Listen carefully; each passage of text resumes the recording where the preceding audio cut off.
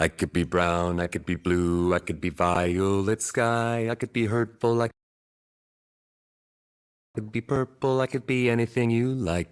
I could be brown, I could be blue, I could be violet sky, I could be hurtful, I could be purple, I could be anything you like. I could be brown, I could be blue, I could be violet sky, I could be hurtful, I could be purple, I could be anything you like. I could be brown, I could be blue, I could be violet sky, I could be hurtful, I could be purple,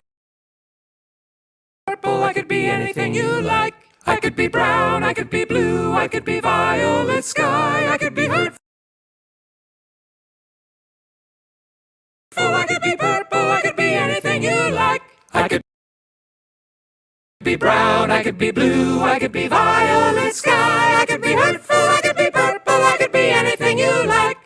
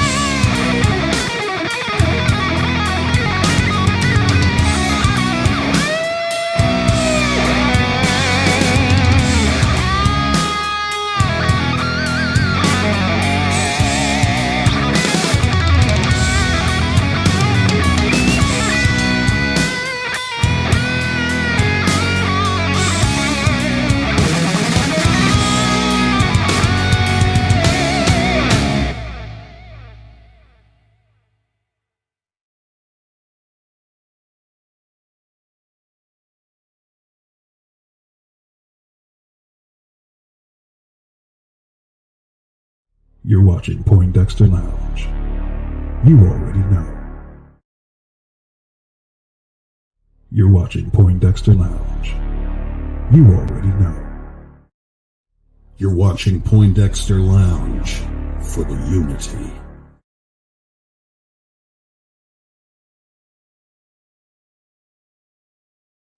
You're watching Poindexter Lounge for the unity.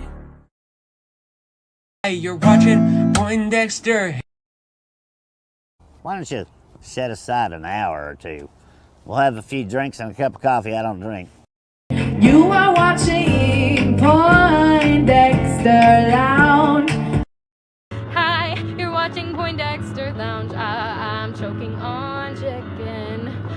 And now I'll make the point better. This joint's clever. In the lounge with Poindexter. So Poindexter Lounge, you know that we can get it in. And now I'm headed up like I'm Led Zeppelin. Hi, you're watching Poindexter Lounge.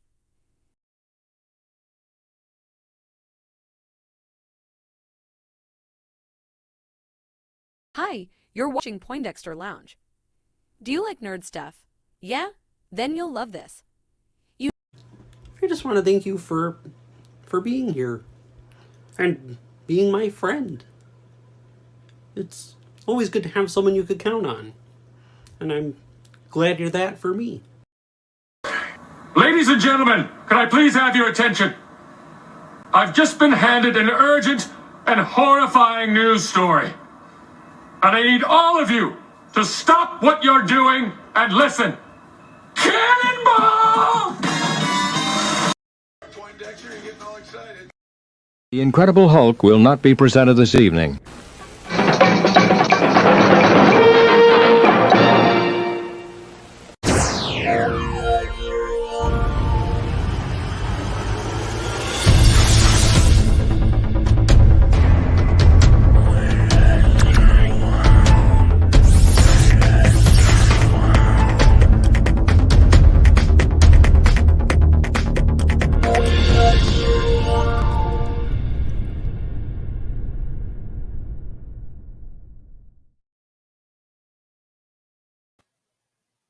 What's up, nerd family? Welcome once again to the Poindexter Lounge. I'm not sure what this is even looking like to you guys right now, to be honest with you, because StreamYard is acting a fool.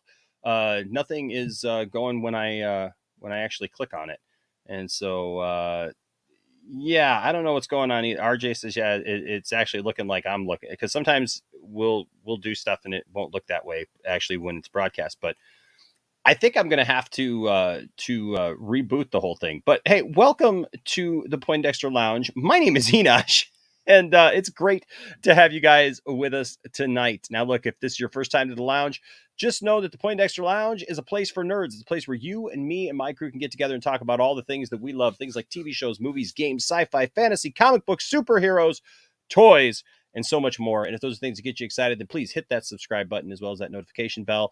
And hey, let's do this thing. All right, let's be part of this together. Let's come together and over our various fandoms. Doesn't mean we're always going to agree. Doesn't mean we're always going to believe the same things or think the same things about the things that we love. It just means we're going to have a conversation about it, right? And at the end of the day, we're going to shake hands. We're going to be okay with it. We're going to be cool with it. All right. So thank you guys for being here tonight. Appreciate each and every one of you. And of course, if you would, before you go out, please just hit that like button, give a thumbs up to that. And then that way that tells YouTube that people are indeed enjoying what we're doing here. Now, real quick, before I'm going to end up bringing in my panel and let them discuss a couple of things first while I reboot this, because it's obviously lagging. So I apologize. So stick with us for just a minute, but I do want to shout out to all the patrons. If it will bring it up, there we go. Thank you to all the patrons. Thank you guys for all that you mean to us and all that you do for us. We appreciate your support, and of course, everyone who gives super chats. You guys are fantastic, and we appreciate each and every one of you guys. And then, of course, all of the members. There are the members. Look at them go. Or, well, they were going. They kind of froze. There they go. What in the world is going on? Is anybody else seeing this? Like, it's acting all squirrely to me. All right. But hey, welcome to all the members. Welcome to everybody. Thank you guys for your support of the channel. Now, real quick, I'm going to bring in my buddies. I'm going to let them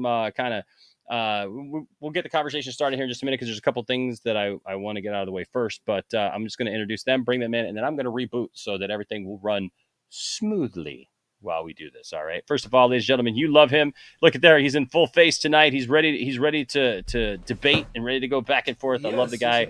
There's RJ. What's up, RJ? Hey, what's up, Enoch? I'm on cloud 9, to be honest. I'm quite happy. So, well, cool. I'm glad you're on cloud 9. I'm glad. Did you skip clouds 1 through 8? Yes, I did, actually. Yeah. That Batman trailer shot me right up to cloud 9. So, well, you know what? I'm on cloud 9 too. I'm gonna try to pop this up here. Yay! It popped up.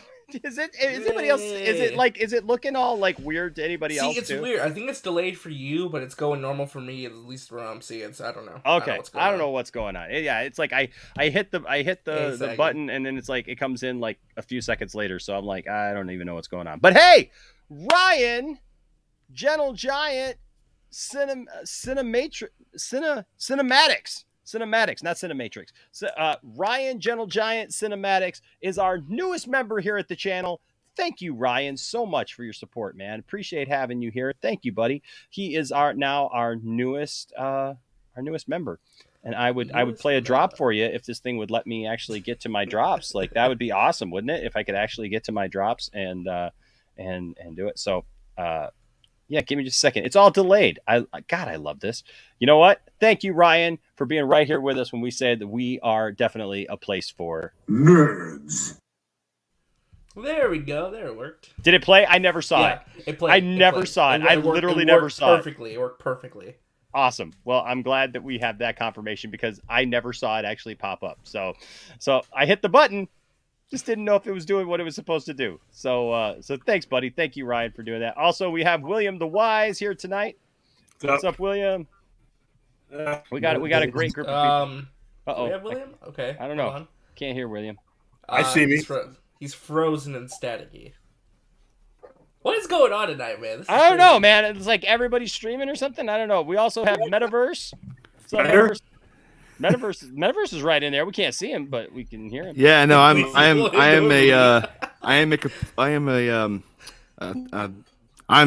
don't have anything. I'm tired, dude. I'm being held together by 2 cups of caffeine. I hear you. Also, we have DL here tonight, looking all sexy, leaning over, looking at. Oh, he wasn't here before. He's sexy DL tonight. He's Yeah, like, getting hey, casual. I'm here. He's like, y'all wonder how I got that girlfriend of mine that I keep talking about. This is like an episode of Late Nights with DL, and I don't know if I'm for that or not. I think that might be for not the Patreon, but the other one. Well, the OnlyFans. Look, we tempted. Oh, I'm sorry. Go ahead, DL. I wouldn't play it like this because my back is aching, so I didn't want get that. Yeah. So he's letting us behind the curtain a little bit. He's leaning that way, not to be sexy. He's just trying to be. No, he's doing the Shawn Michael pose. Yeah, just trying to keep from his back hurting. I get it. And then if we hit you with that sexiness here, we'll curb all that and bring you back to reality with Mr. Crazy Joe. Hey. What's up, Oh, man? this is Oh, we're going 4 hours a night, aren't we? Oh, we're gonna go longer than 4 hours. Oh, I think it's a lot. I need more caffeine. I don't mind dropping the sexy. Oh boy. Hey, Rational Skeptic here. If it pops up and I can see it, there it is. Rational Skeptic with a $5 super chat. Thank you, buddy. Says I guess they didn't want to announce Henry Cavill news because it would take away thunder from Superman and Lewis. And show same that was intentional. Haircut news. Yeah, we're gonna jump into that a little bit because it's part of my beef with. Although I'm very excited and looking forward to Black. You got some beef. I'm looking forward to Black Adam, but I have some issues. That almost came out wrong with Black Adam. What? The way you said that, it almost came out wrong. It just. Oh, I don't know. I came out like Blackie, and I was like, "Wait, what? No, what? No. I was saying I have some issue with Black Adam because of the way that he's presenting some stuff. I'm not mad at it. I am actually looking very forward to it. But like, I swear to God, if I hear one more time that he's going to change the hierarchy of DC.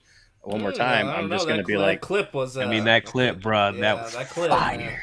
Okay, but it was technically lightning. That's great. That's great. That clip tells but me here's he's the thing. changing the hierarchy. No, it doesn't. It means that he's going to be. No, it means he's going to be cool in his own movie because if he's saying that he's going to go after all of the DCEU, who's he going to fight? If he does not fight a Henry Cavill Superman, it's all for nothing. You cannot cast. Okay, Shazam even. But here's the thing. Just in looks alone, Shazam is an underdog in that anyway. So you ain't changing the hierarchy. Shazam ain't at the top of the hierarchy right now of the DCEU. So who's he going to go against? Who's he going to? That's my complaint. We'll get into that because I'm going to have to reboot because I can't hear everybody in real time, and so I apologize because I'm already getting into my thoughts on this. But seriously, like if you don't have him fight people who've been there or who are established, it just means that he's taken over whatever is there. So he's not changing the hierarchy. It just means that he's being the Rock and he's being the coolest guy in the room, which the Rock can do because he's got that personality. He's going to be the coolest guy in the room. And if you just add a bunch of new people, guess what? Doesn't matter. It just doesn't matter. It doesn't change anything. He's just showing up. He's the coolest guy in his movie. I'll give him that, man. He's cool. I'm not taking anything away from the Black Adam movie. Nothing away from the Black Adam movie. The spot looks absolutely chilling. It looks absolutely cool. I love that it's connected to Shazam. I love all this stuff. I love that they literally have him turn a guy to bones and then dust. It's absolutely fantastic. But all of this changing the hierarchy in DC stuff means he targeted last year at Fandome. He targeted Superman, Batman, Wonder Woman. I'm using his own words. You're going to give me all like I'll say this. I'll say this. RJ's going to simp for the Batman. I'm going to simp for Black Adam. Hold on. Hold on. Whoa. Let me finish my sentence. Let me finish my sentence. Okay. And then I'll reboot. I'm saying this. Last year, I'm not taking it too literally. I'm going off of his own words. Last year, Dwayne Johnson said the exact same line and said, "I'm coming for Batman, Superman, Wonder Woman, all the main people in the Justice League and around." If those people aren't around and they recast everybody, and then like he thinks he's going after him, who's he going after? That ain't going after nobody. That's just.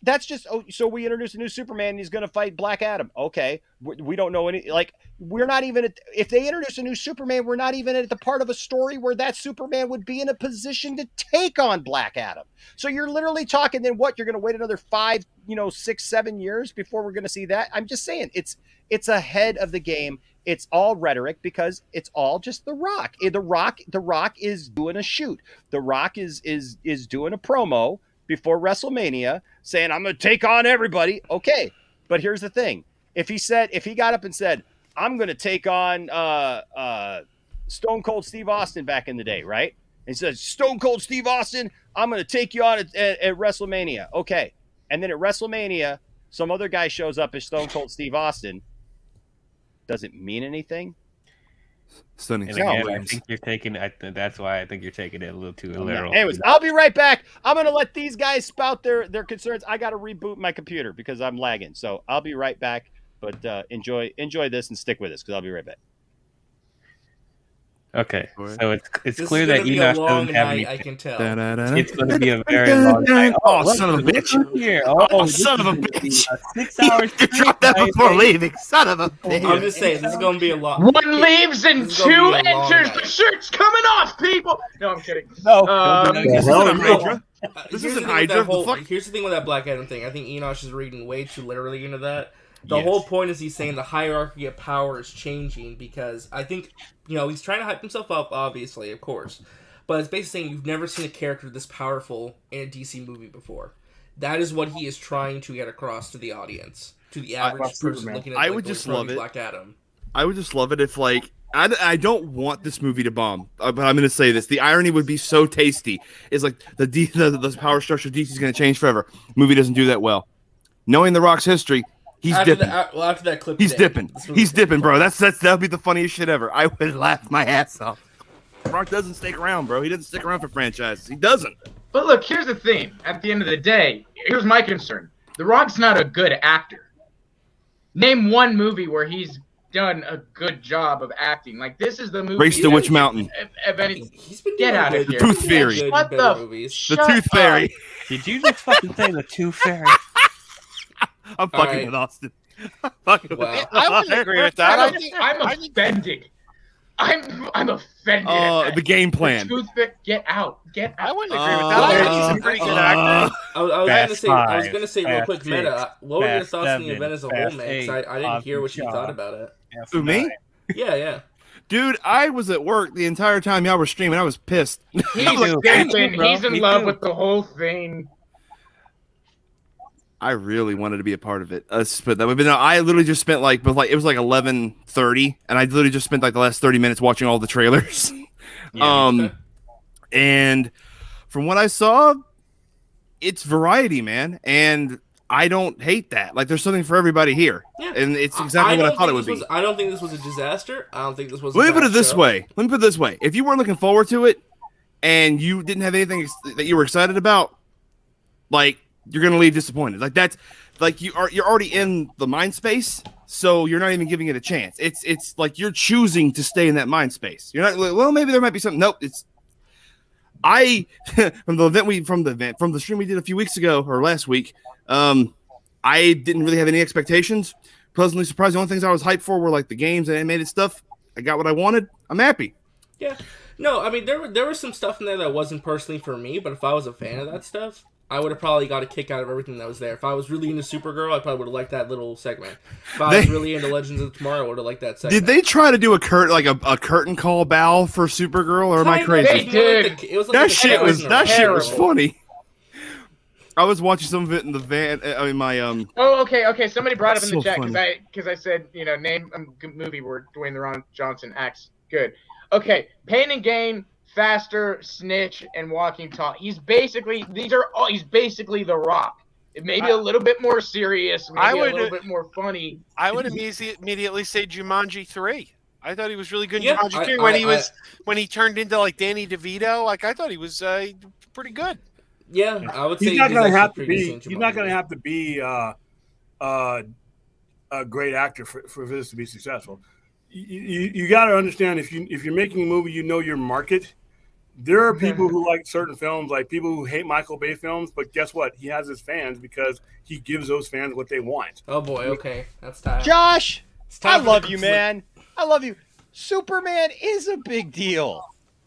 And if he's not, whose fault is that?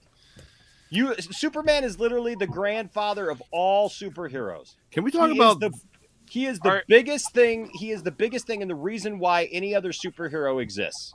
And here's the thing: if he is not that to everybody, if he's not that to you, and if he's not that in the DCEU, whose fault is that? Enosh, I got 2 questions for you. I'm just asking, whose fault is that? Well, I got 2 questions for you. Number one, You can't answer it with a question. It's I got to be an can. answer. You got it. You got to hear the questions first. There are Number many one, hints inside these riddles. does he own many leather-bound books?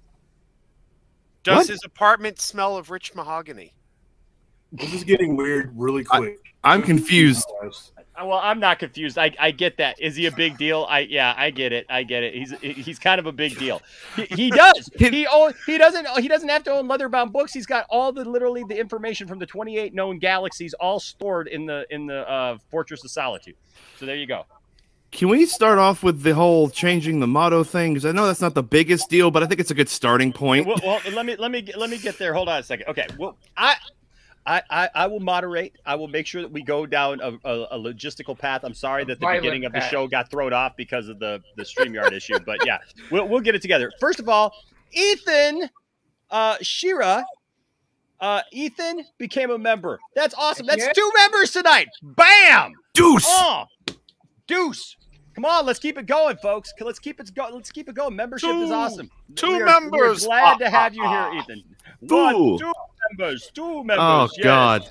Yes, we're so glad to have you here, Ethan. Thank you so much, man, for being a member, and we are glad to have you here. Let me see if I can find you something good here. Yeah, given what we've been talking about. Wait, what the hell? Oh, that's better. I thought I had shit on my screen for a second. You do now. Oh. Yeah, I'm about to say you might as well just break the TV. Oh boy. So thank you, Ethan, man. Thank you for being a member. And then also we've got hold on a second. We got H Bart's here with a $5 super chat. Thank you, H Bart. Says Disney Plus Day gonna make this fandom look like poop. Here's the thing. I'm gonna with use that, though, Cherie. right? I don't even think Cherie is like necessarily commented on that, but she did say boom afterwards, so maybe she is like. It's not an event though. It's literally just Disney Plus uploading trailers and stuff to the service. That's it. Which honestly I think is what they should have done with DC Fandom, because let's be honest. So here's the thing with that, and I'm going from this perspective, Nintendo does that for their stuff, but the way they present it is very entertaining. It keeps you engaged it's to an still extent. a live stream though. It's a direct. You're still reacting to it live. Right, that's what I'm saying. Versus PlayStation, which really just shows trailer after trailer after trailer after trailer, and it's just oh my god!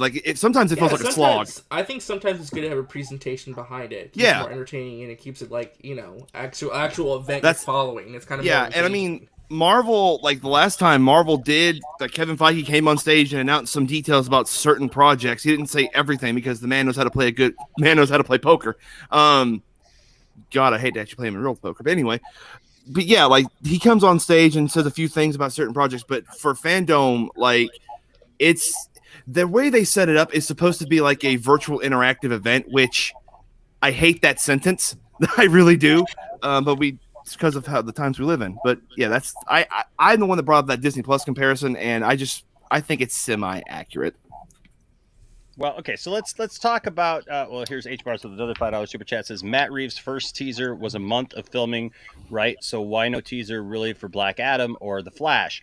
I think it's because they're a lot more special effects heavy. Yeah. I mean the Flash. I mean, I'm being fair. The Flash costume is pretty much all CGI. So they probably don't have the ability to show all of it. And I got my own theories upon like even the stuff that we did see of like who really is the Flash and where they show up and everything. Because I don't think that image of the guy who shows up outside the house, I don't think that's the Flash, because I think that's like Dark Flash or whatever their version of Reverse Flash is or whatever that. I mean, because even in that moment, like when they're in the Batcave, you see that there's two versions of Barry there, even, you know. Yep. So I just think it's probably because of the CGI heavy stuff. They gave us a little teaser. Everything got pushed back a year, so I get it to a point. Yeah, I'm giving it that because I feel like the Batman was more kind of grounded and everything, and so I feel like that it had more of that kind of feel to it, where it was less computer generated heavy. Now, okay, so let's get the conversation started up. Let's do it. So first of all, I want to preface this to everybody. Okay, listen, we all have opinions. Okay, we all have different ways of looking at things. We all have different things that make our fandoms our fandoms. I don't want anybody here tonight on the screen or in the chat thinking that you're being dismissed or that like just because somebody has a different opinion than you that like, you know, you're being attacked or anything. Like, look, you know, somebody may joke, like if you have an opinion about something and somebody jokingly says something about like, no, that's not the way it is. That it's not because we don't like it. It's not because we're mad at you. It's just because we all have a different point of view. Like even Josh, like Josh is like, I think Enosh has thinks Superman is a bigger deal than he is. To me, Superman is life, bro. Like literally, man, I got the thing tattooed on my body. I got ink in my skin for this character, and even the stuff that came out of me, I named it Jor-El. My son's middle name is Jor-El. So like I'm just saying, like I got full buy-in when it comes to this character, and I know the history of the character, so that's why I love the character a lot, right? And I want to see it done well. So I just want to preface that. So we're going to have a discussion, we're going to have a debate about it, because I think we all feel a little bit differently about various things. We're going to talk about the good, the bad, the ugly. Even if Matt Jarbo and I kind of named our video kind of the same, I didn't even know that. The good, the bad, and I put the ugly, but you know, and then hopefully by the time all that's done, somewhere around 4 a.m. Oh God! No. Dear God. By the time that's done, we can also celebrate one of the shows that has been, like, you can love it, hate it, whatever, but Smallville turns 20, and that was one of the highlights I thought of the whole thing. It's a show that I appreciate. First of all, Rational Skeptic here with a $5 super chat says, to be honest, I feel Warner Discovery may very well cancel anything that isn't filming, such as the Batman spinoffs and J.J. Abrams stuff. He's not far off, and people keep saying that it's not going to happen. I put it in a question last night to Dave, and they're like, no, they're not going to do that. PR. I'm like, if I'm an incoming company, why would I give a rat's ass about what you're planning versus what I'm going to do? I think everything you saw at DC Fandom is going to go into production for the merger, to be honest. So, I feel like all the JJ's getting canceled is great. It may some of the stuff that's like will happen, but I think it's going to be delayed for one. You can guarantee there's going to be some delays. And there's probably going to be some reimagining of some of these ideas that they have out. Not some of the stuff that they're further along with, but some of the goofy ideas that we keep hearing about, and some of the stuff, even the ones that are announced. How many times have we had things get delayed or disappear from the conversation? So, like I said, I mean, I don't think it's fair to saddle an incoming. If you name a new DC president, is that fair to saddle an incoming guy with his vision with someone else's vision? I mean, it's that simple for me. It's happened before. Yeah, like I'm trying to remember where I've seen it before, but yeah, RJ's not wrong. Like damn it. There was one that happened like I feel like a few years ago where like they finished all of what was already like in the works, and then after that they worked on like what they wanted to work on. Not after a merger. Not after a merger. I'm too tired for this. Yeah. I can't think. And somebody was trying to make a sports analogy, and I'm like, I know a lot of really good coaches that got let go because a new GM got hired and they wanted their own guy in there. That's just the way things work. You don't come into the office wanting to pick up somebody else's stuff that they left on the floor. You want your own clean slate.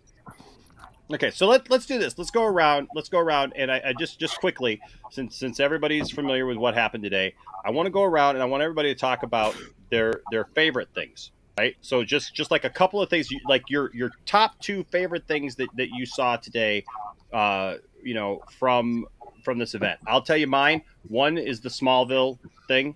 I thought the Smallville thing was handled pretty well, and I thought that it was good to see those guys come back, and I loved. Like I didn't get to go to Comic-Con today, to Motor City Comic-Con, and so I missed out on a chance to miss Michael Rosenbaum today. But I found out my son went to Comic-Con, and he said that it was like really weird and everything. I've already met Tom, Welling, and today I wanted to go meet Michael, but I'll have another chance at some point. But my son said it was really weird this year because they were, they're trying to make it work, but it's like nothing like it's been in the past. He said, we go every year. So he was like, he said he was glad that he went, but it was very, very strange. It was a strange atmosphere, and it felt weird. Like even with vendors and stuff, like all the vendors weren't there that are normally there. It was just very, very empty. So that being said, I'm glad that those guys are passionate about Smallville still. And I know that Tom has taken a lot of flack from people because he didn't wear the suit, but he knew what his show was, and they knew what their show was. And so I can appreciate that. Even though I would have loved to have seen Tom in the suit. So that, and I'll be honest with you, it's probably a tie for me between the Batman and the Black Adam stuff. Yes. The Batman, I thought looked good. I still absolutely hate that cowl with everything in me. The jawline was too far back. Yeah. The cowl looks like a piece of plastic thing. And look, I hope that it gets fixed, and I hope that they eventually fix it, whatever. And I know that people are saying that, like, well, him and Alfred probably hand stitched the thing, because it's year one, and I get that, but his eyes look weird in it. Like his eyes don't look like any other thing I've ever seen. It's weird. I don't know. But and I want to preface this by saying like any opinion that I have about the Batman has nothing to do with Robert Pattinson. I think Robert Pattinson's going to be fine. I think that he's going to do a fine job. I think the movie's going to be fine. I think that Matt Reeves is more than capable of doing it. There's just a lot of aesthetic there that we talked about it last night. I don't know that I get in this. Like, and one of the things I thought was interesting. Did you guys see that Zack Snyder tweeted out to Matt Reeves today? Yeah. And told him like something like, "Way to go! Like this is awesome." Whatever. Yeah, so this is awesome. Yeah. This is awesome, and so I think that's cool. And this is I was talking to some people, and they kind of summed it up because him and Matt have been friends, I guess, for a long time. And I was talking to somebody close to the situation, and they were just saying, like they felt like it looked like almost like, okay, DC's like trying to go in this like lighthearted, poppy kind of way. Yet even with the Batman, like they got Matt Reeves on, and Matt Reeves was like, no, I'm gonna give you literally the darkest, eeriest, craziest Batman you've ever gotten. So time will still tell, but I love I like the Shazam stuff. I will get into what disappointed us later, and unfortunately, it's something that I had been looking forward to, and I'm still looking forward to it, but it just weirded me out, and that's the Flash. But yeah, I'll be honest with you, I like the Black Adam stuff. So even when I talk negatively about the Black Adam stuff, don't take it as like I'm mad at that. I just think that it's like, okay, so you don't have to hype me. I bought the pay-per-view. Okay, I'm ready to watch it. You don't have to overhype me, because I think if you overhype something instead of just allowing it to happen naturally, then like it's causing an unnatural kind of focus on it, And so I get what The Rock is doing. I get who The Rock is. But look, you're going to lose me if you say that The Rock is a good actor. He is who he is. He's Dwayne Johnson, and he's a presence. He does what he is, but he ain't winning no Oscars anytime soon. Yeah. He just is what he is, man. Yeah, he just is what he is, What's that? Neither is Bruce Willis. There's a lot of guys. Vin Diesel's never going to probably win one. Exactly. And look, I'm not an action guy. Look, I'm not an action guy like that. Like, I don't like a lot of those, like, you know, old school stuff. Like, I like the movies and stuff, but like, as far as like I'll be honest with you, I watched Expendables and I was like, okay, this is mind numbing. This is like, but I know that people like to just see stuff blow up too, right? So like, I don't begrudge anybody who likes whatever they like, but it's just not for me, that kind of thing, right? So so that's mine. RJ, real quick, give us a couple of your thoughts. Well, for doing 2, I think Suicide Squad Kills the Justice League looks awesome. Woo! That game looked amazing. The story trailer. It looked great. I'm loving what they're doing with that game. I love that trailer. Was just everything I wanted to see, basically, except for gameplay. I wish we would have got gameplay, but oh well. And obviously the Batman. I was talking to Liam about this before we went on. This is basically everything I've wanted to see from Batman cinematically since the Dark Knight trilogy. I think every little aspect in that looks absolutely perfect. Everything. I stand by that. I've been standing on the mountaintop preaching for over a year that Matt Reeves is really going to deliver something special with this movie. Every single time we get new footage, it proves me more right every single day, and I'm glad I believe that. So, I think it looks great. I really, really do. All right, Metaverse? Bat wheels. Get them. There he is. Out. Okay. Well, thanks for being here. Something obviously happened to his internet. Cars. I'm already getting it. I was like, should I troll him? I'm gonna troll him. But nah. Why does everyone keep putting me in the damn center? This is not okay. I feel targeted. You're the only one not on screen. I could be in the center. That's perfectly fine. I could be blue. Okay, I'm not gonna do that. Right? Yeah. Oh, Jesus, cringe. Okay, so what do you like? Anyway, I'm gonna say the obvious though. Like, you know, both video games impressed me. Gotham Knights and Suicide Squad both look fantastic. Gotham Knights is gonna be a very unique, interesting Batman game, and I am so looking forward to it. Some of the animated stuff that surprised me, honestly, was like the Catwoman animated thing. I think that's going to be kind of interesting. They announced some cool animated stuff too. Some more movies coming out that I'm excited for. I love how DC was just like, you know what? You've waited long enough. Here's Young Justice season 4. Just drop right on the day, and I'm like, oh, word? Okay, yeah, Young Justice season Outsiders already out. It's crazy. Yeah, Phantoms. My bad. I'm gonna binge that so hard, and I'm gonna get hate for saying this, but I don't care. The DC Superhero Girls Teen Titans Go clip was funny. That they released a clip. Yeah, they released a clip of it, and it's like, you know, it was just like, oh, you know, when they're in our time, when they're in their timeline, it's all this. But when they're in our timeline, you know, it's they don't even know we exist. And Star Wars like, you timeline elitists. It's stupid, but it was just so funny. I guess it's hit or miss, dude. Teen Titans Go is just hit or miss, but that was funny. Okay. Wow. Oh, okay. Hold on. Somebody deleted my. I have that drop of Luke Skywalker saying everything you say is wrong, and it's just gone. Like, good, because what I said wasn't wrong. I didn't delete it. But you said a lot wrong. Okay. All right. That being said, yeah, that was gonna be great. Oh, real quick too, I was gonna mention fuck DC cars. Batman Caped Crusader. Give me that show and inject it into my veins. Wait, ASAP. did they show They didn't show anything. They talked about it. But everything they said was okay. I didn't see that. What did they say?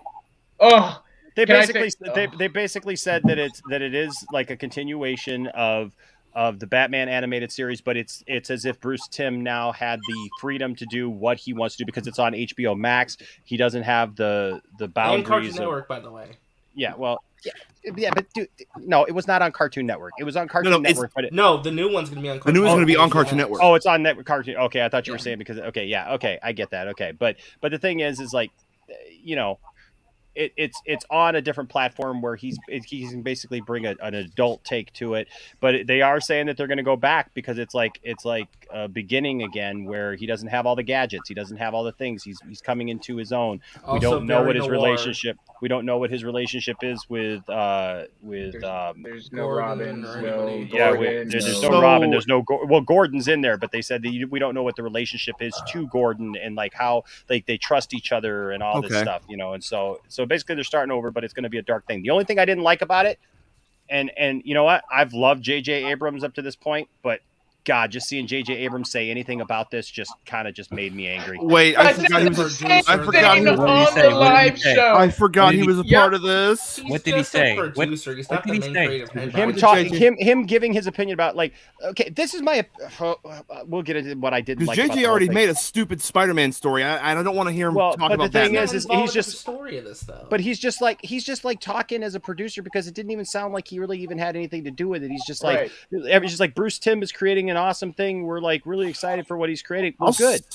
I don't need to hear J.J. Abrams tell me that. And I like J.J. Abrams. I don't really have anything against J.J. Abrams, but I don't want him anywhere near my DC. I'll be honest with you. I just I don't want him anywhere near DC because he'll set up. I know, but he'll set up a lot of stuff, and you know what? It'll probably all be garbage. Well, you know, he has great setups, and that's the thing. It'll all look great on the setup, and then he'll walk away from it and let somebody else do something with it, and it'll just go.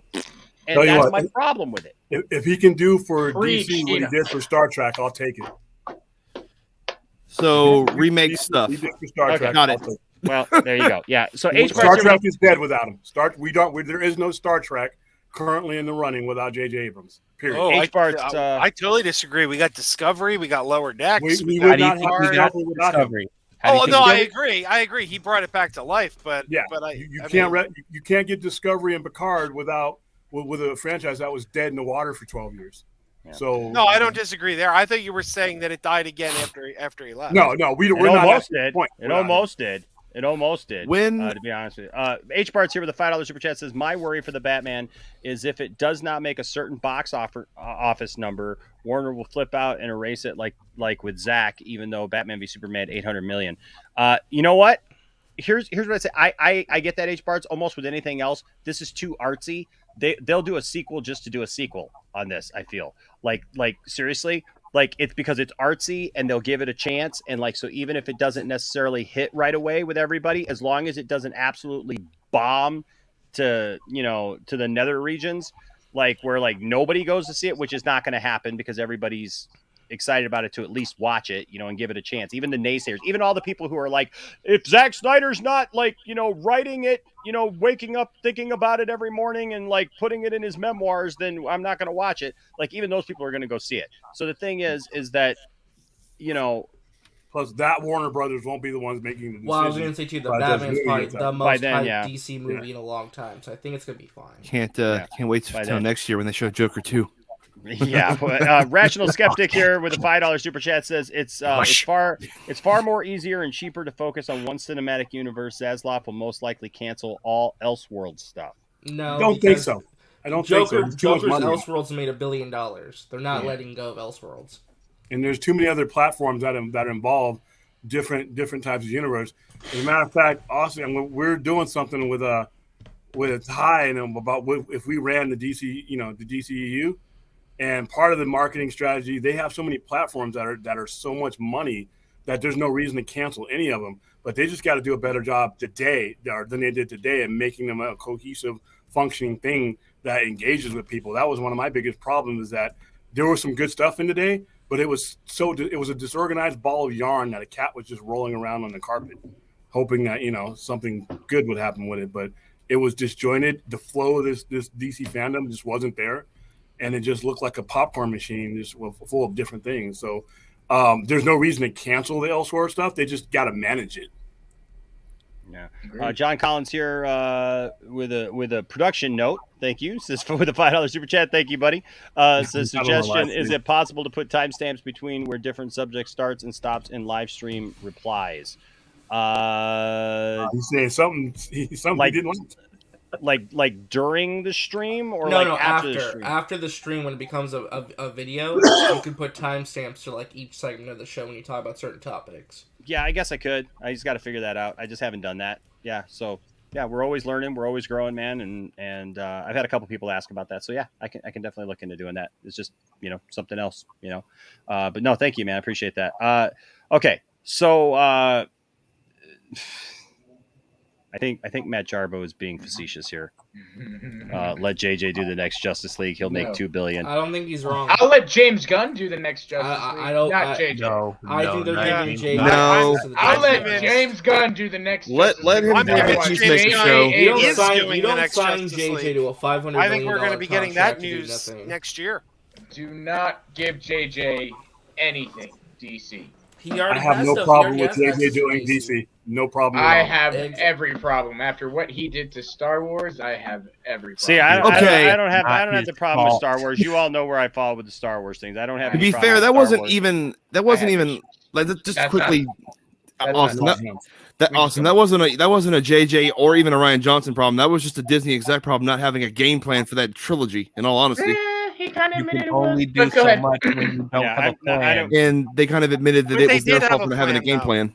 They did have a plan, though. They abandoned the plan. Yeah, Everybody the freaked abandoned out. plan because That's in the this problem. They project, abandoned the plan. Yeah, to what do have you no call plan. it? The Colin Trevorrow script, we heard that was a satisfying ending, and then they were like, no, abandon, get JJ back and make him magic it up. Or, I thought don't know. Colin quit. No, they fired him. After the Book of Henry failed, they let him go. The book of Look, I'll just say this. Look, I'll just say this. Here's the problem with JJ, is the fact that look, I like JJ. I like his films. I love what he did with Star Trek. I'll say this. I like Star Trek, the first one. And there's a lot of parts of Into Darkness I like, except for the fact that like it's a rehash. It's literally like almost word for word, and It's only a rehash at the end of the movie. But that's the thing. no, If they it's not. cut it 15 minutes earlier, it would have been a much better movie. yeah, but I love the cast. I love what he's done, and so I think that he could put stuff together. But there's one thing that keeps me from ever wanting JJ to do anything. Here's the thing: Flyby. That absolutely sucked. If you ever read Superman Flyby, the movie that he was going to do, it's awful. It's atrocious. I mean, it's literally like so bad where you've got, Lex Luthor as an FBI agent who's also a Kryptonian that he finds out later, but he's like, he's like he's working for like the X-Files thing. And you got some unknown character that's never been in Superman, like coming to from Krypton, and it's so all over the place. No, Can't be worse than Hey, Nick Cage. can I play devil's advocate for JJ on Flyby for a second? I would take the Nick Cage thing over Flyby. Oh God! Here's the Because thing at with least Flyby, it would be though. interesting. At least it would be interesting, and I know Kevin Smith wrote it, and I would actually take it. Here's the thing with Flyby, though, and I don't know the answer. I literally don't know the answer, but I read that storyline. It was awful. It was truly awful. But do we know? Was JJ under orders to put this and this and this? Like Kevin Smith told us, he was told you need to put a giant spider in there. You need to have polar bears protecting the Fortress of Solitude. Did someone say? I've never seen an article. I've never seen an interview or anything with him that said that it was basically this was his take on trying to reboot a Superman. When was Flyby written? Around 97 or so, 97, 98. Couldn't JJ evolve a little bit as a writer? I'm sorry, that's over 20 years ago. I think I'm going to go with JJ when it comes to DC if I get the chance. I'm not in the 90s anymore. Sorry, it's just this is 1997. Well, that's a whole other conversation. I don't want to get on a JJ conversation because that's something we could do on another stream. But because I want to stay on topic, William, what are your two things, man, that you really enjoyed about Fandome? Black Adam and the Batman trailer.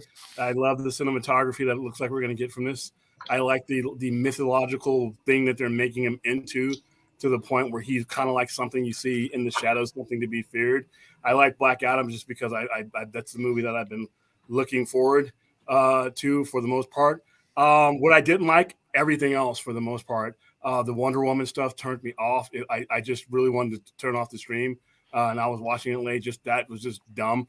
The Flash, I'm legit worried about the Flash. I hope there's something down the line that gets me. The costume looks awful in my opinion. I know some people like it. It looks awful. It looks like there's too much nostalgia involved in this, that they're gambling that everybody's going to connect with. Listen, I hate to break it to people. Outside of your crowds and your buddies, not everybody is going to connect with 72-year-old Michael Keaton Batman from this old man's childhood. So you're rolling your dice there, but I thought there was a little bit too much of things that didn't focus on the Flash. Just basically what I saw, and the entire show was disorganized, disjointed, and it reflected the company itself. Yes. This was their opportunity to lay out their game plan, and they laid out a bunch of stuff, and you had to pick and choose amongst that stuff which you're going to like, instead of them leading you where they would like you to go, and then having you make the choice. So 80% of it was, and then the other stuff I didn't even watch. I'm not big into animation. I'm not big into video games. So even if that stuff was great, it just wasn't my stuff. I thought the Batwoman stuff was horrible, simply because that's a horrible show. But other than that, those two stood out for me. So overall, you said you liked it. Degrassi points out that the Flyby was actually scheduled for summer of 2004. Okay, then that's even okay. So in the midst of, and that era spit out Superman Returns, so they were all over the place then. Plus, and it's 17 whatever years ago. So no, that's what I thought about DC fandom. I had low expectations for DC fandom coming in, simply because I have low expectations for DC films. Period. Until there's some type of organization that actually gives me a standard to reach for, and right now there's no standard.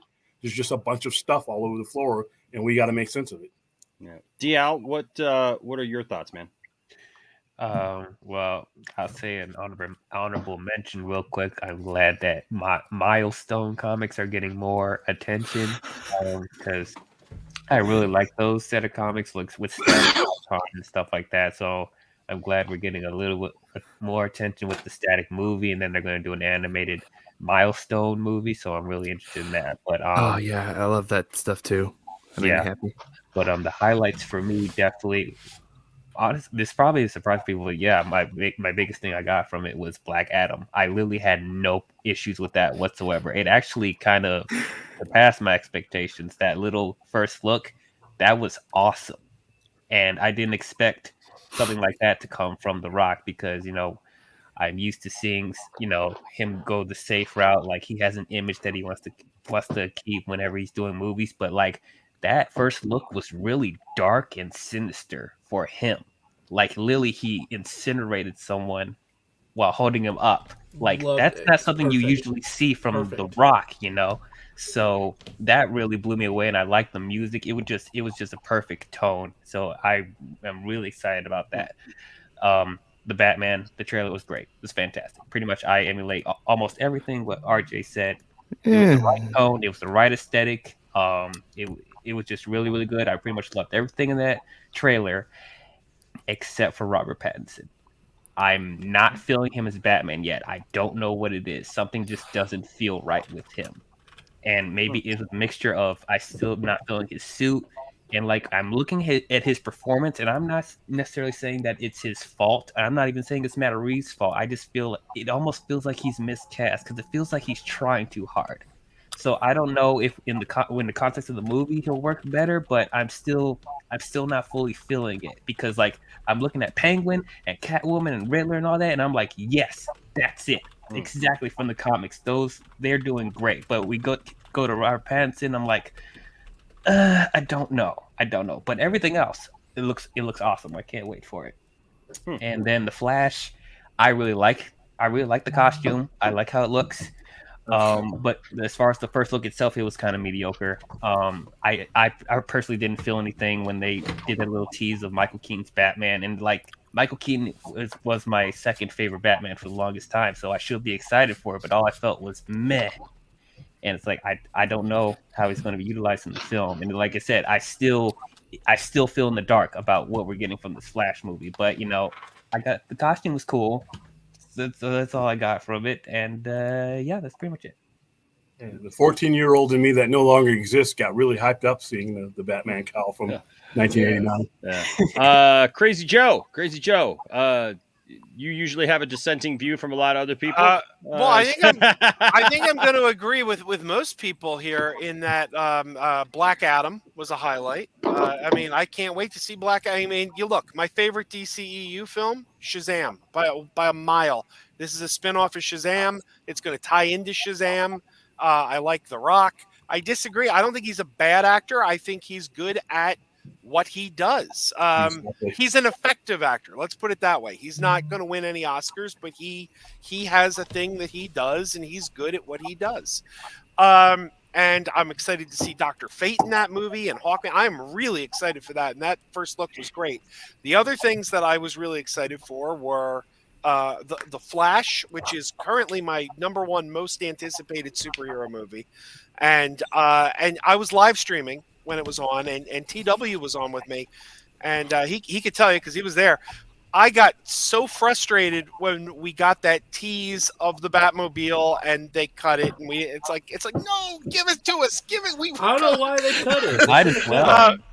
But yeah, no, I'm so excited for that movie, and I love the new costume. I as much as I loved Ezra Miller as the Flash up till now, I hated his costume, and like that scene on Crisis when he's like looking at Grant Gustin's costume and going, "Ooh, this looks great." You know, I'm thrilled that they're finally replacing that thing. And yeah, no, I those were my top two. Lesser extent, granted, they've completely turned Vigilante into Deadpool, but Peacemaker looks fun, and the trailer for Super Pets, we were laughing so hard at that. My daughter almost fell off the couch. She was laughing so hard. So I think those were my highlights. This right here, Monkey Jeebus, thank you for sending this. This is actually up for pre-order right now, apparently. Yeah, there's three of them. There's a Batman, a Catwoman, and a Riddler. Oh, is there? Okay, so I haven't... Wow, the Riddler's got to look like insane. I'll have to look that up. Is that Hot Toys? No, this is McFarlane. Oh, okay. I'm about to say mortgage your house if it's Hot Toys. I might actually have to get those. Yeah. Yeah, I'll send you a link in the thing. Okay. Because those do look pretty cool. The McFarlane thing was pretty nice today too. Sorry, don't mind me. I have a cold, so it's like I'm going to talk real slow. Okay, so I'm looking. Okay, I'm seeing the artwork for some of the stuff. Yeah, I mean, you know, yeah, it looks good for the most part. Matt, you're here. I saw a little bit of your video. I thought it was funny. We kind of were of a couple of the same mind about some of the stuff, and then also even the way we titled our video. So yes, share. With I thought that was pretty funny. Yeah, share with us what you think. So I talk a lot of crap about The Rock because I think he's more of a brand than an actor. But I will say that I was pretty wowed by that clip. I legitimately made my jaw drop and brought a smile to my face. So I was like, whoa, okay, I'm in. And then I'm like, wow, maybe DC fandom is going to really knock it out of the park. Oh my God. As I said about the Flash, Ezra's introduction showed that he is a black hole of personality. I don't understand why they let him.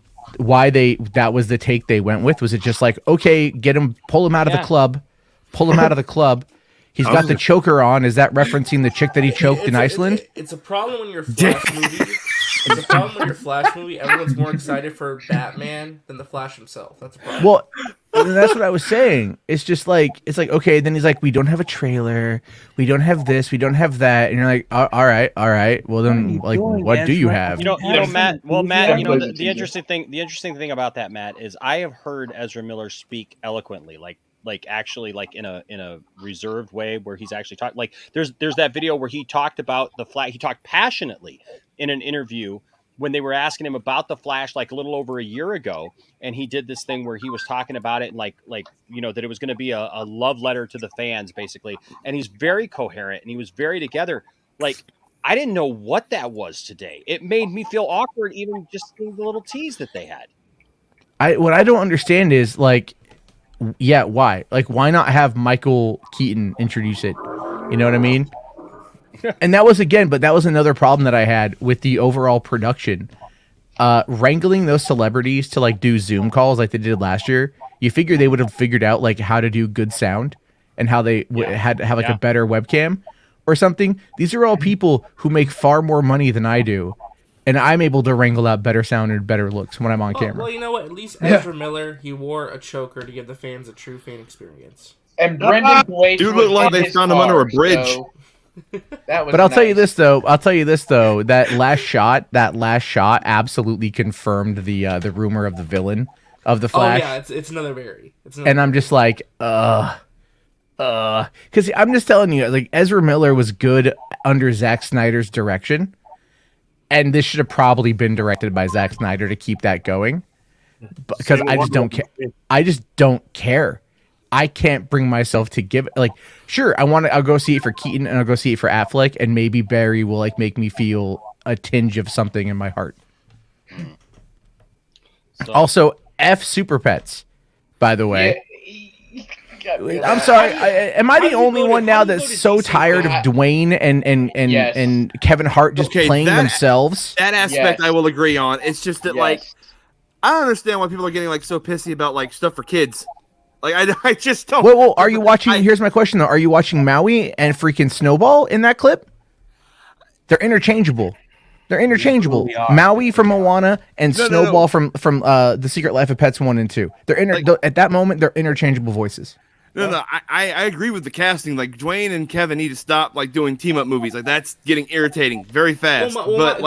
Here's what blew me away. It's like, okay, this is not me trying to cut up on the movie because it's like I know it's for certain people. It's like you come to DC Fandome, you show like this little 10-15 second clip, and they say, oh, you know, we're not showing anything really of substance today. Wait till November. November's like 3 weeks away to show it now. Also, Disney Plus Day is in November, so no one's gonna give a shit. Yeah. Is that going to be their counter? Is that going to be their counter? They're going to be like, well, you guys at Disney today, we've got Super Pets. Love those figures, by the way. I'm pre-ordering those. I'm seeing in the chat. Those immediately. Oh my god, I hate that Riddler costume so much. I don't like the color. It looks like a trash bag. I don't care for it. It looks like Hush. It looks like they put Hush on screen. Oh, so they're redoing the animated version? Cool. So the here's animated everything movie did coming up. so well. We got the Batman here, and then you got the bike. You got the motorcycle. So you'll have that. Get the gimp. So is that did that go through? Oh, it did come through. Okay. I never know with StreamYard if it's actually going to show like the same thing. But yeah, so there's that. And then, I don't know about this Riddler. Looks great. It's great. What looks great about it though? Don't just say it looks great. Here's the thing. I want people to hear, and this isn't against you, RJ. It's just that I'm hearing a lot of people just say like stuff about stuff now that they're just like, it looks great. It's great. I love it. It's awesome. It's cool. What is so great about this? Okay, I can actually answer that. Quantify. I can quantify it because Okay, so I'm a big fan of like true crime and serial killers, right? Yeah. You know who that reminds me of? Oh yeah, Zodiac killer. Yeah. Right? And that again is big one of the biggest riddles that has come out of the last like 50, 60 years in regards to true crime. Yeah. And so it's like if that is the inspiration, that to me as a huge true crime nut, that is like ooh. Well, I like seeing this kind of take on Riddler, like a more serious take on this. I like how it looks grungy, like it's an everyman who's trying to be a serial killer. You know, that's what I'm saying. I think it looks interesting. I like the direction they're taking with the costume. I think he looks great, but the figure to me, the color scheme on it just doesn't look as good. We'll get to that super chat in a second. It's hard to make a figure out of a character like this, though. Yeah, he looks good in the scenes, but this figure's a little bit, But I do like the inspiration because, like I said, I love it. I think it looks great. Zodiac, and that's all I'm asking for. That's all. Like I said, it's not necessarily this. It's just that like I hear just a lot of like I love DC. Okay, I absolutely love DC, and there was a time where like literally, I'll be honest, like I was just a DC simp, man. Like anything DC, I would just be like, hey. I love it. It's DC. I don't care what it is, man. I just want to support DC and anything that they do, and I'll fully admit that. But I guess I've come to a place where it's like I'm not against this.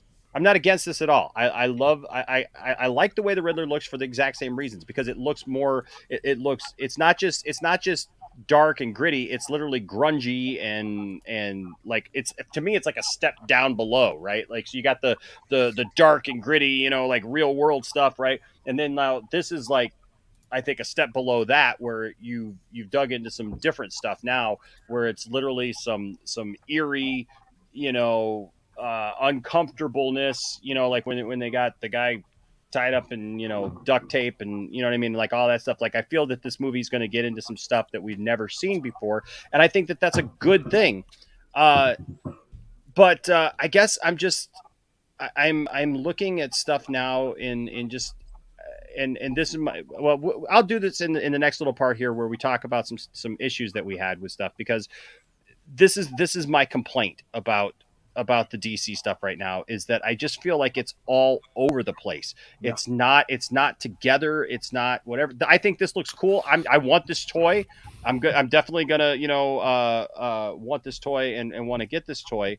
But that being said, oops, if I can get this thing to work here. So we got this. I swear to God.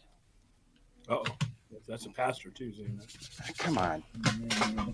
Jesus help me here. Okay. Sorry. This thing is like driving me nuts. Okay. So then you got the Catwoman outfit right there. It looks good for like year one, like early years Catwoman. I like that. Yeah. I think that's fine. I think it looks cool. Let's see. We showed the motorcycle up close. So I mean, it's a motorcycle. It's a Batcycle. It's cool. It's Do you say too? Love the Batmobile in this movie. I really the Batmobile is actually the Batmobile is actually something that's really grown on me, and I really like the scene where the Batmobile came flying out of the fire. I thought that was super cool. I got you. Yeah, I thought that was really cool. And then here is a picture of them like all together on top of. Where's the penguin? Right? Where's the penguin? He's coming soon. Apparently there was some concept art. Like they had like the back of the box. He's coming. He's in the movie for 10 minutes though? They said he's not in the movie. I think about 15 to 20. Wow, that much? That's actually a pretty good chunk. That's a huge chunk for a non-main character. A Smallville here with I believe it's 100 rupees. Says thoughts about Aquaman 2 with Amber Heard angle. I heard it has a great deal of creature works than any other movie made. They've said that it's basically off the chain, crazy, insane. I liked what I saw, though, to be honest. Yeah. I liked the visuals. It looked like it's more of what I liked from the first movie. It didn't seem like, I'm liking that we're going to see Orm take a larger role. I love the new Black Manta suit, by the way. I think that looks great. They improved upon it and made it even better than the first movie. Yes. Mm-hmm. And like I said, like, the concept art looks really cool. I like the behind-the-scenes stuff, the Amber Heard thing. Yeah, it's because of that. I'm not gonna. Okay, when you say the Amber Heard thing, what do you got? Are you talking about the personal? Just the controversy and like the dark cloud shrouding the movie. It's like the one thing hanging over it. I don't pay $1 for these people's personal lives. My relationship with them begins on the screen, and it ends when those credits roll. That's it. Now, if they're not like committing, killing anybody, murdering anybody, then that's a different thing. Now you have a criminal. But like I said, I have never paid, in all the time I've gone to the movie, paid 1 red cent to know with Tom Hardy. I don't care what Tom Hardy's doing once those credits roll. I don't care. I don't care if he's peeing on people. If it's consensual, don't care. I don't care. Clip it. 1 hour and 8 minutes into the stream, clip it. Well, let me ask you guys this though, to piggyback on William's point. Are you all looking forward to Mission Impossible 7?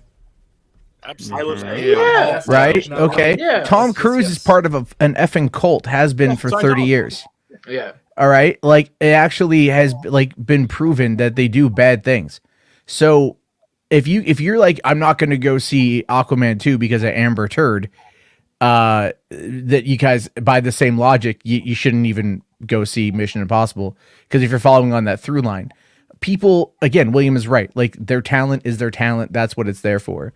I mean, everyone here has said accountability over entertainment, yet you're planning on going to see these movies that are made under the same umbrella as the company Ray Fisher has been speaking out against. Let's be realistic here about what our expectations are.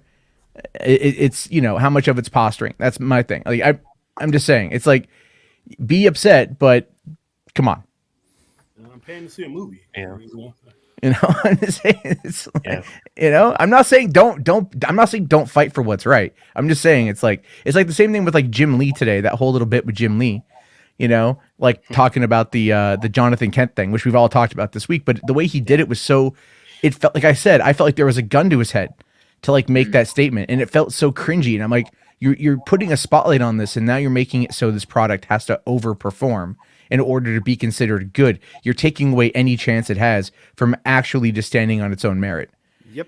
And that's like my big problem with that stuff. And it's like, same thing, it's just corporate crap. Yeah. So I'm really not no, feeling no, good. no. You're fine. You're fine. So let's transition a little bit. So we talked about some of the things that we like. Let's. Oh wait, let's we didn't get up. You didn't get Austin's thoughts. Did I not? Oh yeah. Oh yeah. He kind of still here? disappeared off the screen. Yeah. No, Austin. I'm here. I'm here. Okay, Austin. What were? Sorry about that, man. No, Oh, we don't you're- care what Austin thinks. No, I'm Yeah, just- no, it's Yeah, okay, Austin. What are some of your thoughts on the couple things that you liked, that you really liked? Gotham Knights, the games. Big on the games. Enjoyed that. Both games look great. I loved how both of Yeah, them looked. I enjoyed both the games, and honestly, like you said, Bruce Timm coming back to Batman. That's where he belongs. That makes me look. I'm 25, so I grew up on Batman the Animated Series, Justice League, all that. When Bruce Timm was in charge of all that, and I just think I'm so happy. Can I just say, like, I don't want to be a Debbie Downer because I am also excited, but I'm a little bit like hesitant because some of the stuff he's done recently with some of the animated films has just not been his best work. Like Batman and Harley Quinn. No, I agree. There's been How he fumbled the Killing lately, Joke. yeah. That one still that one still burns me, dude. I am so pissed at what he put in the beginning of Killing Joke. It's so cringe. You mean like the actual proper part of storytelling for that? Dude, it didn't need it, man. It did not need it. Oh, yes, it did. Yes, it No, did. it Yes, it didn't, did. dude. It No, 100% did. And I'll tell you exactly why it did. It needed a setup to put Bruce in that position to go to Arkham.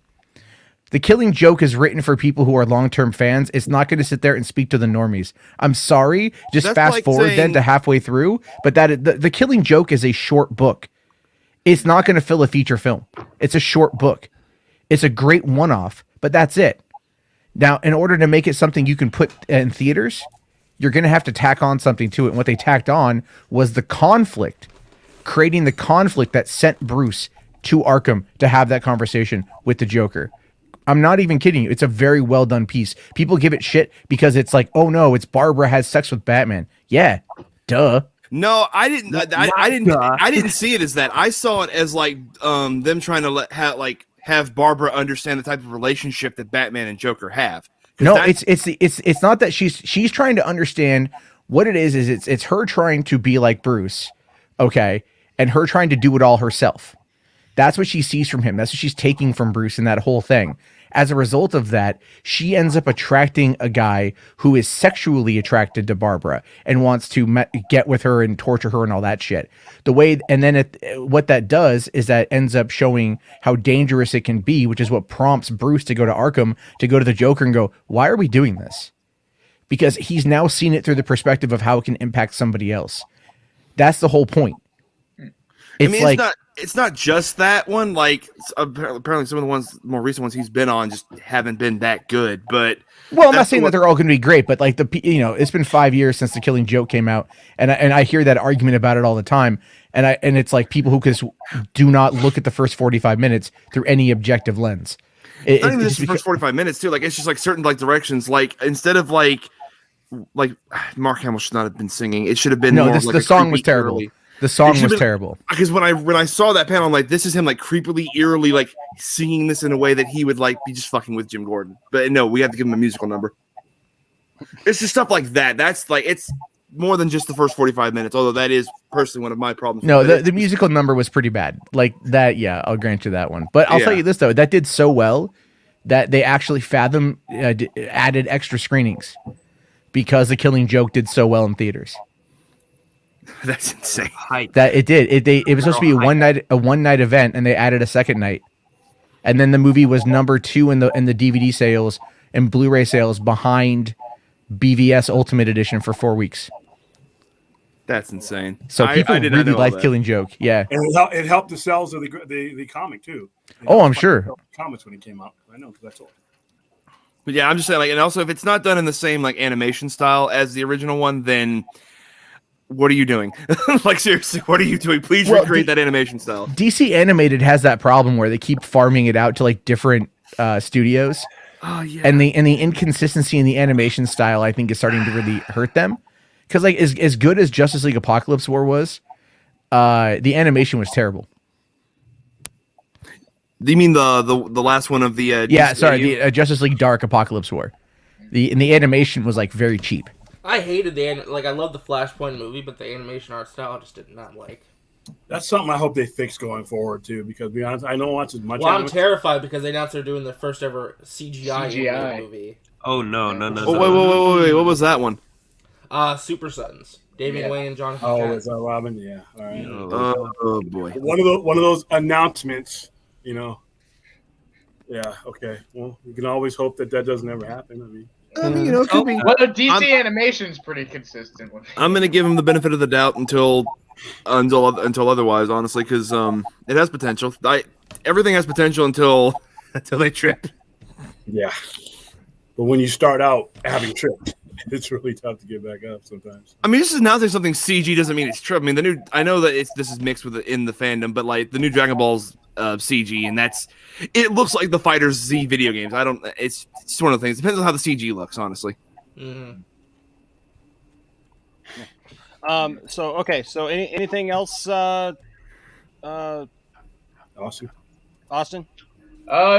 that and Batman. Batman. Okay. I'm sure it does. Yeah. So for me, okay. So now I want to just talk about like things that I think could have been done better, or how we would have maybe done something different. Okay. So here's my problem overall with the entire day. Okay. And that is, there's a lot of things there. DC is a little different than Marvel has been recently, because Marvel has a very precise. I'll give this to him, man. Like I'm sorry, like everybody knows I'm such a huge DC fan, but I got to give it to Marvel and to Disney for the way that they have put their stuff together. Because every time something comes out about Marvel, it's together. It's a streamlined thing. It's all been consolidated under Marvel Studios. It's all under Marvel Studios, but even the stuff that goes outside of that, RJ, like whether it's toys, whether it's cartoons, whether it's whatever, it all feels like it's relevant to each other. Okay, it all feels like it respects each other, and it's coherent, and it makes sense. What I've come to discover, and William touched on this, like the event felt like the company is right now. And that is, it's very disjointed.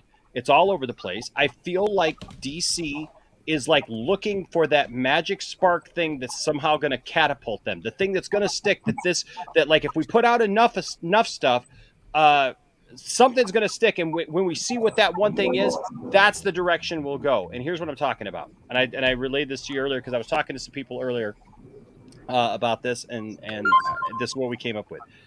It's like going to Thanksgiving dinner. Okay, and you got a whole spread out in front of you of just different things.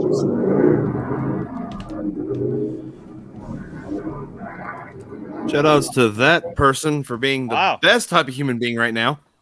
Wow. Okay. William walks away. Right. Yeah. So it's like going to Thanksgiving dinner. It's like going to Thanksgiving dinner, right?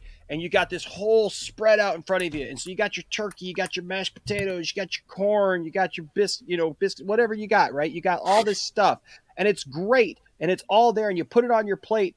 And look, there are some DC fans that are just fans of everything, right? Like literally they'll take in everything. I was that kind of Star Wars fan too, where it's just like, hey man, anything Star Wars, give it to me, right? Until Star Wars Resistance. And when I got to Resistance, I went and that's when I realized, just like a lot of people need to realize, is that just because there's something that you don't like, it doesn't mean that it can't exist for someone else. Mm-hmm. And that is my approach to DC. Even though I'm very clear of what I like and what I don't like, I still don't begrudge stuff being there. But the thing is, I got to Resistance and I said, I just don't care for this. I gave it a shot. I tried to watch it several times. I had several people tell me, well, you just got to get to this episode or that episode. I'm like, I can't get to that episode because I'm literally just like, this is like just not for me, right? It's one of the only thing. It's really the only thing that I've never bought action figures for or toys for. I got the Captain Pyre action figure because he's a gold stormtrooper, and that was it, right? I mean, like I didn't buy any, even when they all went on sale for like next to nothing. I was still like, no, I'm not a completist that much that I need something for something I don't even care about. And so the thing is, though, is that like I feel with DC right now, there's like all these different things, and there's no focus. It's like, hey, we're gonna get our hands in literally everything. Hope something works, but they presented it. It'd be one thing if they presented it that way, okay?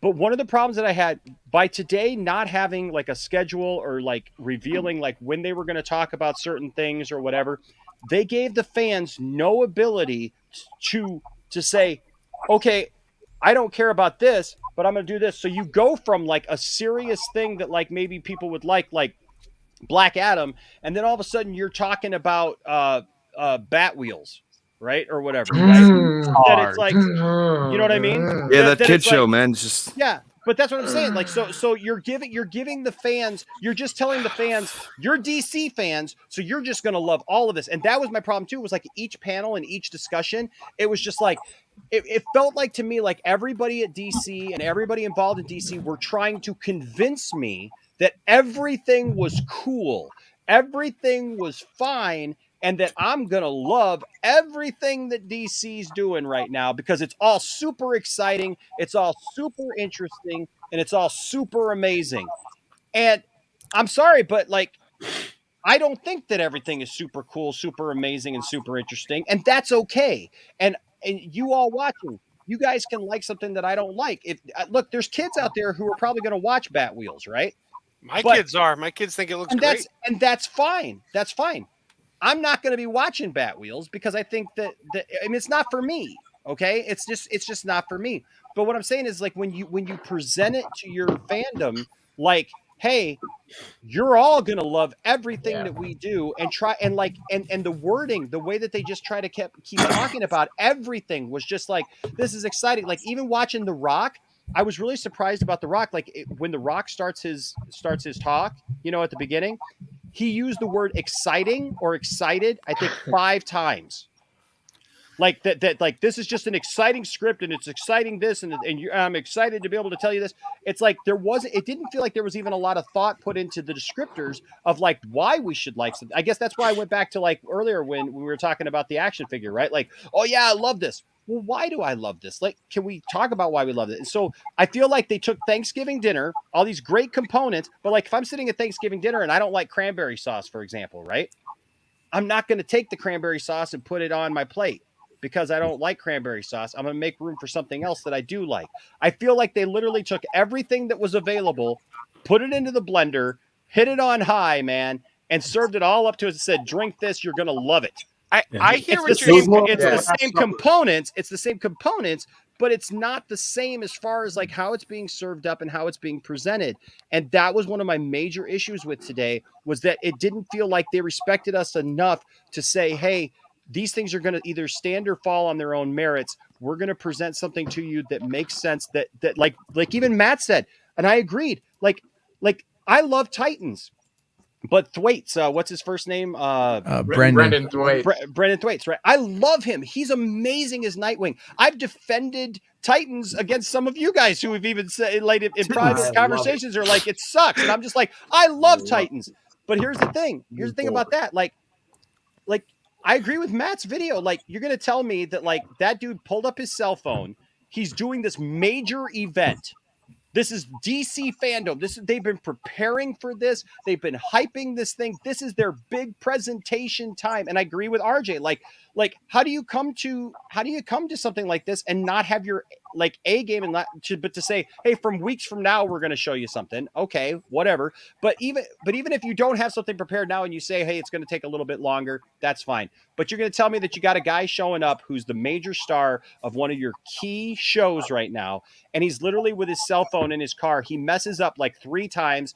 I get it. It might be endearing or whatever. I thought it was meant to be played as a joke, but it was edit it weird. That way though. Weird, edit that. But see, it would be one thing if one thing was like that, RJ. But it was all presented like that. That it was like all just half done. It was like it didn't. It was like it almost like didn't matter to the people who were producing it. That they were just like, hey, just record something and send it to us, and we'll put it on there, and it'll work. Whatever. Like don't worry about doing a couple of takes. If you flub up, we don't care. Like his kid got the thing wrong like 3 times or whatever. And I get it. That could be enduring.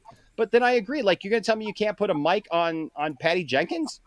Like, she's going to sound like she's doing a Zoom call? Like, you know what I mean? Is she going to be muted too? Like, you know what I mean? Like, it's I just wish like, they had, but I know, but you get what I'm saying? Like, it just felt like it was just half done. Like, they didn't really care enough about it, and that they were literally throwing everything at us, hoping that, like, if you like animation, well, you're going to like this. If you like games, you're going to like this. If you like movies, you're going to like this. You're going to like this movie and this movie and this movie. You're going to love our new direction. It reminded me of the Ann Sarnoff thing when she came out with the article and then it was just, hey, give us time, guys, and you're going to love everything that we're doing because we're going to prove it to you. I have not yet seen them prove anything to me. They've told me a lot. They talked a lot. This was a lot of hype, but I feel like it was just DC telling me what they're going to do. When I see Marvel just puts out a trailer. Marvel doesn't even need an event like this to go over everything and list everything and tell me how cool it's going to be. Marvel just puts out a trailer, and you know what? Their people go, yeah, I love that. That was cool, and I want to go see it. I hear what you're saying, and I mostly agree with you. But the one question I have about now, and I suggested, I think they should break it into blocks. Here's your animation block. Here's your TV block.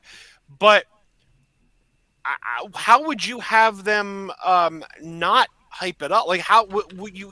I wouldn't expect them to have a presenter come out and say, "Here's this thing. You might like it. You might not." No. Hyping is one thing. Hyping is one thing, and I totally understand hyping. But it's the way that it's presented, where it's like there didn't even feel like there was a lot of thought put into the scripts that they had. It just felt like, hey, we just pulled some people in, and they're just going to tell you about it. And they were just like, hey, so we got this really cool thing that we're going to show you now because it's really cool, and I think you're really going to like it because it's cool.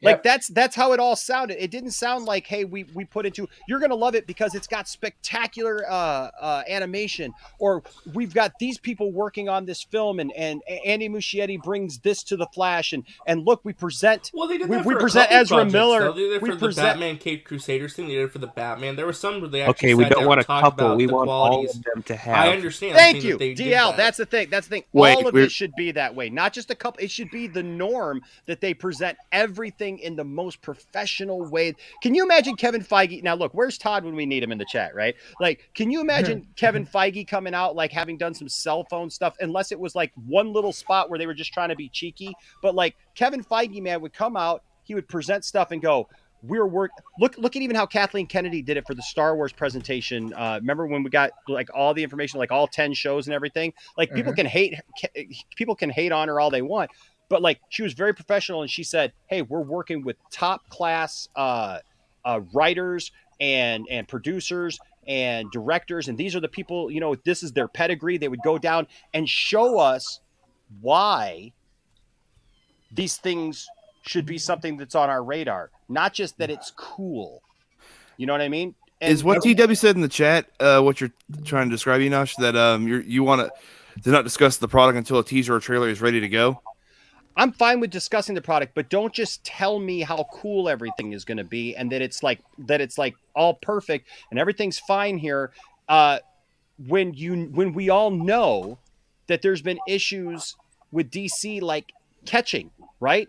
Like, I'm a huge DC fan, but I know in the public vernacular there's been problems with it, like catching with people, because it hasn't fired up the public like Marvel has, right? And so the thing is, you can't just tell people it's going to be good.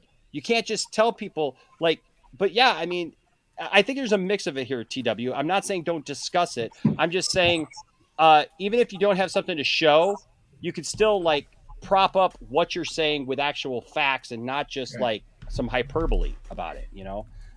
Professional, everything because everything you saw about today, from the production value, which I thought wasn't good. Oh, it's just a bunch of green screen. I could do that. The disjointment of the way things were present is emblematic and of who's running the company. This is what I expect from the current people running the company. And to me, I guess it's going to take a while for people to come around. It's just another reason why they got to go. I got to have better organization than that. I got to have better presentation than that. I need to have better salesmanship than that, because it wasn't. Sorry about that, but no, it was. You knew this day was coming. This wasn't something that we just threw together Thursday night and said, "Hey, we're going to put it on Saturday night." You're showcasing your product. If you can't showcase your product better than they did today, you shouldn't have your position. All right, you should not have your position. And I really hope going forward that somebody else comes along that understands that these little things like this mean something. How you present your product, no matter what it is, needs to have a standard that is kept from one product, whether it's Super Pets or whether it's Batman. You need to have a cohesive plan going forward, and your production needs to be good. Your flow, the flow of this show was not good. It was not good, and you're selling me something. So if this was a resume for how to keep your job, I think these guys failed today. I don't think the content failed, because some of the content was great, but how it is presented. Sometimes presentation is everything. You could have a gem. You could have a gem, but if you don't present that gem right, nobody's ever going to see it. Nobody's ever going to care about it. And with DC's track record with this regime, you need to do like they said in Top Gun. You need to be doing it bigger and better than everybody else when they were talking to Maverick. And they're behind the 8 ball when it comes to presentation because of their track history. So really, be honest with you, the best thing going forward is to have a new set of people with fresh ideas, with a successful vision going forward. These guys just continue. If you expect something different, we could hold a fandom DC fandom next month. And if you expect anything different than what you saw today, as far as the presentation and structure, you're insane. Yeah. If you expect better from the current people running DC films, and for that part, Warner Brothers, you're insane.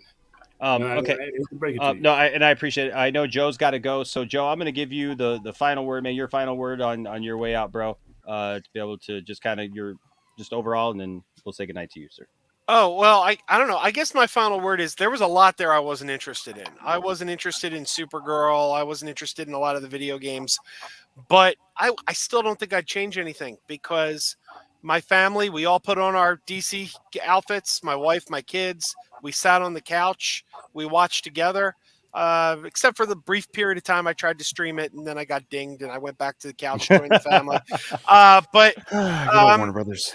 It was fun. It was fun watching with the family, watching with the kids. Even when it was something I wasn't interested in, I was like, yeah, but what's coming next? There was a sense of anticipation, and I think it was a good time.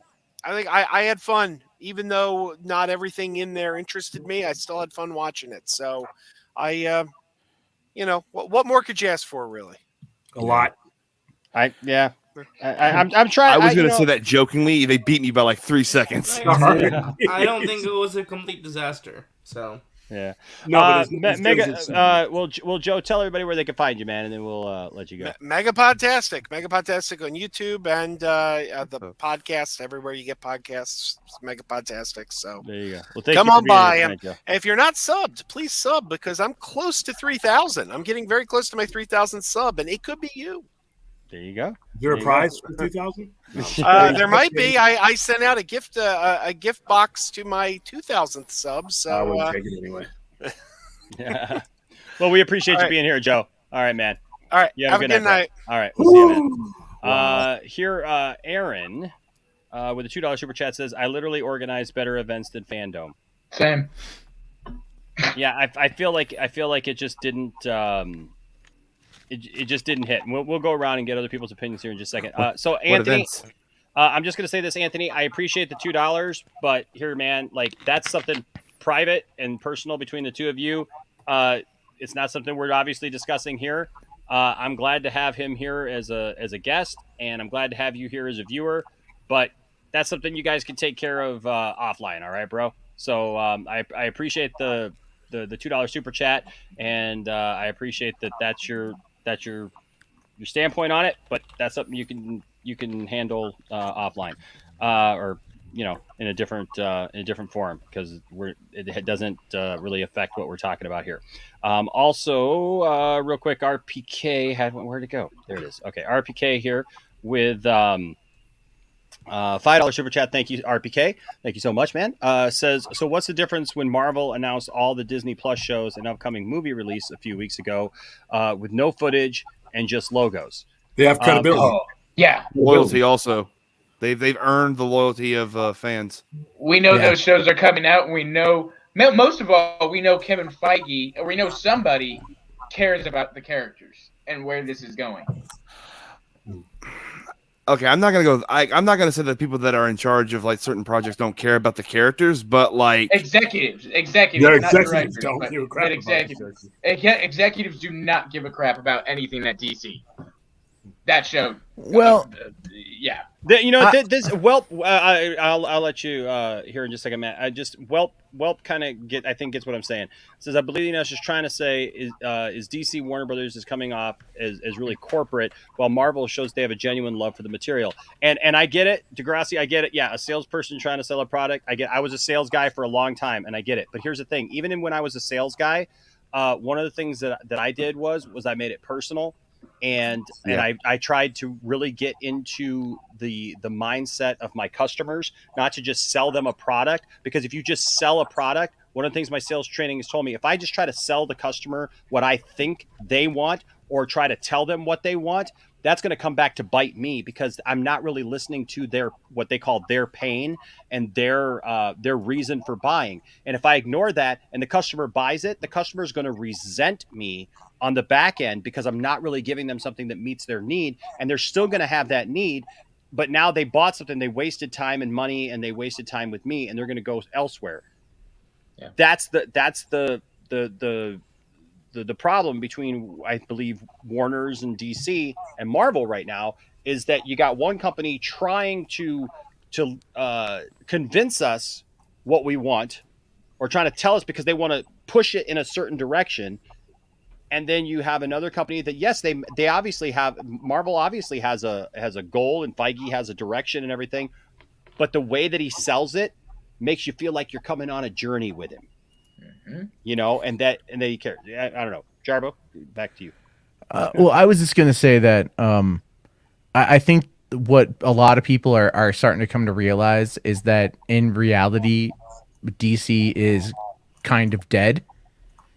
And I don't say that to be like supremely hyperbolic, but what I mean by that is the disjointedness of everything today. The fact that they're probably going to hold the Flash trailer for Batman is really effing weird. That is stupid. Because like what now? they're probably going to hold the first Flash trailer till Batman, because that's their next big release. So March? Yep. Yeah. Wow. Well, think about that. In front of the Batman, which is a total non-canonical Batman to whatever the hell we're in right now, that is going to most likely end up being the biggest movie of next year for the company. I you know what, I as much as I want to see Aquaman 2, I think Aquaman is going to rely heavily on China, not the US. I think it's also going to get delayed. It's December. They did well the first time, and there's no Star Wars that year, so they're going to hold it. Yeah, I guess so. They're going to hold that one. I would say that the Flash, you know, like that one could probably be delayed maybe to 2023. No, I think I hope so. I hope all I'm saying is, like, look, I walked away today, and I started off legitimately impressed with Black Adam, and you know, I know people were like, you know, waiting for the Ayer cut, and I kept saying that wasn't going to happen. Yeah. But I explained it too, my reasoning behind it.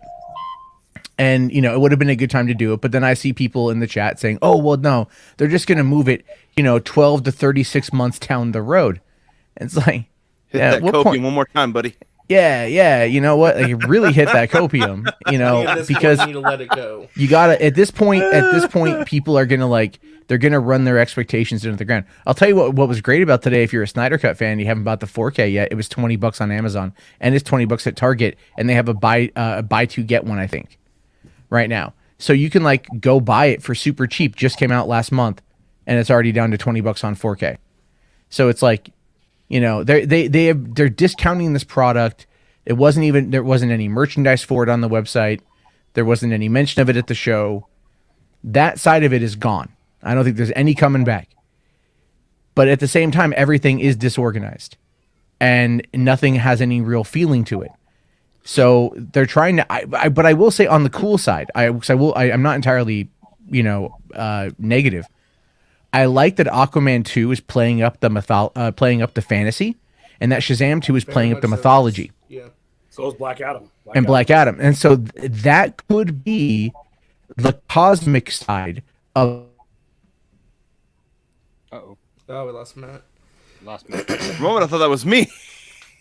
Yeah, I always think it's me, and I wait to see other people moving, and I know it's not just me.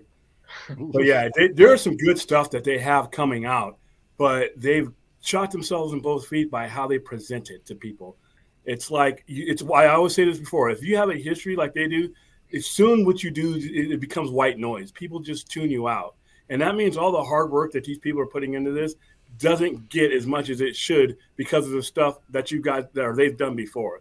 And like I said, I would like to ask anybody, is there any reason why any of these guys, when this turns over, should remain in their positions.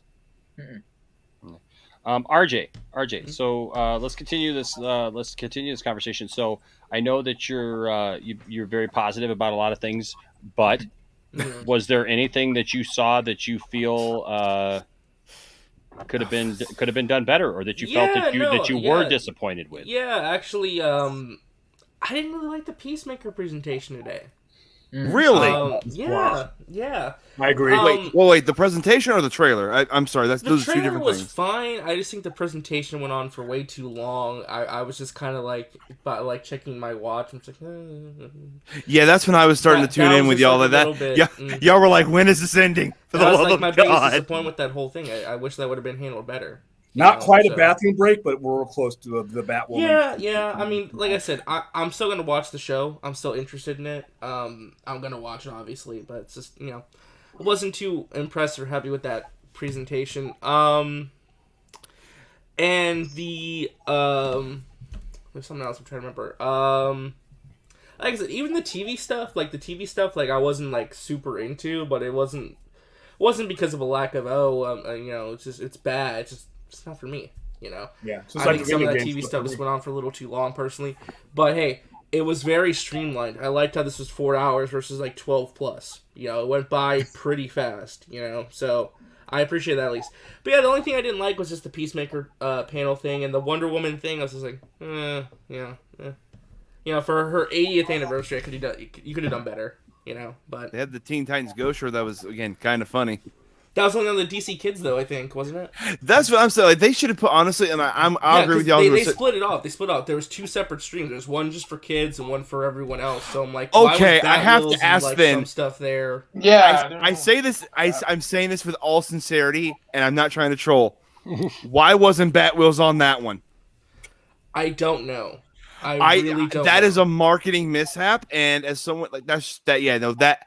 I think someone like had that in their notes when it should have been in the other person's notes that's in the plan. Like it should have been on that one. Unless it's like, hey, parents, like here's something for your kids. You got Robert Pattinson Batman and they got Ethan Hawke Batman. Yeah, and like I said, I mean, I don't think it was a bad show. I really don't. Like even the stuff like I didn't like, I wasn't sitting there like, oh god, this is so terrible. It's like that's the one thing I will say, going back to what we were talking about earlier, that's the one thing I actually appreciate about DC, though, is that there's variety. Like, with Marvel, for example, if I want a Hulk movie, I only have the MCU. Like, where else am I going to get another Hulk? There's no Hulk cartoon. I have the comics, that's pretty much it. There is a Hulk cartoon. If I want Superman, I got a TV show, I got movies, I got comics, I got video games. I have so many variations of that character that I can get attached to and like. Video games. Marvel's like, you got your one version and the comic version, that's it. That's one thing I think DC should capitalize on a bit more, honestly. It's the one thing I actually like about what they're doing. So, that's my take, though. Okay. Austin, what is something that maybe you feel that they could have done better or that you didn't like? Oh, there were a few things. Oh God. Well, let's see. I don't understand why Supergirl had that big old pointless goodbye. Because there's a lot of fans of it. That's why there's people. Virtue signaling. Okay, hold on. A lot. Yeah, I don't see a lot of them. Is that why it's getting canceled? Fan base for that show. Is that why there's going to be an 8th season? Is that why there's going to be an 8th season? I'm saying is that why there's going to be an 8th season? Did you say 8th season? It wouldn't have lasted 8 seasons if nobody was watching. Is my point. Yeah, I don't know. I feel like they forced that one. Every person's fandom matters. If that was special to the people who like Supergirl, then that's for them. Sure. And cool for them. I just thought it was pointless. The way and then I got one last gripe, and I think most of you guys know. Listen, I don't care if it's for kids. I don't care if it's for... You're a grown-ass man complaining about a kid show for 3-year-olds. Hold on. I'm going to keep harping. That's fine. And Enosh, I think you made some great points earlier. I think I agree to a certain extent. But a show like Batwheels, for kids, for adults, I don't care. should not exist. In We the DC literally have universe. only seen like one animated image, cell image of it. Nope. That is literally like. I don't think kids or anybody needs a Cars ripoff in the DC universe. Have an original idea, figure it out. So what about even one the setup for it though? Even the setup for it, like what it is, like the cars are alive at the same time that the heroes are alive. So basically, it's cars, for but with real preschoolers. humans It don't too. even matter. I've It's never for hated it's something for so much. preschoolers. I don't care. Preschoolers should be subjected to that crap. We should dumb things down for our kids. I'm sorry. What was that? Here's the thing. Here's the thing. You gotta respect it though for what they're doing with Robin though. Like, right? Like you gotta respect it for that aspect, right? No representation and all that. Okay, then it matter then. Okay, cool. Cancel everything woke. Cancel it. Shut it down. Burn it. That was Throw it my in idea. fire. That. Yep. God almighty. All right. Like I said, we live in a society, folks. We do. We live in a society. You know what we live in a society of? Where Dan of Steel here with a $5 super chat points this out because this baby came out today. Hey. That was a great transition. At least Wayne T. Carr released a behind-the-scenes snapshot of Jon Stewart. That was pretty cool. Look, Wayne T. Carr is just really cool. Wayne, if you're watching, you're just really cool, man. He was on a pop He culture stopped stream. by Yeah, today. we He talked to him stopped for a by. little He bit. said hi. Another reason why I was salty about y'all streaming, I didn't get to talk to either Darkseid or it's cool. I'm not mad. Dude, you just never know what's going to happen at the lounge, man. I'm just telling you, you just never know. So just saying, no, man. Anytime Wayne says something, man, I think he's just smooth, and I love the dude. And so so this came out today, more in depth, closer photos of what happened. So Matt Jarbo versus Wayne T. Carr. nah. I could make a joke, but I'm above it. I could make a joke, but I'm above it. I can make a joke about your mom, but never mind. There's a joke. Wow, Okay. dude. No, I'm just teasing. Where's my drop of Nicotina's mom? Like when it needs to be like. Are your right drops now. just busted You need tonight? to get a. Nicotina's mom? Oh yeah, Nicotina's mom. I thought that was Saggy laughing forever until you told me it wasn't. No, You need to get a drop of Sean Connery from SNL doing "It was your mother." It was your mother, Trebek. That's not what your mother said, Trebek. Metaverse. What are some things that you felt just did not work for you? So again, like I had to catch the highlights because work was a thing today and a half, and every time I try to tune into pop culture stream, my cellular data was garbage. Don't live in the mountains if you want to watch stuff on streaming because you will literally not be able to watch anything. Like I also was in the middle of like a sentence and all of a sudden cut. Like not even robot voice, just straight up cut. Like I'm like, is he gonna finish his point? I look down, I'm like, oh, he froze.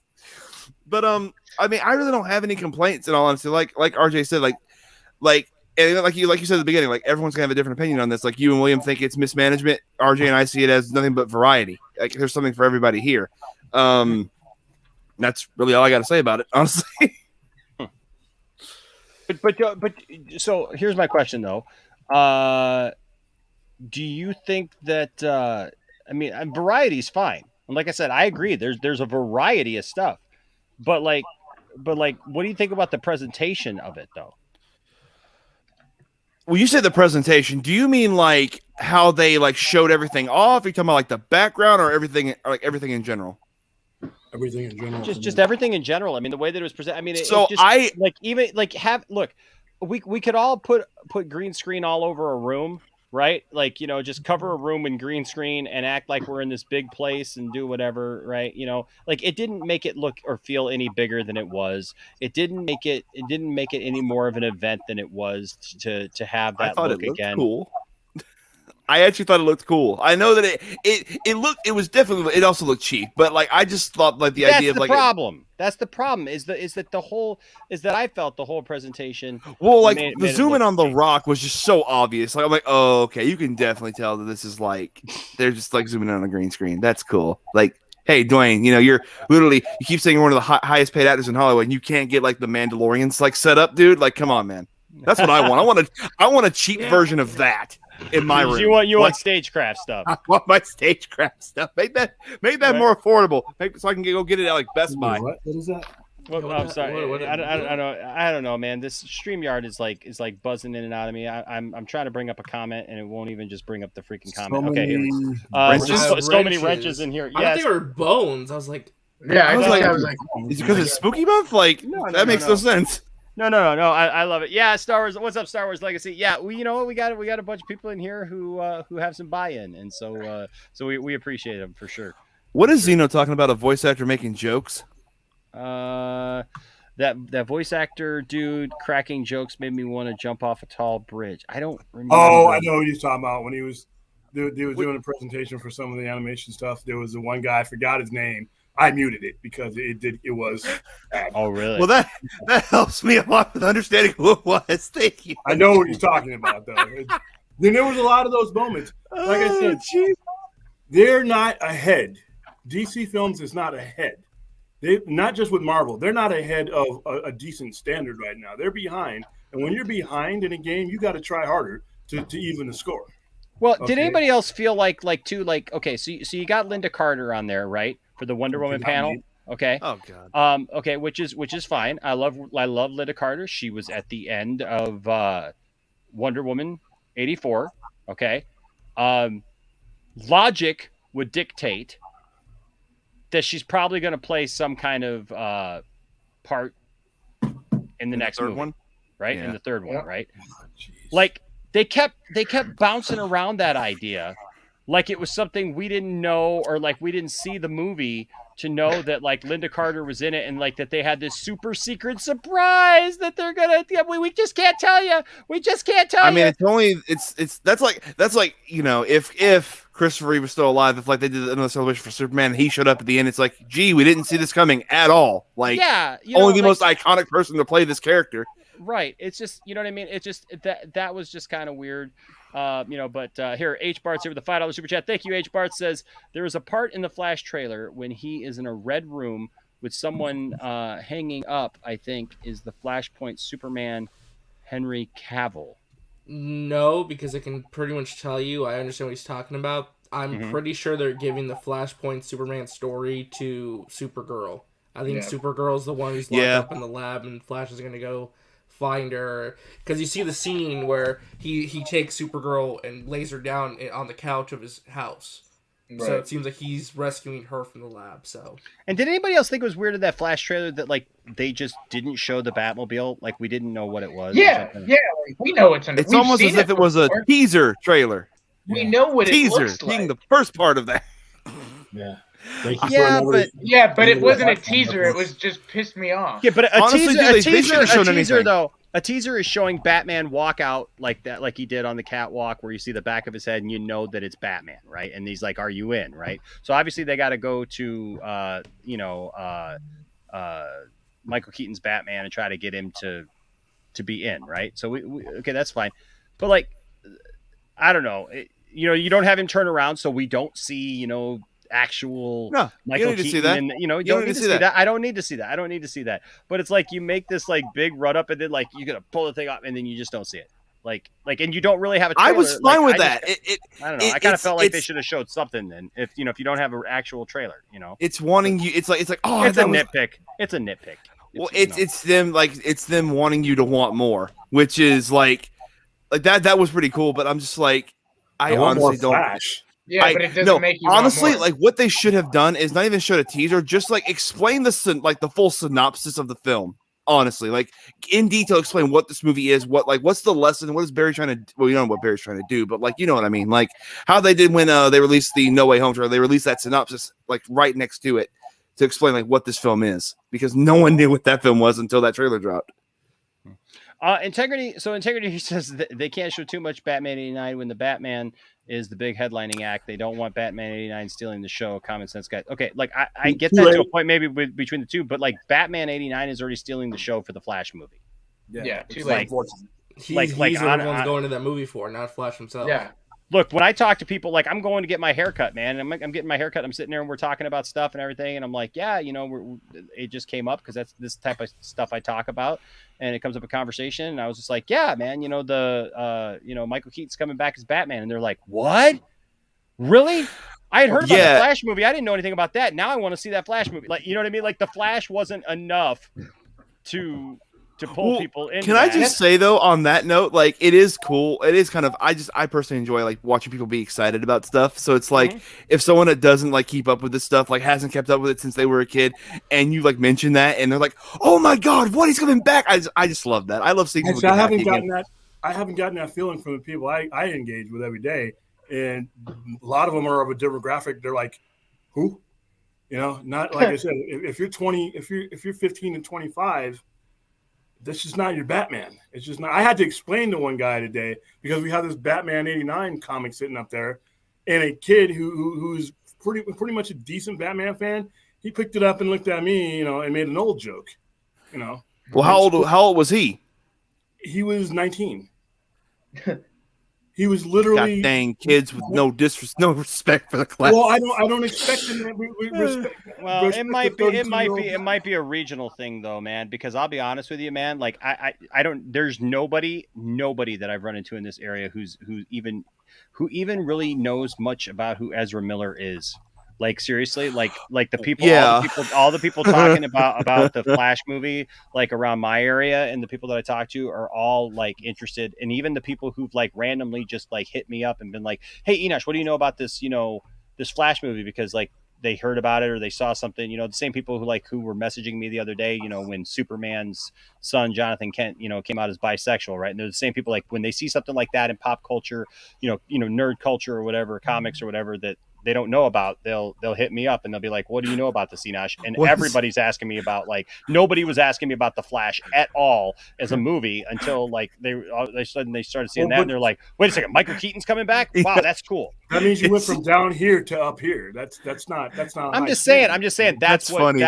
That's what everybody is. That's like the selling point of the film. That's scary. That's scary. It is scary, but it's the way. Now I can understand now. They come in, they know who Christian Bale is. And I agree, Josh.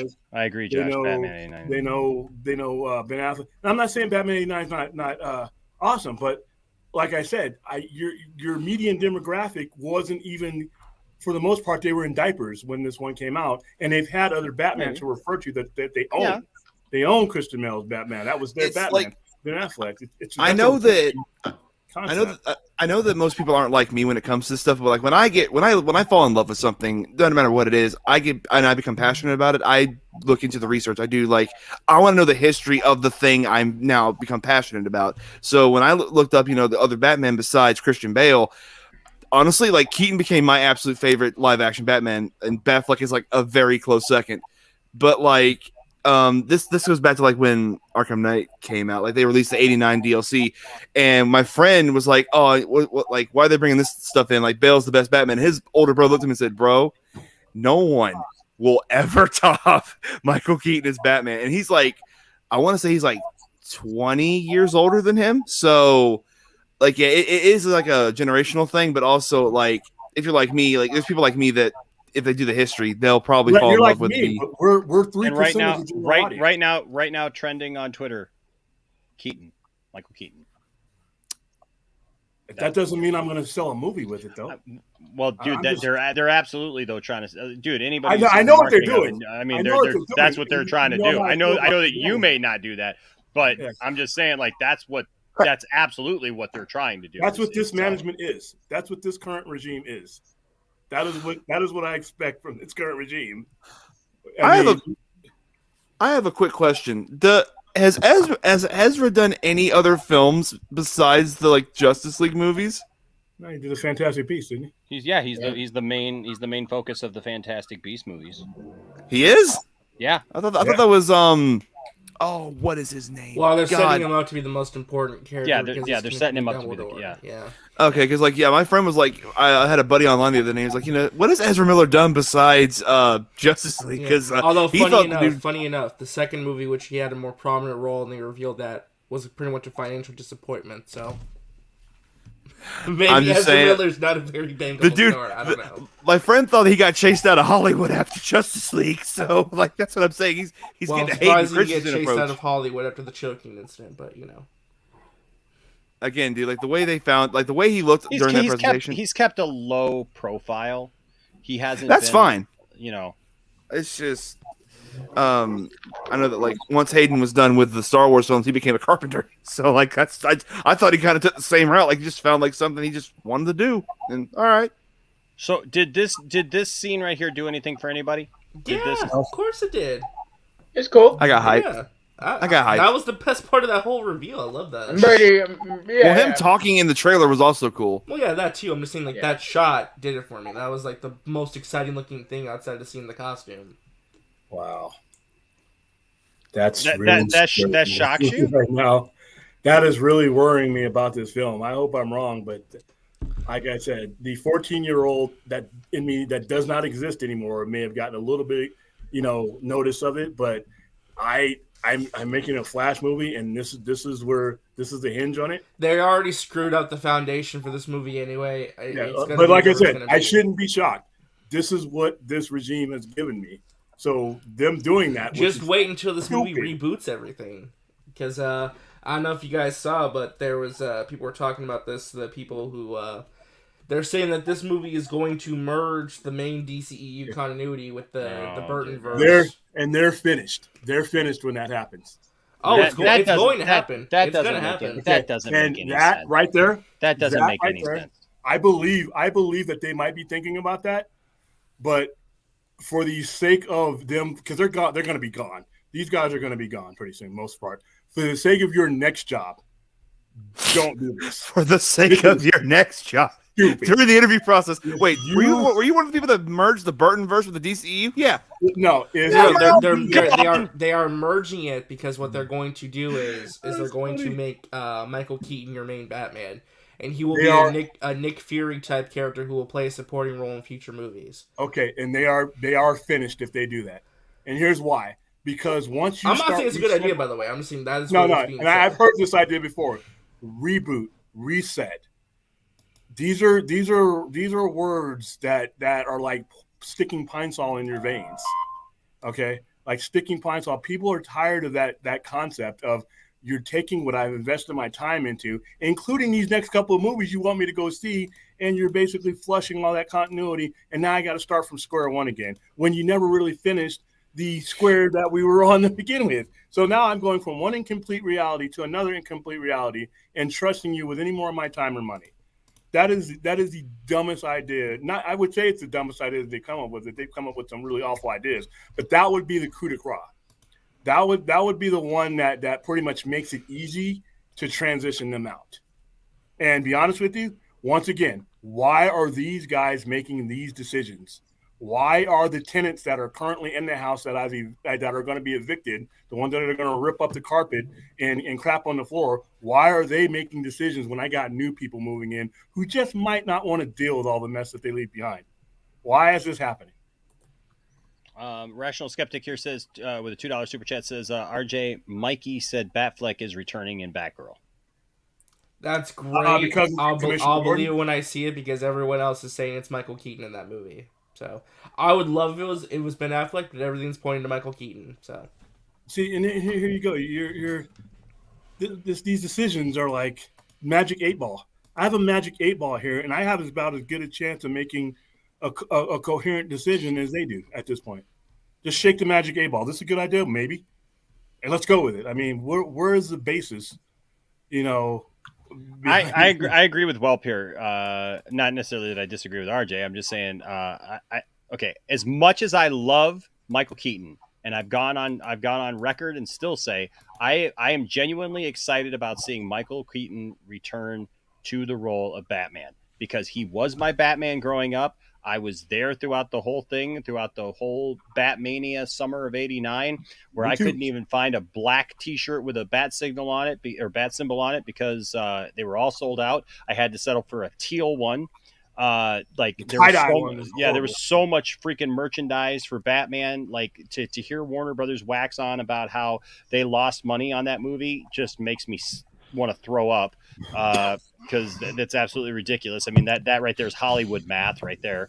But I digress. But he says, I don't think they're wiping Affleck here. Welp says, if they do, they're morons. Imagine bringing a 70-plus-year-old Michael Keaton as your main Batman for the Justice League. See, that's what we have to we have to remove the thought from. He is not coming in as Batman. Your Batman is Batgirl. Your main Bat person is going to be Batgirl. That is your lead for the Batman franchise in this main continuity. What you have Michael Keaton doing is you're getting him as Bruce Wayne to appear in multiple movies, to be an architect for the future Justice League movie. That is what you're getting him for. You're not getting him to be Batman. You are getting him to be Bruce Wayne, have his presence be in future movies.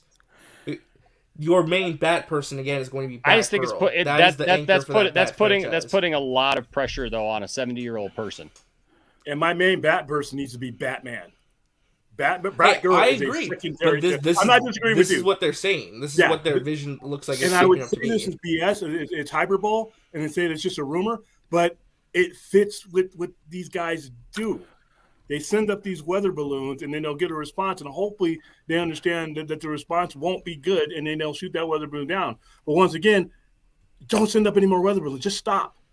I would have been okay if I tuned into Fandome today and it said, it's been canceled until further notice, until a new regime takes over. I could have waited for everything that I saw today, including the Batman trailer. If I know that the next time I see anything from DC Films, it's from the people that are going to be in their places for the next 4 to 5 years. They're laying the seeds that they will see grow, and not the people that are, like I said, ripping up the carpet and tearing up the toilets and stealing all the good sprinkler parts.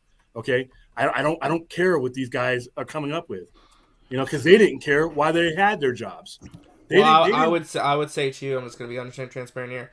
I think hoping on to hope the merger is going to solve everything with this movie in particular is a Hail Mary pass, because you're not going to see the ramifications of the merger for like another year or two. I'm not hoping March is when the merger should finalize. No, I understand, but they still have stuff in production. They're still working on this. That's will the be problem. In the can by then. That's the problem. You have people who have all the things we've talked about. I don't want that to continue. Okay? No, I get that, but the problem is that no matter what happens, when Discovery finally takes over and they can start making decisions for the future, like 2024 and beyond, that's when we're going to start taking the actual implications of the merger. They're going to be handed this. This is what they're working from, no matter what. So, I think we just need to set our expectations back for a while. Sucks. I agree, it sucks, but this is what they're going to have to be working with. This is their foundation to say, and that's not good. Let's add some tape, let's add some glue, let's try and fix around it. But what you're saying is we need to hold our expectations Discovery back. Warner with this has merger. to come in and spend the first three years of their existence cleaning up somebody else's BS. Probably. I truly believe that's what's going to happen. That sucks. That's like if someone. Oh man, that's like if you try to finish someone else's puzzle and they just super glued all the pieces together. And again, I'm not trying to be a party pooper. I'm not trying to where's the parade. But y'all, this merger is not going to go the way you think it is immediately. I think the ramifications of it will not be felt until probably 2023, 2024 at the latest. You're going to have to wait a second. We're now just feeling somewhat of the effects of the Disney Fox merger with Fantastic Four and all that. Yeah, look how long that's taken. But they had a lot of SEC stuff that they had to deal with that this merger will not, because of that merger. No, I'm talking about you're not even seeing the creative ramifications of that merger completely yet either. Well, no, the reason why you're not doing that because the person who bought the company that bought Fox was already being ran by somebody who was efficient. Now, it's not a Hail Mary to hope that Discovery comes in and does a better job. That's why mergers happen. When better people come along, you expect better from them. Now, if this takes 2 to 3 years, that's because somebody right now, if I'm in Discovery and I'm getting all the money together, it's $46 billion. And again, I just want to clarify because I know what you're saying, that dude Vince, but what I'm saying is they'll be making decisions as soon as they get in power. But you are not going to see the ramifications of those choices and those decision makings until another year or two after this. Which should be happening right now. The current stockholder of Discovery and Zalov should be saying, you know what? I think this might hold up our deal because you're handing us a portion of a devalued company.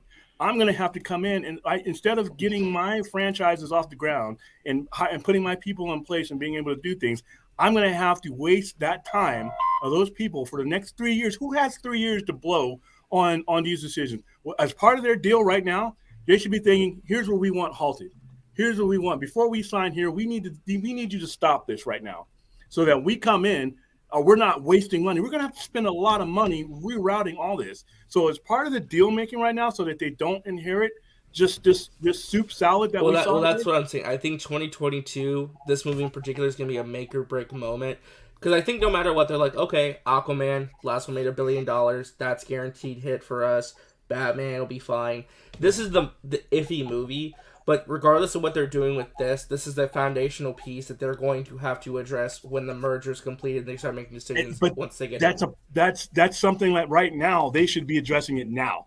Because even though they're not currently I don't think they have the authority to address it. No. You don't need authority. Authority is not the word that we use here. Leverage is the word we use here. When you are the person with $46 billion that you're taking off a part of a company that AT&T does, you have leverage. You don't need the authority. You're at the deal table right now working out the details. And that's one of the deals that they should be making. That's one of the things that they should be making. Your guaranteed project that you think the Batman, the Aquaman, those are fine. But all this reboot and stuff like that, don't leave me with a kitty litter box full of crap. All right? It takes too much time to get this stuff going right and to build this stuff right. The best thing that they could do right now is say, you know what? Go forward with this stuff. You're already invested. You already got cameras, but all this other stuff, slow down and stop. Don't make it so that we have to come in and do it. Don't make it so we have to come in and cancel these I agree. I'm just looking at this from the way it's being set up and the way it's looking.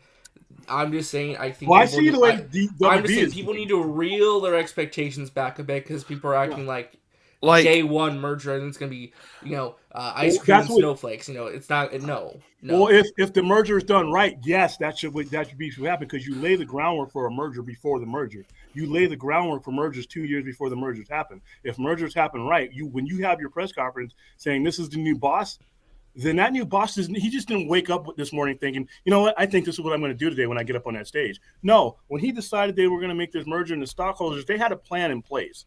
So right now, as part of their leverage, they should be saying, you know what, we really would like if you would stop this and stop that. If it's not in front of a camera right now, let's stop. Because you know what? I don't think my new guy, I'm getting RJ. RJ is going to be my new president of DC Films. And I want RJ to hit the ground running. I want RJ to be able to evaluate things right now. And I don't want to blow RJ three of RJ's prime career fixing things that even if they're okay, it's not our vision. It's not our vision. Yeah. What if I told you this, William? What if they do agree that the ground's going to keep running, but with the same people as before? Say that again? I'm saying, what if the same scenario you're saying, where it's like they want to hit the ground running, they want to make sure things are operating smoothly once the merger is completed, day one, get to work, but they keep the same guy in charge? Which one? Are we talking about Hamada or Emmerich? Because I don't think Emmerich's contract is up, so that's not a problem there. That's just going to – that Either or. It would have to be with a directive that he has a boss now. Right now, Hamada, I think Hamada will do what he's told to do as far as if he gets called to the corner office and says, this is our mandate, this is what we're doing. Because that's another thing, too. I don't think they're getting rid of them right away. Not right away, at least. I'm not saying they're not going to go eventually. I think they already have their people planned. You don't drop this kind of cheese and just to worry about when you're going to you have people running. You have these people. Right now, I guarantee you right now, their candidates are already in place. They're sitting watching all this. The candidates are already I'm just saying. I'm usually the optimistic one here. I'm just saying I think we need to reel expectations back a bit. No, don't forget about expectation. History. Let's look at history. Look at how any merger you want to go. For the most part, the people coming in from day one, when they said, let's drop $46 billion on this company, they had that person in place. They had a skeletal structure in place of who they want, and they have imagined to take this place. And trust me, everything that they do is with that guy sitting here and the other guy sitting here and the other guy sitting here. They may not be in positions right now, but they're going to be. You just, like I said, you don't wake up with an epiphany one day and think, I think I'm going to choose a new so-and-so. No, you have that guy in place when you drop this kind of money. I'm sure they're working on stuff for any change they're going to do. A couple things here. First of all, this scene right here, because I need to get to a couple things here. This scene right here, Any thoughts on this suit? I think the suit looks like trash. That Which suit is one? ugly. Which one? Which one? Yeah. Well, both. Either the or. one in the foreground is okay. The one in the background, what the hell is that? Well, that's that's the makeshift thing that I think. Yeah, that they make it's out of the bat suit. it's a spray Yeah. painted bat suit with the emblem on it. Yeah. Yeah. The main one, I don't mind it. I kind of like it. I just don't like the helmet. The helmet. So is he my Red only big Death? sticking Point. No, he's not Red Death. It's another version of Barry. No, but you know what? I do believe though that's going to be the villain. Yeah, no, it totally is. I do believe he's going to end up being the One of those haircuts is for when you want a proper interview. The other is when you don't care. Exact. Nice. So nice. the Witch versus the Amazon version. Nice. Welt person here says, let me just say that this Enosh panel, if this fandom has shown us anything, it's that the future of the DCEU is on a pause and up on the air until the merger is complete. Hopefully, Discovery hurry. Yeah, I mean, it remains to be seen. Full steam ahead. I don't know that it's. I don't think this. I don't know that it's moving full steam ahead. I think that it's just. I think that it's moving in ways that are they're a little. I think it's moving in ways beyond the control of Discovery at this point. Yep, that are a little. Well, I think it's just forces beyond your That control, yes, sir. That is I don't a know. huge f up as far as I'm concerned. Let's see here. It's par for the course, then, William. If that's the case. No, it's not. It's not part of the what course. I'm saying it's par. Okay, for the we're saying the course same thing though over and over again. We're saying the same thing over and over again. So I do want to move on with the conversation because I do believe because look, I'm hoping for the best. I hope that the regime gets changed or whatever. But you know, but a couple things I want to talk about though. And we can talk about this. Benson's here with a £10 super chat. Thank you, Mark. Says I was frustrated we didn't get a Superman movie update. Guys, if you think things are bad now, wait until Discovery Takeover. They are not going to spend big on DC movies the way that you think they are. Yeah. Okay, so here's the thing. One, I'm DC Superman movie or regardless, I am very disappointed with the lack of Superman news in general, and Superman related things. Superman movie aside, but I am also I'm upset with the fact that like we got absolutely nothing about Superman. I would have really seen except for Michael B. Jordan. I'm in the same boat with William about that though. No news is good news. Maybe. But you know, but then there's also the thing. What did you guys think of the change in the motto? Yay, we get to my thing now. Because truth, justice, and a better tomorrow. I don't care. It's fine. Didn't move the needle for me. It's I one of don't those hate it, things I don't like- love it. It's not a big deal to me. I mean, I know some people are like, okay, that's fine. Because Superman's more than just an American character. I know it's like he's a worldwide icon global across icon, the globe. yeah. Yeah. So if He they is wanna change now. it, that's fine. He is now. No, I know. I'm just saying, like, You know, he is now. I don't have a. I'm I don't not have a upset problem by with it. this. I'm not I don't have a outraged problem. about it. You're only saying that because you hate Superman. No, I'm just kidding. Whatever, man. You know how much I love Superman. No, I mean, look, I understand the tradition of truth, justice, and the American way. I also don't have a problem when Superman's ever said truth, justice, and the American way because, listen, whatever, and I know that we have people all over the world, so I want to clarify this. When I think of truth, justice, and the American way, it is not about whether or not America, where the United States gets everything right and does everything right, because we do not. Okay, we are not perfect. That's where and people take it. And I get it. There's some people who take it that way, but that has never been what Superman has used it in the spirit of. That's not the spirit of it. The spirit of truth, justice, and the American way is that America is a place for all. It's literally a place where people can come from all over the world and be one of us, be a part of us, because that's who Superman represents, is someone who came from abroad and is now one of us, is now a part of us. Because even as he said in the movies, Christopher Reeve even said, in Superman 4, of all things, I can't stand back and not do anything because the earth is my home too. So that's the spirit of truth, justice, and the American way. People can use it however they want it. They could try to fold it into something else, but that's not what it is. Truth, justice, and the American way is not about America is right, America is the strong power, and America is better than everybody else. That's not the spirit of truth, justice, and the American way. So if Superman uses that, I don't have a problem with that, and I would hope that people reading Superman comics that are from the past and everything would understand that. Okay, that it's not just as simple as America's just better than everybody else. That's not it. But I also don't have a problem with Truth, Justice, and a Better Tomorrow, because I feel like it's also who Superman is. It does right? fit the character. It does. It's also who Superman is and who he should be, and that Superman is a Superman for the entire world and in the comics and abroad. And so I think that's a great statement to make. And so I'm not offended by that either. Like, even as an American, I'm not offended that they would change it. I almost think, though, that it's like almost a misnomer. Like, why do you have to have an announcement to change the motto? Yep. Do you? Yep. Because I saw something on. Oh god, I saw someone do a post about this and it irritated me. It's like apparently people think that the only people that are upset about this change are like if you're upset about this, then you're a white nationalist. And I'm like, that's not like you have. I just responded by saying like hey, nice job there generalizing. Really helps everyone out. Oh my god. Yeah, it's all because of you guys. No, I'm just kidding. We didn't do for once. We didn't do anything. Your fault. But no, it's my fault. My fault. When Superman was created, you got to realize that just along with Captain America, who is nothing but America, but it protects this entire planet. Where we were at as a country when these characters were created, we were the global force as far as when we entered the war.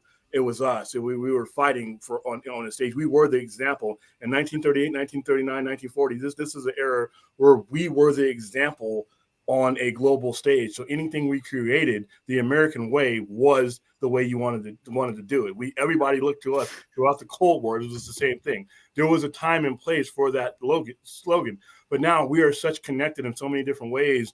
Whether it be the internet, whether it be technology, we're connected that with this character. That for decades prior meant a lot to just America, means a lot to the world. He belongs to an entire planet right now. And that slogan, I'm okay with that slogan. I mean, it's not a huge deal for me I understand it because Superman, like I said, belongs to the entire planet now.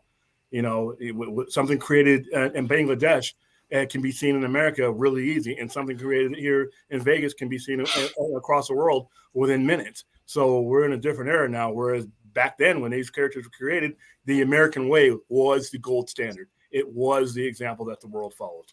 Either that, or you were the enemy, and we were fighting you in a war. You would be fighting with the United States, or you were one of our enemies. So that slogan fit then. I kind of agree with because just because when he said that, it didn't just mean like he would just like save people in America. Like, he would save people across the world. Like, he already was the world's hero, but like.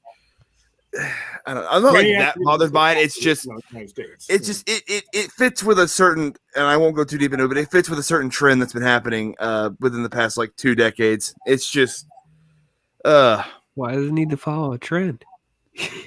Why does it need to follow a trend? I don't know. Ask the people that did this. I love DL. Just kind of like got in there. What it's just a simple recognition. It's just a simple recognition. What are your thoughts, DL? People all over the world enjoy and feel belonging to this character. That's all it is. What do you think, DL?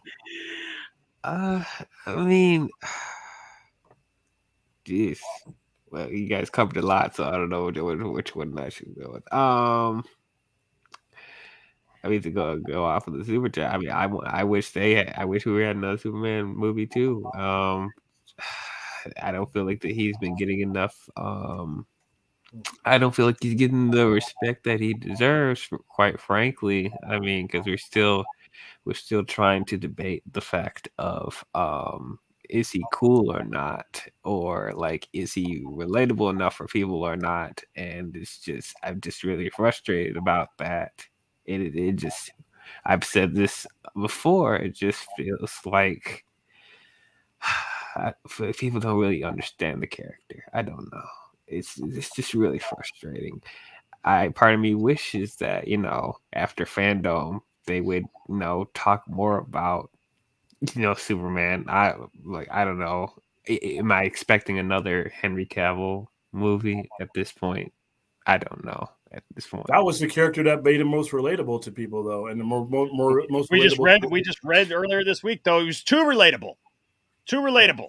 that was somebody's opinion, and that's you know that's fine. That person, all power to that person's opinion. But in our day and era, where religion and a lot of things are polarized to a certain extent, and you have a character like that who people were looking upon as a god, and then other people were looking upon as a threat.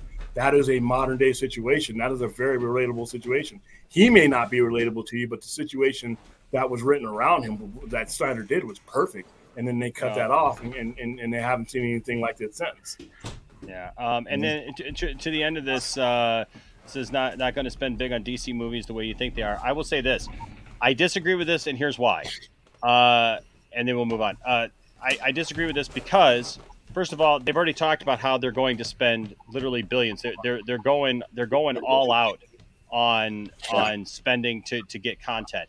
And one of their biggest IPs are DC, and they got to take advantage of it, and they got to get it out there, and they got to use that IP for everything that they can, good, bad, indifferent, ugly, nice, whatever you want. They're going to spend money on DC movies because they still have not seen, like, even with the new regime, they're going to want to see results for the things that they own. And they're going to own these IPs, and they're going to try to bleed these IPs for everything that they can get, whether, like I said, it's good, bad, indifferent, any other way. Real quick, because I want to get to a couple. Todd Fayer here with the $5 super chat says, did someone say Feige? Dude, I don't know if you've been here the whole time, Todd. 35 to 40 minutes ago, yeah. I've been actually very, very positive to your boy tonight. I will say that. Okay, so also. Where is Josh's state? Josh made a comment that I wanted to address. Where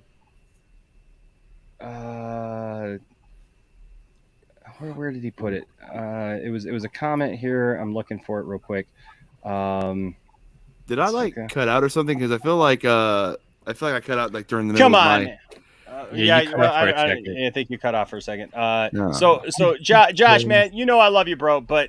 Look, Superman is not boring and over. It's That's like a troll. It's like He's trolling. Well, I know. That's a troll. I know. I love Josh. And later on, I saw a comment of his. He's like, well, you know, there's a bunch of Superman shills in here. I'm gonna tick someone off. Well, if you say, if you say that the character that if you say that the character that they love is boring and overrated and retire. I mean, Superman. You're not going to retire Superman. Here's the point about Superman, though, is that there are many great ways to write Superman and to do Superman, and I think that different people are writing him and doing things in different ways. You got the Superman and Lois show, for example, that covers a Superman that some people are going to enjoy. You can show different aspects of Superman and who he is. It's all in how you present him and how you do it. But here's the thing, you know what? Batman, a lot of people will say, is a very interesting character. Yet how many times is Batman, like, there's been Batman stories that haven't hit with people, and and I know you're a big Batman fan, so I mean, like, the thing is that I think anytime that we see something doesn't work, like, you just move on. You know what I mean? Like, you tell another story, and you figure out what that story needs to make it interesting, to make the character interesting, and to keep it going. This is what frustrates me, because you see how much passion they'll put in Batman. They're willing to tell hundreds of different stories based off of him. But if we even got half of the effort that they put in all this Batman crap in the Superman, I don't think people would even say stuff like that.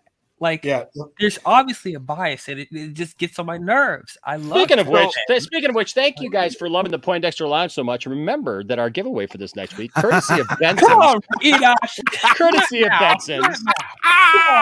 Mark at Benson's Emporium, sent us this bad boy, Batman: The Long Halloween. This is going to go out to somebody. All you got to do is either be a member, like we have 2 new members tonight. You can still join up the membership. We have 2 new members tonight, or you could be a patron, or just give a super chat at any point during the week, and you are automatically in the running for this. I did all 3. I did all beautiful book. Yes, sir. Do you like that? You need to combine that with both Blu-rays. Oh, for The Long Halloween. There you go. So I thought that was funny. I had to give you a hard time, DL.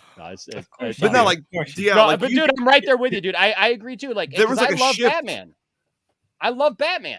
I love all these characters, but look, they do put, like, it does feel like they put all their time and energy into Batman alone. That's because, like, I say a minute ago, but like, it's been a while. But like, Superman had a good long run where he was like the top dog, and he still like is like the most iconic hero ever. But in terms of like being like the golden boy, like Superman had a good run from like 30s to I want to say like before my time, like because I don't remember the that 80s. Well, no, I'm just saying though, like that. Yeah. And then once '89 Batman came out, like that's when basically boom. all the way up to that. I mean, you got the 30s, the 40s, the 50s, the 60s, the 70s, All and the Superman. 80s, all Superman. Superman was the main Yeah. thing. But you know what started it? You know what started it? Let's be honest. What started it? Some people would like to say, well, the Dark Knight started it. Which for comic people, I think, the Dark Knight is what sparked up because they saw Batman finally in a different light, like as the Dark Knight. Oh, you know, you like mean the Dark Knight as that Returns? Wasn't it Jeff Batman Loeb's the run? movie? For the populace at large, they had always looked at Batman in a comical way, or back to the '60s Batman with Adam West. the TV show with Adam West and stuff, and they always look at him as a corny character. Then all of a sudden, here comes Michael Keaton again, and people can say whatever they want to, but I do agree with Josh that nostalgia is a lot because here came Michael Keaton. And for the first time in the public vernacular, people who didn't read comics were going to see that Batman movie and saw Batman in a serious light with major stars. Somebody that they saw is with Michael Keaton, with Jack Nicholson, for God's sake, with Valance and or Palance, and like all these different people who were a part of that movie, and they saw it as a serious take on that character for the first time, and that sparked it, man. And then all of a sudden after that, like Batman literally was it. I was a Superman kid, man. And all of a sudden Batman was everything to me. You know? Careful with that nostalgia. Bro, Josh, like that point can be made in reverse. Just because Batman has a lot of fans doesn't mean Superman is as popular. Like it can be used in reverse, bro. It's better than Just because Batman has a lot of fans doesn't mean Superman he's better than Superman. It can be used in reverse. That's like that argument is like such a reverse Uno. Like the Batman fans seem to be louder, even though we know Superman is technically it's probably a more iconic, but like as far as Batman, it's everyone is Batman. Okay, it's for a grounded director. It also has to do character to narrate for a director. You have to go. You have to be of a type of director to produce and direct a Superman movie. Batman is more grounded. If you're somebody who's okay, hold on. I don't mean to step on your point, but like that's that mentality right there. It is. I'm not saying it's right. I'm not saying it's right. I mean, I'm not saying but it also not only just with popularity, but just like and I do mean this, how society changed over those years. Just think about it. Like from the 30s to what I say the 80s, that's a lot of societal changes, but Superman was able to still be with it. But then when the 80s hit, like Batman just kind of fit with like the motif, if that makes sense. This is very hard to explain. No, I understand what he's saying.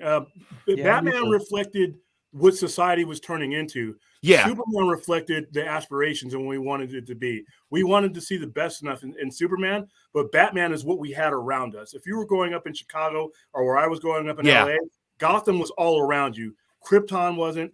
The Earth that Superman lived in was not. It is what you aspired to be. Superman represents the best of we could all be, but that's not what we were having around us in the 80s and the 90s and the 2000s. The world has changed, unfortunately, to a much tougher, grittier place that makes Batman much more relatable to an audience than Superman does. Now, not saying that can't be undone because it just takes the right director to make the connection. I thought Snyder was that guy, but saw what happened there. But that's why Batman took hold. H Bart's here, where he said with a $2 super chat says truth, justice, in the CCP way. You're missing a C. H Bart. You're doing the Russian thing. Let's see. Let's see here. Kenneth, I know, is a big Superman fan. He says, I do love Superman and Lois, but the lack of other things Superman at DC Fandome was so disappointing. And then really, that's the only thing. Superman. But you look at the Batman stuff. You got this animated series. You got this movie. Hold on. It's not as if the Superman stuff isn't being made. It's being made. It's just nothing was actually shown today. Well, they showed new concept art from My Adventures with Superman. I take that back. That was shown, and y'all can handle that. I'm actually interested to see how that plays out. As am I. Good or bad? Good or bad? How it is. I'm gonna give it a shot. Honestly, just because I like the way Clark is designing that. Dude. We're getting this really. Come on, Josh, man. I love you, bro. Josh, I love you. Hold on, bro. what did he say? I He's can't. like, I it's have not my. a troll. It's not a troll. I really see nothing relatable about an alien who gets hurt with a rock. You see, you say it's not a troll, but then you say that, and I'm more. Hold on. Wait. Josh, here's the thing. I'm not just going to tell you just why Superman is a great character. I will just or that he is a great character. I would just say this.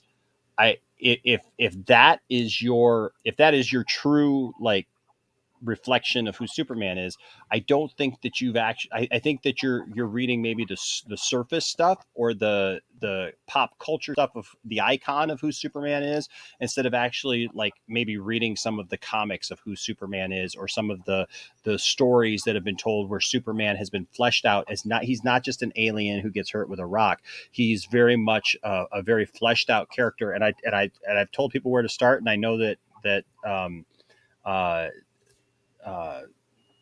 William would disagree with me, but it's very much a place to start, and that is with the Man of Steel miniseries by John Byrne, and then read on from there through the late 80s and into the early 90s, the stuff that Dan Jurgens wrote, and vice versa, that like it really fleshes out who Superman is as a character to the people in his life. It's not just about a rock that hurts him, because there's many things that affect Superman in many different ways. Yes, he has a very, very large power set, but he also has a very great rogues gallery when they're used correctly, and not just kind of just thrown willy nilly into like pop culture stuff, like TV shows or cartoons or stuff, and that they're made to look very weak compared to Superman, because we got to prop Superman up. There's been plenty of stories that have been told over the last 30-40 years that paint Superman as a very much relatable character, as a character who has real life problems that he has to deal with, and he's not all powerful, he's not all like perfect and everything. And the character that you're explaining, I get that. I would be bored of that character too. That character doesn't really exist. That character is what's in the pop culture mind, in the vernacular. That is not the character that has been told. That's what I'm trying to fight from having to see come back, because that idea, there was a time when that character did exist.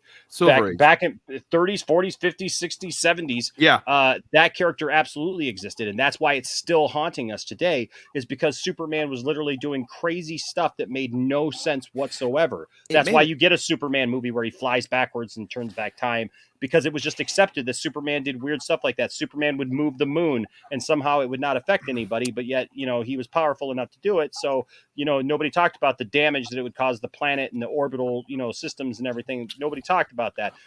Superman could literally do anything. He could time travel. He could, Would you say it left a stain on the character? One of the most ridiculous, like I've been reading the new comic Superman 78, and I like the story where they're going with Brainiac and stuff like that, but they literally brought back him throwing the cellophane S at somebody. And I was just like, like, come on, man. Like, really? I would say that stuff left more of a stain than anything on the character. Like, do we really want to go back in that direction? And I would hope no, for the sake of the character. But again, that's, that is what it is. Todd here with a $10 super chat. Thank you, Todd. Says, I know this sounds silly, but the mess DC is in right now, especially after Fandome. I think if Feige was in charge of DC, they would be pumping hits out left and right. And they would all feel the same. This is coming from a Marvel fan. This is coming from a Marvel fan. They would all feel the same. I hate sometimes how Feige directs stuff. I'm sorry. I can't. You right. Like I want a little bit of dark. Dang it, let me have something. Yeah, dark. that's what Phase 4 has been. Content-wise, experimentation. Kevin Feige would never greenlight that Batman movie. I'm sorry. I'm gonna keep beating this drum. I just am so interested to hear what like Edward Norton's idea for a Hulk movie was before Feige shut it down, because the way it was pitched sounds like he was about to go into like dark mentality for the duality between Hulk and Banner, and we were not allowed to see that for some reason. Well, because it didn't fit his overall narrative. And that's why I hate it. Feige doesn't do things that don't fit his overall narrative. So much of a freaking control freak. Oh my God. That's what he's been mandated to do. He was mandated to do this. This is before the Patreon starts at $1. The Patreon starts at $1. So anybody still Marvel Studios though. Yeah. Right, but this when you say mandated, like who, like if he's in charge of Marvel Studios, who mandated him before Disney though? Like, still, that's my his thing. boss at Marvel Studios still was still his boss at Marvel. I mean, they still have a directive. That directive This they right started here. on. This right here. Welp, you get it. All respect to all the fans. If we don't stop gatekeeping Superman, that's how he dies. Superman is meant to evolve.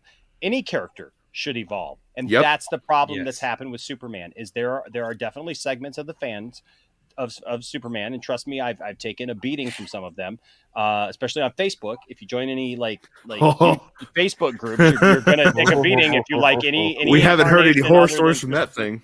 That group is dreadful. But that's the thing. It says and be what we need him to be. That's why we need to let Zach finish his story, because Zach was telling a complete story that tells us how Superman gets to the point where he is who he is and that he earns it. And yes, I absolutely agree. Superman needs to be able to evolve. H Bart's here with a $5 super chat, says a response to Todd. I love Feige.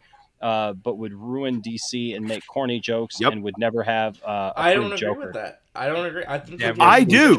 Never I think it would approved take a different approach. Never approved Matt Reeves Batman. Never approved Nah. Black Adam. You're never looking at it the way Flash, he's looking at like, Marvel, no. though. He wouldn't treat it the same way, though. I think he'd bring his business mind, not the exact same creative vision. I'll put it this way then, RJ. He has a chance to prove me wrong with how he handles Blade and Moon Knight. If he handles those in any way, like any of the stuff we've seen so far, I am not going to be a happy camper. I'm not. That's not relevant. Here's why that's not relevant. That's the set of circumstances he's currently dealing with now.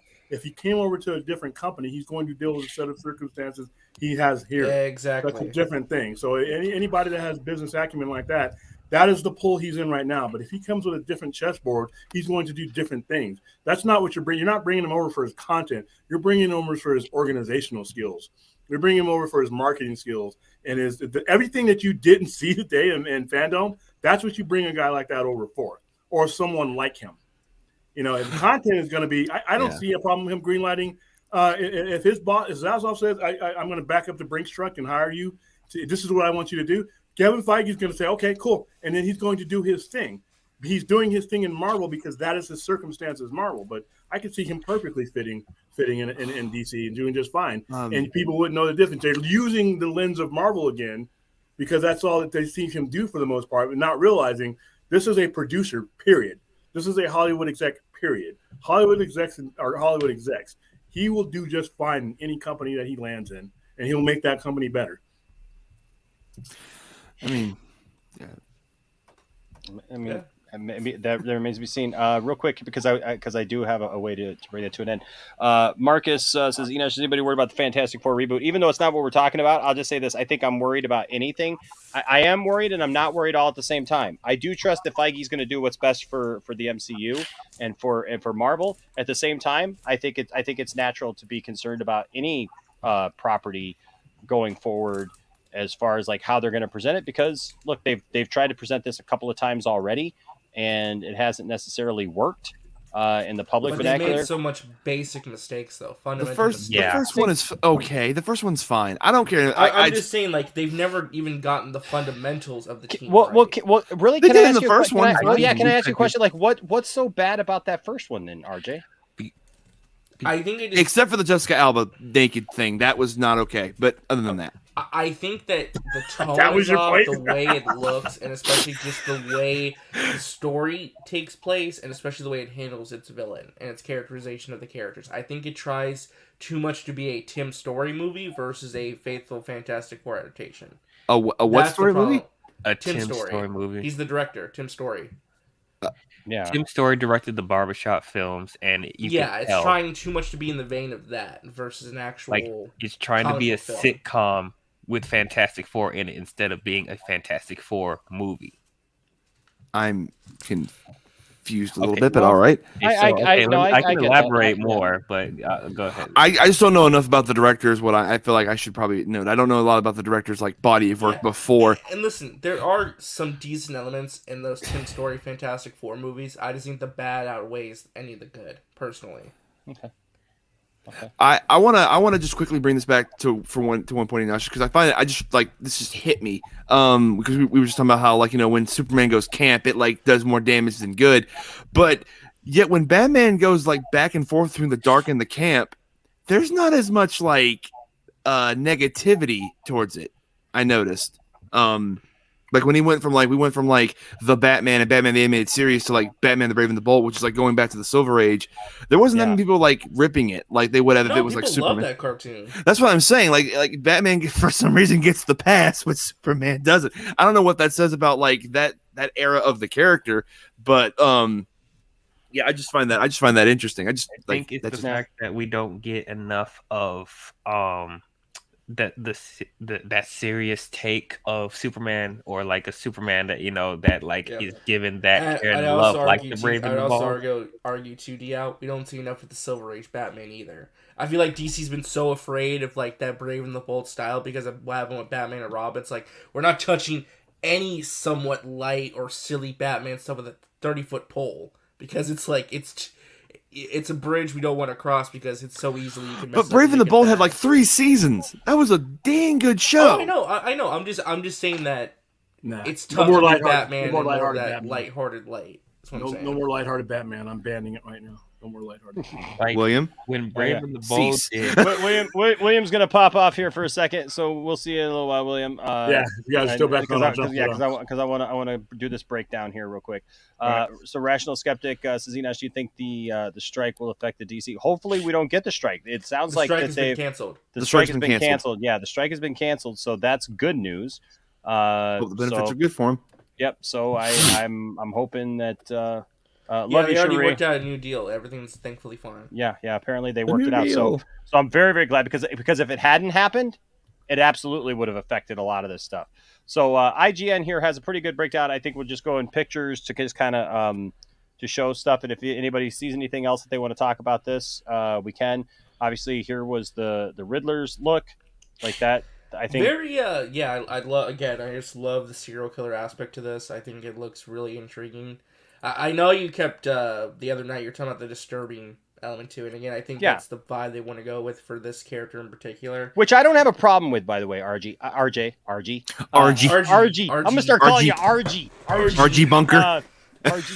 No, RJ. I don't necessarily have a problem with it. I like the idea of having a darker Batman. I just don't know how they. How it's weird to me that like after the different Batmans that we've gotten, right? That like this is the version that they're going with, given the fact that like they acted like they wanted to get away from anything dark. And now it's like they've like dipped fully into like madness. You know what I mean? Which is fine with me from a story point. I'm there, right? Like I'm all there. But like I think a lot of people are going to get creeped out by this. Like, and I think a lot of kids might go see this, and depending upon what this is, man, this like I said the other day, kind of jokingly, but still yet serious, this could be like nightmare inducing. You know what I mean? If they show real like, I mean, kids were in Joker in my theater, so I mean, if they don't get scarred by that, they're good. Well, again, the cinematography on this movie just looks it looks so good. I love the way the movie looks in general. Yeah. So then I mean this picture here, you know, I mean it looks fine. This looks fine. Obviously the different fights and the different fighting scenes that were in the trailer all look pretty cool. I think that looks cool. Some of the highlights here, the question mark in the cup. Yeah, that's again what I love about this. What I really, really, really love about this movie is that a lot of the shots here feel straight from a comic book. I really like the direction they're taking, where it's like they're embracing the comic book aspect of what makes Batman Batman. Finally. They're not shot like there's some shots in that trailer where it's like you could only ever dream of that being in a live action movie, and now it's here. That last shot did something for you, though, didn't it, RJ? It awakened something. Oh my god, that was everything for me, dude. Him walking towards Penguin with the fire behind him. That was the stuff of dreams, man. RJ saw that scene and then lit a cigarette. Okay, so I want to address this still going back about the strike. Okay, so here's the thing. The strike was going somewhere, and it was literally going to shut down everything.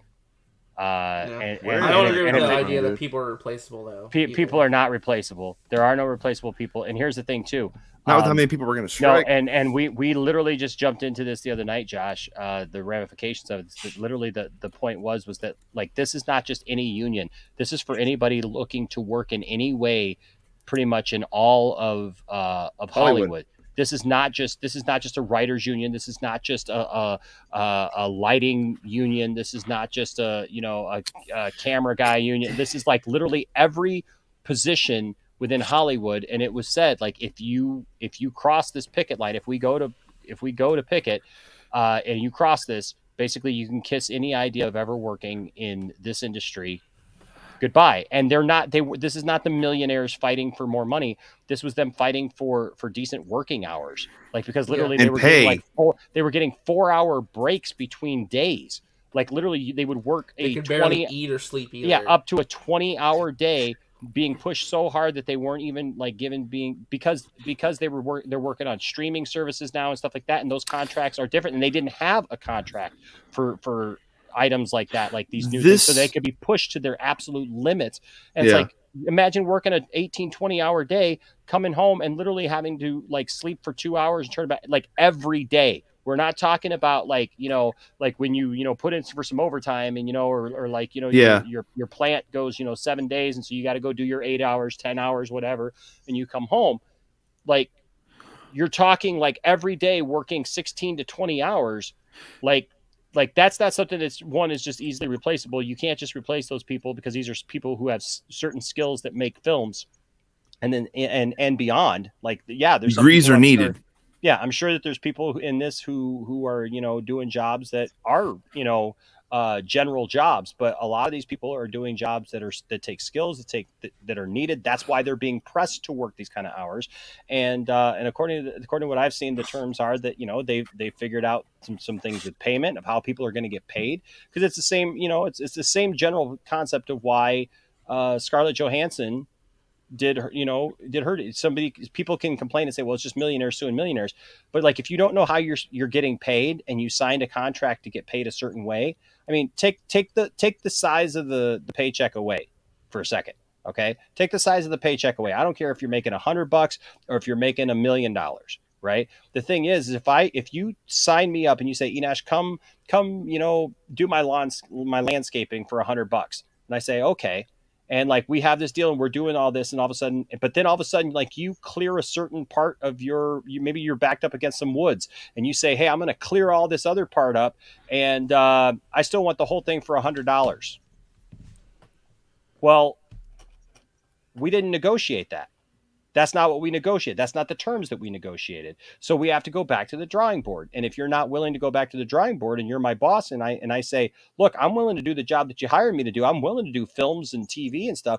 But when you start the streaming stuff, and the pay structure is completely different, and I don't know where I'm getting paid, how I'm getting paid differently, if it all applies still, and the safety concerns. There was all kinds of safety concerns with this. That if you look deeper into this, there was a lot of safety concerns with this. And so now maybe I went from working in like a controlled environment where I know I was safe, to all of a sudden, man, there's like your back 40 or your back, yard or whatever has like a bunch of other safety concerns in this area. Maybe there's a bunch of, potholes, or, areas where, the ground isn't safe or whatever. I don't know, but the point is that the strike was going somewhere, and everybody agreed. A lot of people kind of put this off at first. And even me, when I first looked at it, I didn't think that, it was, that big of a deal until I started looking into it, and I started realizing and reading like exactly what was going on. So that's all I wanted to say about that. Been around for like 128 years, this union. Yeah, and it's got like what is it, like 100 and a lot. Like, put it that way, thousands, a lot. Thousands of people in this union, not just and this encompasses a lot of other unions. So it's a union, but it encompasses like many. So entertainment industry, basically. It's a whole thing. So we got this picture. This was kind of cool. I dig this. It's going to be a mystery. I mean, I think everybody. Dude, Colin Farrell. Right. Holy. Right. Where's my British accent? Dude. Like, I mean, not it was only real. is the makeup work amazing, just looking at the physical transformation he's taken. But the performance and everything surrounding it is just like, wow. Yeah, I want a show now. This trailer made me go, yep, I want a Penguin show. I want to see more of this guy. You want a Penguin show? Yeah, I hope the rumor's true. I want to see more Penguin. No way. No way. That's a rumor. That was reported by Variety. Yeah, I don't know about Variety's wrong. Well, I don't think he's going to stay looking like that for long, though, too, either. I think he's going to want to probably get back to his normal look. But What do you who mean? knows? Who knows? I mean, What do you mean? Well, I mean, it's not just makeup. Also, he changed like certain things about the way that he looks and everything too. So I Yeah, no, I get that. Yeah. So then we move on to Shazam. This was an interesting thing. I mean, I don't know how much longer they can. They already replaced the actress who plays Mary because they felt that it was kind of ridiculous for an adult to turn into an adult. And she looked nothing like her as an adult either. So. Do you think? Just real quick as we move on from this? Do you think that eventually they take him out of this and it's all just? This is where the Harry Potter films were made as fast as they were. That's a really tough call because Zachary Levi is like the star. He's the bigger named actor. Yep. I don't know what the answer is. I really. I don't see them keeping Angel on.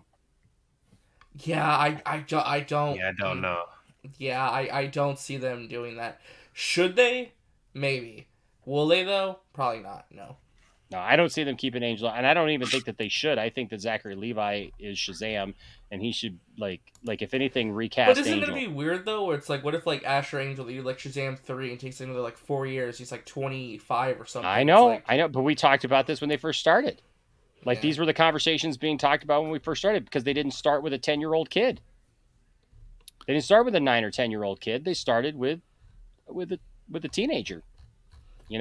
And so that if they're going to wait that long to do stuff between movies, that's what they gotta shoot the next Shazam faster. That's all I gotta say. Oh yeah, Again, yeah. The Harry Potters were shot like how many years apart? Not very much. Exactly. They really exactly. You got to start doing those things. And back Lucy to back. Liu's Calypso, which is cool. They're talking about bringing in like mythology, which I really like. You have Calypso, Hespera. They're bringing in minotaurs and dragons and stuff. Yep, this is kind of cool. And she looks great. Both of them look great. They got this thing right here, whatever that is. I wouldn't want to come against. Oh, that's a Oh man, my Greek mythology is killing me. It's a lion thingy. It's a lion with dragon wings and the tail of like a scorpion. Yeah. It's oh my god, you kill one of these in God of War. I'm trying to remember the name of the dang creature. Oh my god, that's gonna come to me after we leave this point. Kratos killing object. It's a quick time event. It's a quick time event, yeah. And then of course we had the video, from there. What'd you guys think of the presentation for for Harley? I cannot wait. Harley Quinn season 3. I cannot wait. I've been waiting like 2 years for them to talk about season 3, man. Like, did I wish there was more complete animation? Absolutely. That's my only nitpick. Other than that, I'm so excited. Please come out soon. I need the show back ASAP. I say take your time. Make this season a banger like you have the last two. Like I want this to be good. Yeah, I'm all for this. I love this show. I've enjoyed every bit of the show. The only part that I don't like of this show is this. I'm fine with them putting Ivy and Harley together. I don't like how they did it though. I think how they cucked Kite Man. Yeah, I don't like it. I'll be honest with you. I just don't like it because Kite Man has been shown, like, even though he's a villain, he's been shown to be a pretty good guy, and like he had to go through a lot, like for him and Ivy to even get together in the first place. And the thing is I feel like they kind of went from 0 to 60 because they went from literally like she's in love with Kite Man, she's marrying Kite Man, like she's absolute, and then all of a sudden it's like, bam, she sleeps with Harley, and that's it. Like, it's just done. You know what I mean? Like I don't have a problem with them getting together because they get together. Like, and I get that, but like, couldn't you have like spaced that out? Maybe like make that like part of it, like where it's like you got like a half season at least or something. Yeah, well, man. I think the idea is that Ivy always liked Harley. It's just that it was more so the fact that she didn't want to admit it to herself, kind of deal. But so you're saying it was an awakening? Maybe, but like what I'm trying to say is like the season 2 finale. They didn't know they were going to get a season 3. They wrote that as if it's a series finale. That's why it feels a little rushed. But they have that comic that's out that explores more of their relationship. It offers more of an explanation. Season 3, I think, is going to like make it feel more satisfying and earned as well. So it's like, I trust the writers. I trust the writers just what they're doing with this. I'm looking forward to it. I think it's going to be cool. So Remember when this show first was announced and everyone thought it was going to be garbage? Yep. Kind of like some other stuff that's been announced recently that people think is garbage. I don't. That's why it's because of this show that I don't knock anything that DC does animated wise. Like I'm just like, we'll see what it does. It might be good. It might not be. We'll see. sometimes unexpected greatness comes out from unexpected places.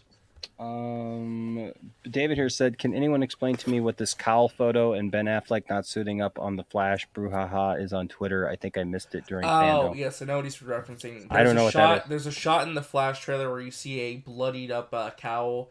There's speculation that it's Ben Affleck's, but I can tell you it's not. That's Michael Keaton's. Oh, okay. Although there is speculation again, I do find it really interesting that Ben Affleck was nowhere, not even a hint of him in that Flash teaser. And yeah, that's it. Maybe they're saving it. Who knows? I think he has a very small role, but probably. But yeah, so you got a lot of this stuff, because it's not completed yet. But I liked how they teased that, right? I liked how they made it meta like that, where she talks about that as like, you got all these people, all these teams working on this thing, and you can't get it done yet because animation takes forever. That's cool. What'd you guys real quick? What'd you guys think of this Catwoman thing? I'm curious. Yeah, you know what? This trailer, I was like, a Catwoman animated movie. Her teaming up with Batwoman has not? potential. It has potential to be really funny. I like the voice cast. Apparently, Black Mask is a villain in this, so that should be cool. I like DC animation. Interesting that it's going with the very anime-inspired look. It's not gonna be for everybody, but I like it. You know what the weird part is? The weird part is like Batwoman actually looks like Batwoman in some of the other stuff that Batwoman's been in. Catwoman here looks, kind of She's anime. a blend. She's a mixture. But then when you get here, it's like, oh yeah, that's anime. Yeah, that's anime. yeah. Yeah, that's anime. It's an interesting look for this movie. I'll say that much. But it looked fun. It looked like it was a fun little movie. So, what about you, Dial? I'm mad about it, honestly. I mean, it might turn out to be fun, but I don't know. I don't have too much. Can we talk about the other stuff DC Animation announced real quick though? Please. New Constantine short film. Yep. Yes. A new Green Lantern movie. Oh, I'm so happy. It's called Green Lantern Beware My Power. Cannot wait for that. The Teen Titans Go, whatever little kitty thing. Hey now. And then hey now, nothing. It sucks. And then there was Super Sons. DL? Super Sons. Super Sons is getting an animated movie. Super Sons I'm interested in. I just hope the animation is good. It's going to be CG. Yeah, it's going to be DC's first ever that's, CG. That's what I'm saying though. I hope. I'm concerned, but I hope the animation is good. Now, what were you saying though, Dial, about your concerns over stuff like this? I mean, it's not so much of a concern. It's just I don't know. It's probably just not for me. Even though I like anime. I'm not hardcore into it. I mean, it does have that anime sensibility. It just feels kind of odd about the concept. Yeah. Where did this come from? I didn't even know. It also slipped past my mind that it's the 80th anniversary of Catwoman too. It is next year. So Yep. Yep. So it's gonna be a big year for Catwoman next year. So we had that. Some Court of Owls stuff for that. God, what I would have. Oh my God, I want one of those so bad. I love stuff like that. I love merch. Oh my God. Bruce Wayne's dead. Okay, RJ, I want to talk about this with you real quick. I still don't think the Justice League is going to be dead and kill the Justice League, bro. Oh no, you're killing them. You're killing them. They're not. They're not. You can't. It has to be clone. There's going to be a gotcha because like you just said, Batman's dead. The Justice League is definitely going to die. Come on, dude. Again, my only complaint with the game stuff is that last year Gotham Knights showed gameplay, so I wasn't upset about story trailer this year. Why was there no gameplay for Suicide Squad? Because it's coming out late 2022. I would say late summer. Show a little bit. Just a little bit. It's not ready. I mean, to be fair, it's not ready yet, man. Some of what we saw I think was gameplay. I think some of it was in game because that's the thing. This is a PS5 next gen exclusive, or not an exclusive. Well, it is exclusive to next gen, but you know what I mean. I actually just did get back from the fight. Actually, but RJ Schwartz with the $2 super chance. RJ, what you got to tell? You fighting Rocky? Yeah. That's right. No. But yeah, I just think that It's gonna come out. I think Gotham Knights is gonna come out early to mid 2022, and then they're gonna give enough time between that and Suicide Squad's gonna come out like late summer, early fall 2022. I'd say Suicide Squad's probably like a November, October game. Gotham Knights probably like a May, March game. I'm trying to remember because like, oh, good. Sorry. Yeah. No, you're fine. Yeah, we had this stuff. Oh, dude, this game just looks. Oh my god. There's my penguin. Hashtag my penguin. Yeah. Oh, dude, like this game just looks so hype. Gotham Knights there. Then here's the story trailer. Story.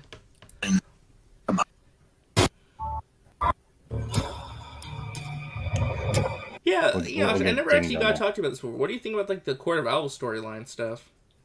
I mean, it's all right. It's all right. I know it's something that a lot of people want to see in some sort of media. So yeah, give it. Hey, Blue Beetle. Saggy was so happy. I don't have a problem with Court of Owls. Like I said, the only real thing that I've noticed that like I have a real problem with is the whole in Batman stories is the whole no man's land thing where like Gotham is just given up on. I think it's actually cool when you see like different layers of Gotham City and the people who run Gotham and have run Gotham for years. Although I do find it weird though that like some of the mythology of Gotham City is kind of strange. Sometimes the way that they present it, that like, you know, I mean, just like even like the Ra's al Ghul angle, you know, that like, you know, like it has this connection and, you know, it must fall, like a city must fall. Oh, okay. You know, like, you know what I mean? Like, look, I live just outside of Flint, Michigan. I lived in Flint for like most of my life. And like, if ever a city should fall, it's probably Flint, but you know what? There's still good people in it. And like, even though the government sucks and like, it's been like literally they just, you know, we just finally banned a city councilman from being able to actually even, you know, come back, which is good because he was just absolutely, you know, a joke. I don't know, man. There's some parts of that, and then like, you know, this idea of like, you know, these like secret societies. I don't know. Secret societies are not necessarily bad. Like when you start, you know, talking about like these deep layers of stuff. You know, it's kind of weird sometimes how they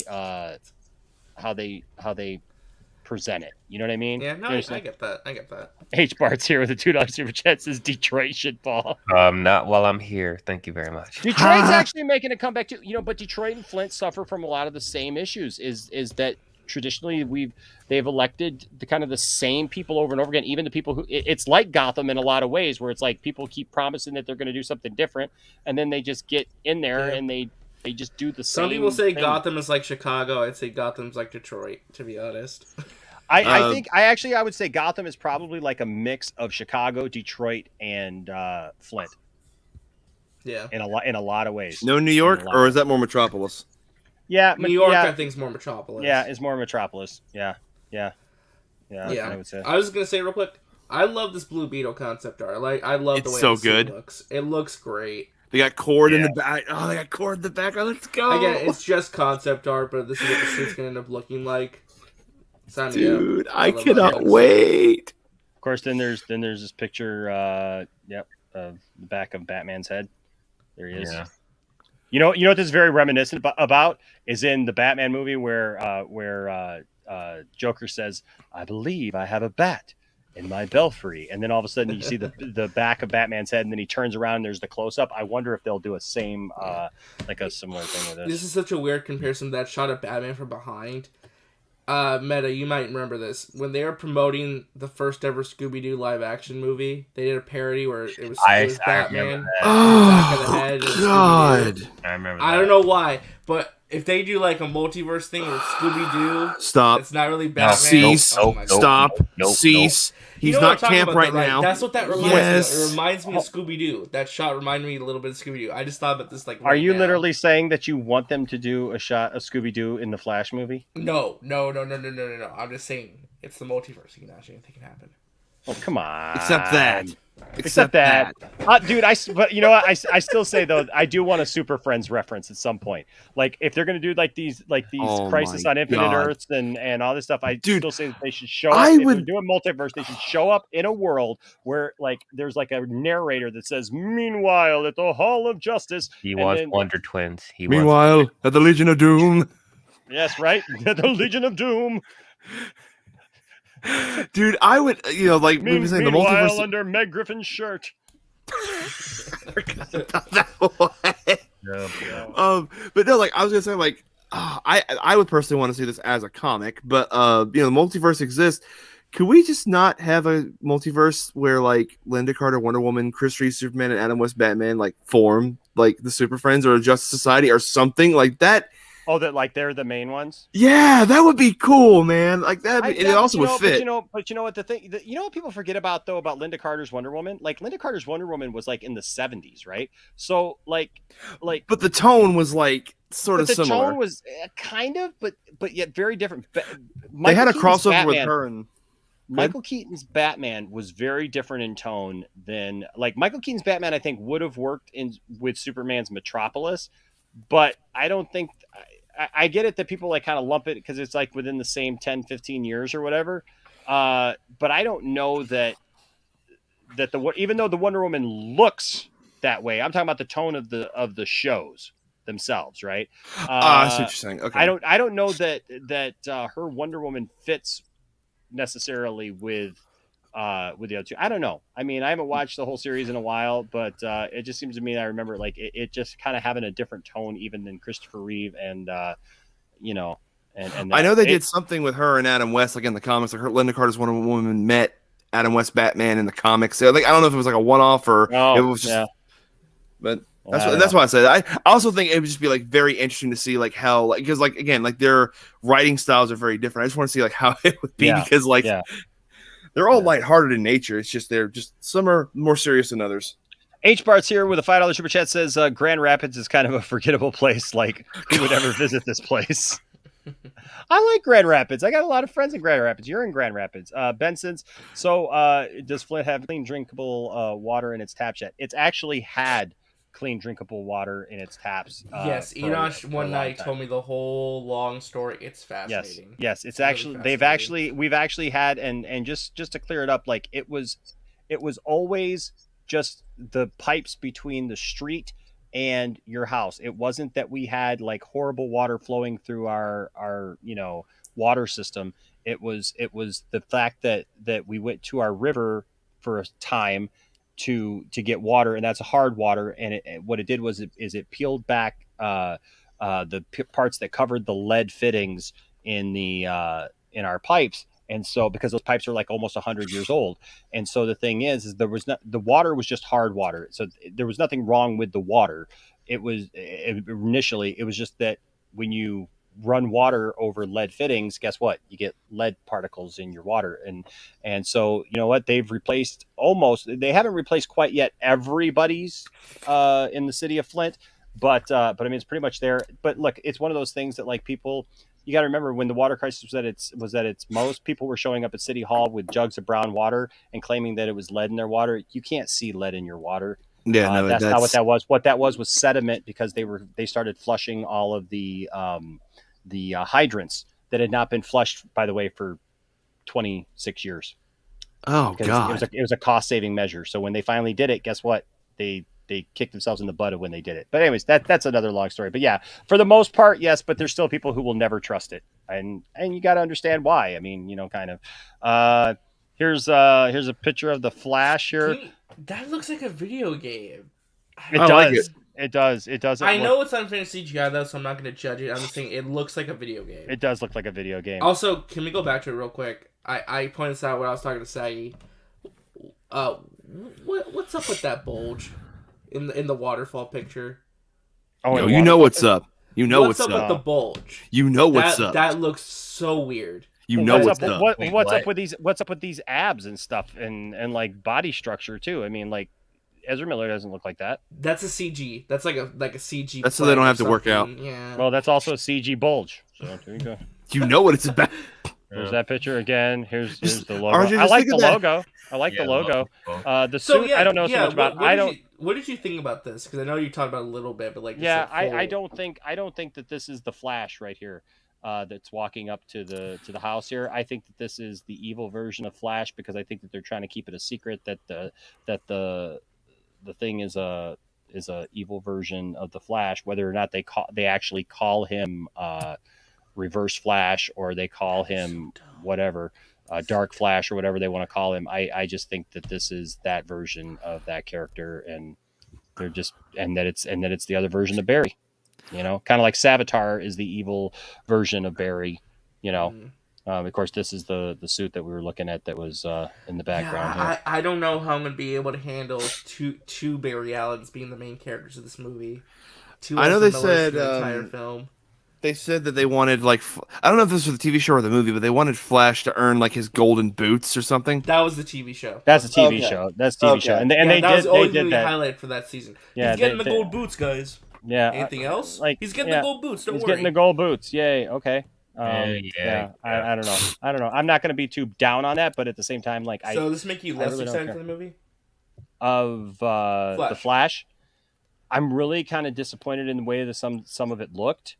To be honest with you, I felt like some of it looked kind of cheap. I agree with what we were talking about earlier that it looked like some of it. See the way that they hide it. That like I don't know right there. And then here it shows him during the day where he's coming to his mom. So like I feel like they Which Barry Allen is that though? Like which one? There's exactly. the back cowl The covered back in blood, cowl. by the way. I feel like I don't like this. Can you this go back cowl. for just like a couple seconds? To the shot of this. Yeah, right Jesus, there. you changed the past. That helmet looks so bad. It's horrible. I don't like the helmet. That's just a absolutely bad awful. shot. It's absolutely awful. I think it's just a bad shot, a bad camera angle. No, even zoomed in. I mean, I don't like really that have helmet a whatsoever. problem with the. I don't have a problem with it. Better than the freaking speed test. You know what? I'm not gonna do it. I'm not. No, I don't like that. The last one should have had a chin strap. That's all I'll say. So we're gonna spray paint. This is obviously him spray painting the Yeah, Batman yeah, costume that's- for the boots and everything. There's the flash ring. The flash ring. You know, I'm interested to see how that plays in. You know, whatever. There's that. Yeah, here's him glowing a little bit and that in action. And Again, the best part's the Batman stuff. If he goes into the Speed Force again, I just want a preference. Can we please get a different Speed Force run? I'm sorry. I can't. I don't have a problem with the way he runs. Again, actually. I just wish they would clarify what is the story, what is going on in this movie. That's why a synopsis would have helped. Yep. Doom Patrol Season 4 is coming. There was Super Pets. I'm fine with. That's all fine. We talked about Truth, Justice, and a Better Tomorrow. That they apparently had to do it. Peacemaker. The trailer was fine. I just didn't like the It was trailer. fine. It was fine. I wasn't mad at it. I wasn't happy with it. I was just kind of like, in between with it. You know, it is what it is. And I'm gonna watch it. I'm gonna see what it is. But like, okay, did I really need to see this? You know, I don't know. You know Okay, what I mean? it's I'm not over-the-top against. You stuff, guys know though, I'm not necessarily against that kind of humor of like what it is or whatever. But it's like I don't know that. I don't know. It's really hard for me to take this character seriously in any way. I don't think you're supposed to take it seriously. Maybe not. I just find it, because like it's just gonna be fun seeing John Cena like act like he does for Peacemaker for a whole series. I'll just be honest with you. I just don't like watching John Cena. So you did have the eagle. You did have the eagle, Eagly or whatever. Eagly gives him a hug.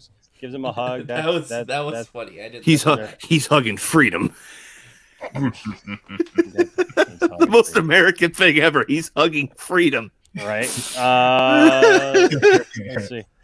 Here, of course, we had the video game. Suicide Squad kills Justice. Okay, can I just say that the suit designs for the rest of the Justice League, incredible. Like, I love all the costume designs. It looks pretty good. I wish IGN would have picked better pictures, but you know. It's IGN. Here is the Flash suit from the TV show. Actually, you know let's what? go After watching all these seasons of the Flash without the yellow boots, can we go back to the red boots? Really? Oh wow! Really? That's surprising. I think it looks fine with the gold. Wow! It looks weird. It just kind of looks weird to me. I don't know. it's all right. I really don't care. I never was one like that. I was never like voicing a complaint about the gold boots. Was this like a real complaint? Like even the height of it, like I don't remember a lot of people actually complaining about the red boots that much. It was the same people that were complaining about Oliver not having the was it the hat or the mustache? It was the mustache, right? The goatee. I mean, goatee. Oh yeah, yep. And I'm still pissed about that. Oh, for God, it's facial hair. Wait, what are you guys talking about? Oliver Queen not having. Okay, yeah. Well, It's facial being. There's a lot of issues with Arrow besides the facial hair. So it's facial hair. It's fine.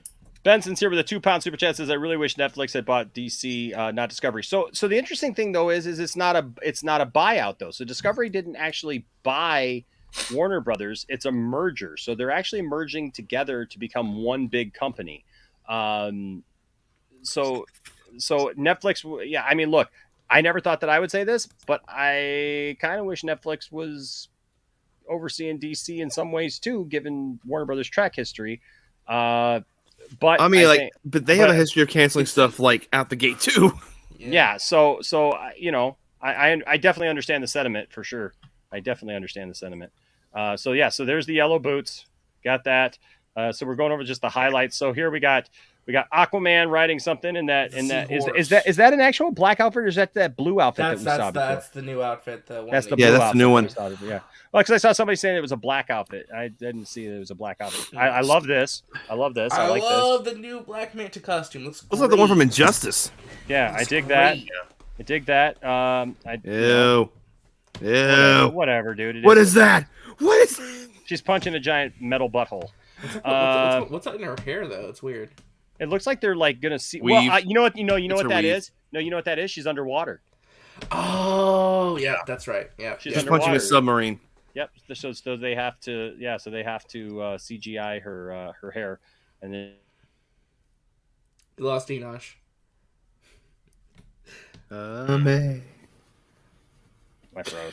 I froze. Okay, sorry about that. I'm back. But yeah, so she's underwater. How do you feel about Aquaman 2? I'm down for Aquaman 2. I don't have a problem with Aquaman 2. I like the first Aquaman. I just hope that it doesn't, get too silly because like they started talking about it like being like fanciful and crazy and over the top. Yeah, I mean, I like what they talked about during this presentation of exploring more of the mythology, showing more of him going across the seven seas. Kingdoms. Yeah, 7 seas and all that stuff. So it should be fun. We'll see about that. Here's this giant stage that the little mini rock is on. I like this actually. It's a twist. The stage isn't huge. Are you showing something? Because on the screen, like nothing's moving. Nothing's moving on the screen. No, really? It's stuck on the Momoa picture. Oh, you know what I think happened? I think when I froze, it did something to my share. A shirtless Jason Momoa does have a habit of freezing screen. All right, is it working now? Yeah. Nice. Okay, I like this. It says here, twist. This stage isn't huge. There is no green screen. It's a normal stage. The rock is just really tiny. He got shrunk. I don't know. I know you weren't big on like the set design. I don't mind it. I think it looks okay. That's what I'm saying. Like I know it's no green screen, but like it has some flair to it. I don't know. It's okay. Yeah, it was just flair. Yeah, it's just I don't know. It's just kind of silly. Then of course we had all the the stuff. I'm looking. You know what I'm really looking forward to? Pierce Brosnan. Pierce Brosnan. Dr. Fate. Oh yes. Heck yeah! I'm really looking forward to him as Dr. Fate. Can you please have the costume though? I'm concerned he's we'll just never the helmet and that's it. Why would he just put the helmet stays on? Because in this they didn't show a costume. They just teased the helmet, and that kind of concerns me because I'm like, please, Pierce Brosnan, please put on a costume. Please don't just put on the helmet. And that's He's it. a serious actor. I'm sure he'll have a costume, but and then we had some Smallville stuff there. Yep, and then then there was some other stuff, but those were the big reveals and highlights from it. So, like I said, overall, I'm not mad at it, but there's parts that I'm very disappointed in, and honestly, so I didn't watch it all live, and I didn't feel that I had to. And guess what? I was right. It wasn't a must-see. Live. I had a good time watching it. I mean, like I said, that Batman trailer was everything, man. That was just. That was would you say it tickled your fancy, RJ? I would say it met my expectations and then surpassed them in a lot of ways. So there you go. H Bart's here with another $2 super chat. Thank you, bud. Says the name is Fate, Dr. Fate. Then who's the girl? So that's that. I mean, we have another one done, right? Another fandom done. Look, if somebody asked earlier, like if like what would I want to see from Fandome 3? Less staged crap. Less like if you're gonna have like actual people sitting down and stuff, like actually have like make it seem genuine and make it feel like a live event real. would be great. Yeah, them actually going live. A live event would be fantastic. That could be really Yeah. interesting. Yeah. Because then you get what you want, it would be like an actual like con event. So like, oh, they're having the panel for this stuff that I do care about at this time. I can go then. Yep. And yeah, all that. Yep. Space it out. Make it. I think next year, if it stays online, they need to do where it's like separate into blocks. Your movie stuff takes place between this time and this time. TV stuff this time and this time. Video game stuff this time. Yeah. I think having more structure would be cool. I didn't mind the approach this year because I know they want to keep stuff a secret, but I can understand like it's like, well, there's like an hour of TV stuff I'm not interested in. When's the next thing I'm interested in going to come up? And I don't know yet, so I just stick through it. You know, well, and that's the thing, right? So like you stuck around because you feel like I don't want to miss that because like, man, they could show this trailer or that trailer at any time because they're literally jumping from like thing to thing. It's not like, they were like, hey, here's an animated thing and then here's Bat Wheels. It's like, here's Bat Wheels, here's, the thing that you really wanted to see in Shazam or, Black Adam or whatever. And so big improvement though. Again, it being 4 hours was good. Maybe trim it down a little bit more, but I'm liking the shorter like 4 hour event. Oh, that's yeah. Good. Instead of like the all day event that the last one was. That was it's like we have panels talking about cosplay and like beads and stuff. It's like no. No, that's not stuff. I mean, look, I all respect to people who are into stuff like that. I just don't know if that's like an hour of that we don't need. Yeah, or specify that's what that's going to be, and if people are interested in that, like a separate stream or something. Yeah, separate stream, they can go watch that thing and they can be a part of that thing, But I agree with this. Like I think you can cut it down to 2.5 hours, get the stuff out, but boom, boom, boom, boom, boom, and people feel like it's an event. They watched it, and then they can, maybe a little more snippier pace. Yeah, just a quicker pace. Okay, so I mean, this took up most of our time here tonight, and I'm almost hesitant to jump into the Smallville stuff until maybe another night. Unless you guys just want to talk about something because if you're about to go to Smallville, I'm just gonna head out because damn deal. It's like no, right? I'm out. Get Smallville out of here. No. So here's what I'll say about that. I think I will save Smallville maybe for another video or something. I'll probably rework the title and the thumbnail for that to show kind of more what we talked about tonight instead. And then Smallville deserves its own separate night. Yeah, I think Smallville because I've got the Hollywood Reporter did an oral history of Smallville. Mm-hmm. It's called and it says we had the freedom to change the mythology and oral history of Smallville, and it just kind of goes over the whole thing and kind of like talks about it a bunch. And I think with the 20th anniversary of Smallville, I think it's a good thing to revisit because like it or lump it. And look, there's plenty that you can love, and there's plenty in Smallville that I understand like they don't like it. And there's plenty of, like today, even when they bust, piped in what's her name, Kristen Kruick. Like, I'll be honest with you, like I got to the point where it's like, man, if I ever see Lana again, I'm gonna scream because I got sick of the way that they portrayed Lana on the show. Like it was just like horrible. I was about to say, I was like, were you upset or not being there? I was like, oh no, I was kind of glad that it was just Tom and Michael Rosenbaum because honestly, like the other stuff, man, it was just like I'm sorry, Kristen Kruick. Look, what I love about the Smallville people is that they're very tightly knit, right? And I love that because that cast is very tightly knit. Now, did anybody see, like, real quick, because we're not talking about the Smallville thing, but about what happened to Fandome. Somebody was telling me that they piped in what's her name? Allison Mack? No. Is that true? No. Hey, what? No, I was watching that live. I didn't see Allison Mack whatsoever. Okay, because some people like who like they didn't see it live, but they were saying that they watched something back and that they piped in Allison Mack for something from jail. No, they would not do that. That'd be a PR nightmare. Dude. Well, they said that, but apparently somebody made something, and like the way that they made it like really appear that like they had done it. So I don't know. I didn't see that. Apparently, that was Photoshop. Apparently, but yeah, like I met Allison Mack, and just even in my meeting Allison Mack, this was before all that stuff came out.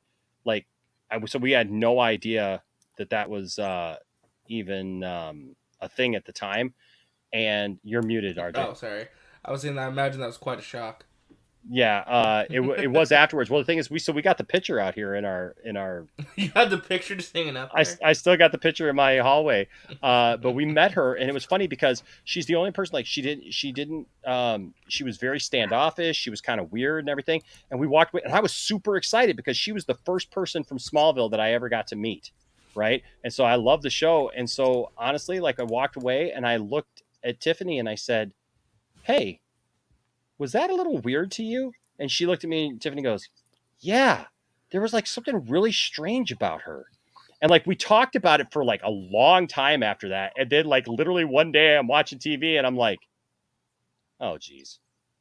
Oh, I knew something was rotten from the moment. And I looked at Tiff and when I showed Tiff like the article or whatever when it first came out, Tiffany just looked at me and went, "Oh." I was like, yeah, there was something weird now. Because it would have been right in the middle of the time that she was doing all that stuff. So like, I don't know. It's just weird. Coming together. Yeah, it was just weird. Like we all had a weird kind of take on it. But hey, look who came back. Hey, what's up, guys? Hey, man. I'm surprised you're still alive. Yeah, we just finished up our wrap up. Oh yeah. Yeah. If I would have been here, it would have been longer. Yeah, we were talking about Discovery and the merger and Snyderverse. Oh God. Okay, so let me just summarize. Talking about that. Let me summarize my thoughts on that. David Zaslav's going to cut budgets, not increase them for projects. Enosh disagrees fundamentally, I believe. I would like to see your data. I think people need to reel their expectations back at this point. Like I said earlier. So. Probably. I just like to troll people. I think it's really funny. Yeah, yes, H Parts. I was an informant at the Comic-Con. I was doing some spy work there on Allison Mack. Yeah, and but reporting. Actually, I was gonna. I mean, just it's not a bad thing. Like, she was cute. She still is. She's just she's crazy, but now she's crazy hot, right? Like, there's the difference there. Oh God, because you're just. Hold on.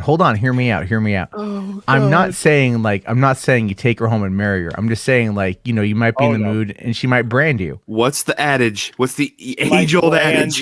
She might brand. No. Here's the thing. No, you can put it in crazy. You just don't take it home with you. You don't give it your number. All right. You don't let it find you. That's how it works. But don't let it know where you live. That works until you realize you live in a very small town. That's why you travel out of town and stay at Airbnbs, sir. You have to take the necessary precaution. All right. Look, here's the thing: a lack of preparedness on your part does not constitute an emergency on mine. Oh my God! Wow. Wow. Sorry, I've been like my daughter brought home a cold from school, as children do, and then it's just now hit my entire family. So that's why I'm sick, and my 2-year-old was just vomiting. So that's why my internet went down, and then I went out, and it was like, okay, now I got to take care of a 2-year-old. No, but I was going to ask you, like, just to go back to that Batman trailer for a moment. Did that, like, do anything for you in terms of, like, making you more excited, less excited, and feeling that, like, whatever? I'm still kind of at the same place. I mean, I'm excited about the movie, I mean, but, like, I'll be honest with you, like, I know that a lot of people are like super excited about this Batman movie. Like, this Batman movie is going to change the game somehow, and that it's going to be like this.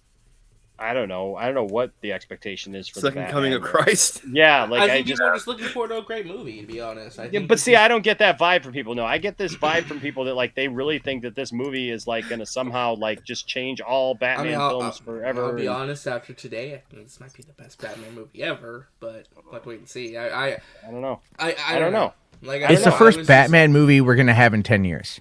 Yeah. So Sorry, it's this one. I mean, literally, like, I mean, as great as Batfleck was, and I'd love to see more of him, and we will a little bit next year, not much. If he only never shot got, for, he never got his movie. he never got his movie, but the best way to look at this movie is that this is kind of spiritually like what his was based on, which to an- depresses me even more. I mean, I can understand that. I get that, Enosh, where there's disappointment there, but it's like, at the end of the day, this is just it's a result of bad business. Oh yeah, and it's bad business maybe, but it's going to lead to amazing creative stuff. So, and Matt Reeves is a very solid director. I get that, and I don't take that away from Matt Reeves. My thing with it is that I just don't. I just think it's a Batman movie. I'm gonna watch it, and I could like come out of it going, "Wow, that was the best thing ever." You know what I mean? But like, I don't know. I just I'm looking at it, and there's just things about it. Like, I'm a very visual person too. So like, if I see something, like even if something good, like if something just kind of throws me off, it just makes me feel like just off about something. Like I kind of get that way, and like I just really don't like this bat suit. I don't like the bat suit. I don't like the cowl. I don't like certain elements of it. So it's like, like if the story's great and the movie's great, I'm gonna obviously praise that. I don't know. There's just parts of this where I feel like they could do better. Like that, I feel like they could do better even by Robert. Than. But than man, that shot. I like the Batsuit, man. I don't. I mean, the cowl. The first time I saw it, it was off-putting. But seeing the shots I saw in this trailer, I think maybe go, nah, I like the way it looks. It's different. It's a little weird at times. There's some looks like a shots mixture that of look better than Telltale and others. Arkham. But I think overall, I like the design. But sorry, Look, Gilbert, you said he's gonna beat the ever-loving crap out of like so many people. Dude, the action scene in this movie, is Like next level, that's the thing you got to remember. Like that shot there at the end when like the penguin's like, aha, I got him.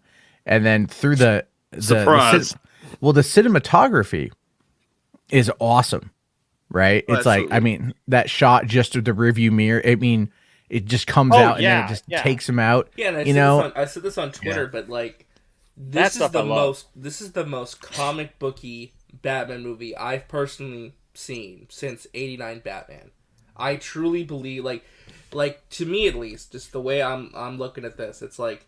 There are shots in this that I thought they would never ever do in a live action movie that they are, which I really, really, really appreciate.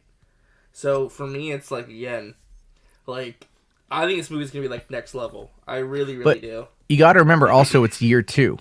Yeah. It's year so his suit is not going to be fully formed yet because there's always evolving suits.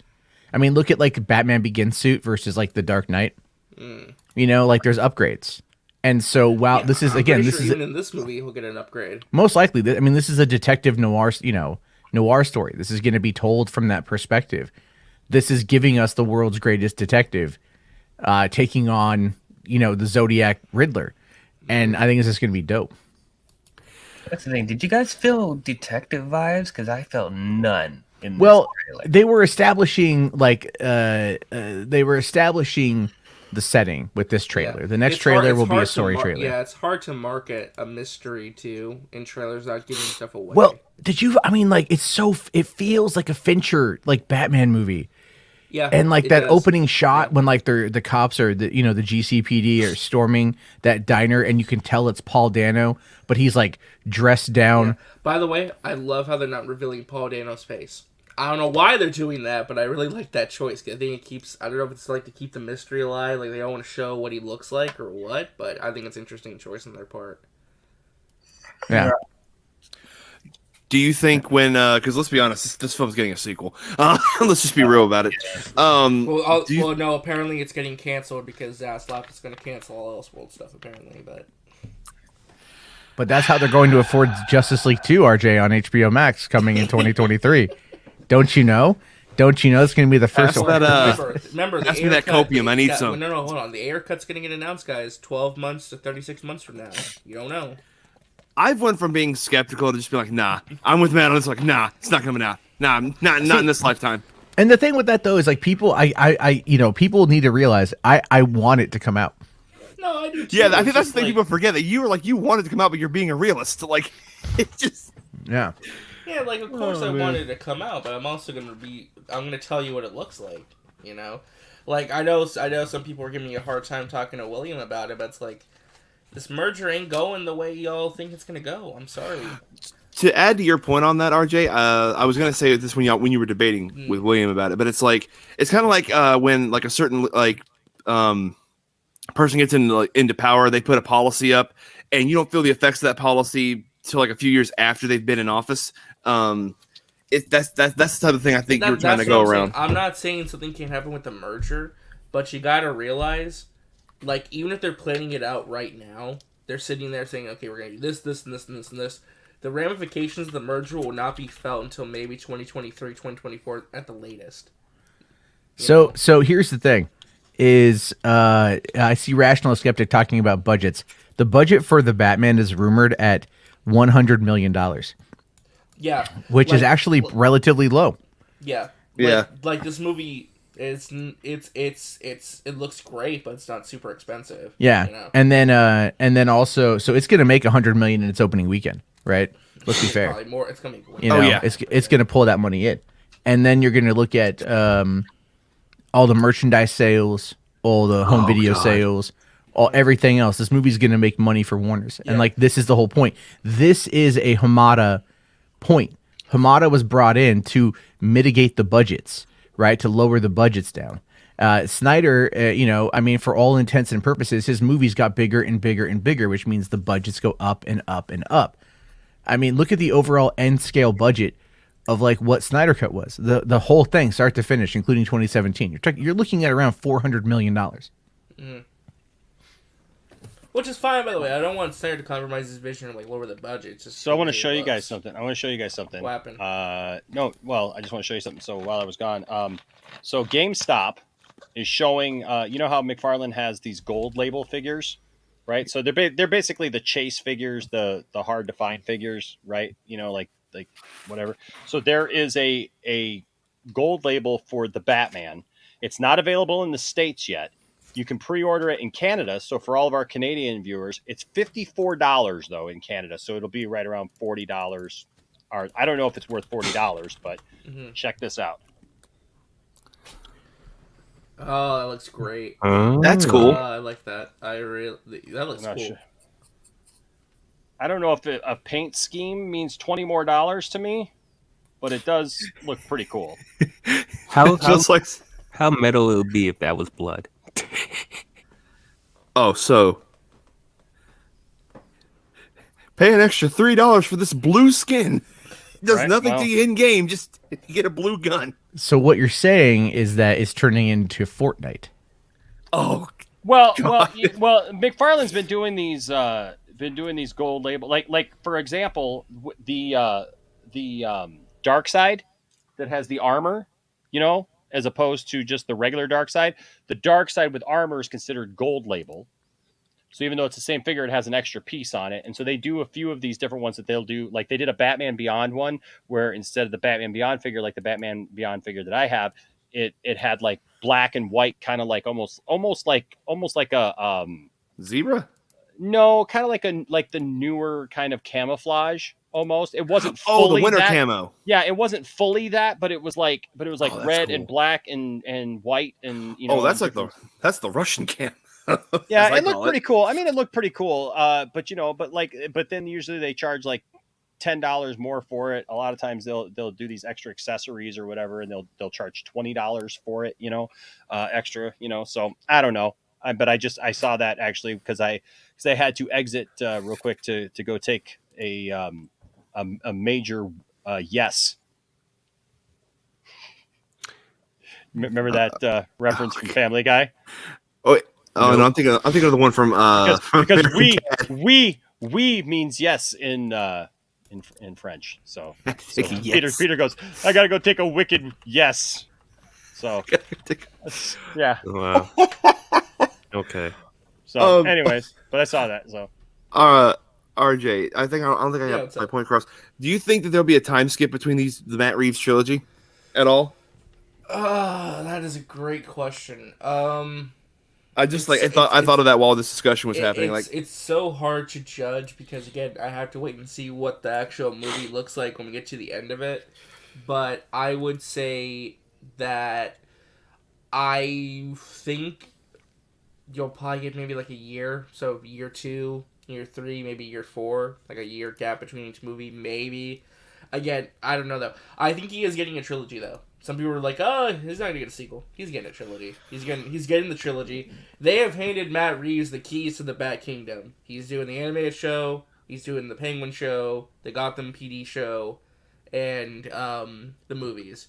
He's gonna be a very busy man with the Batman universe for a while. So I say this as a massive fan of this particular villain, but for the love of God, no Joker in this trilogy, please. I want to see other villains get represented. Please. That's tough for me because I have a feeling they're going to use Joker in the third movie. Please no. Yeah, how do you go that long though, man? Like metaverse with like if this is your we have Joaquin Phoenix. So hold on, but can we establish something here because I heard Jarbo say year 2, but they literally said year 1. It said year 1 was an inspiration, yes, and some of the designs. Well, they've gone back and forth on that too. But like they've talked about year 1 that it's like Batman year 1, and that's shots why in this trailer that are reminiscent of year 1. But yeah, they're saying that our story takes place during year 2, but the Gotham PD show is set during year 1. So that's when year 1 starts. Okay, I just wanted to get that out of the way. But so that's the thing is if this is year 2 metaverse, like if you're going to tell a trilogy, there's no way you can get that deep into the Batman story without introducing some kind of Joker. Otherwise, I don't think it feels. Yes, you can because he has the greatest rogues gallery in comic books. Yeah, you could go deep, but the thing is, it's like. Are you saying that DL is a diss? I feel like there was some shade. I felt like there was some shade with you saying that. No, that wasn't shade. That was facts. That's facts. Yeah, no, he does. Batman has the most robust. Like there are so many villains we have not gotten in live action yet. I would love to see, especially with like going with the theme of mystery and everything. You know, Hush would be a great choice. I'm trying to think, Clayface. Well, the rumor is there is a rumor again. I don't know if it's true. It's just something I'm throwing out there. There is a rumor they want to do Mr. Freeze for the sequel. Yes, do it. Yeah, he could do with some redemption. Then again, Bane could also use some redemption. He's been screwed over twice. Two-Face. I think Two-Face. I think Two-Face is one they're probably going to do too.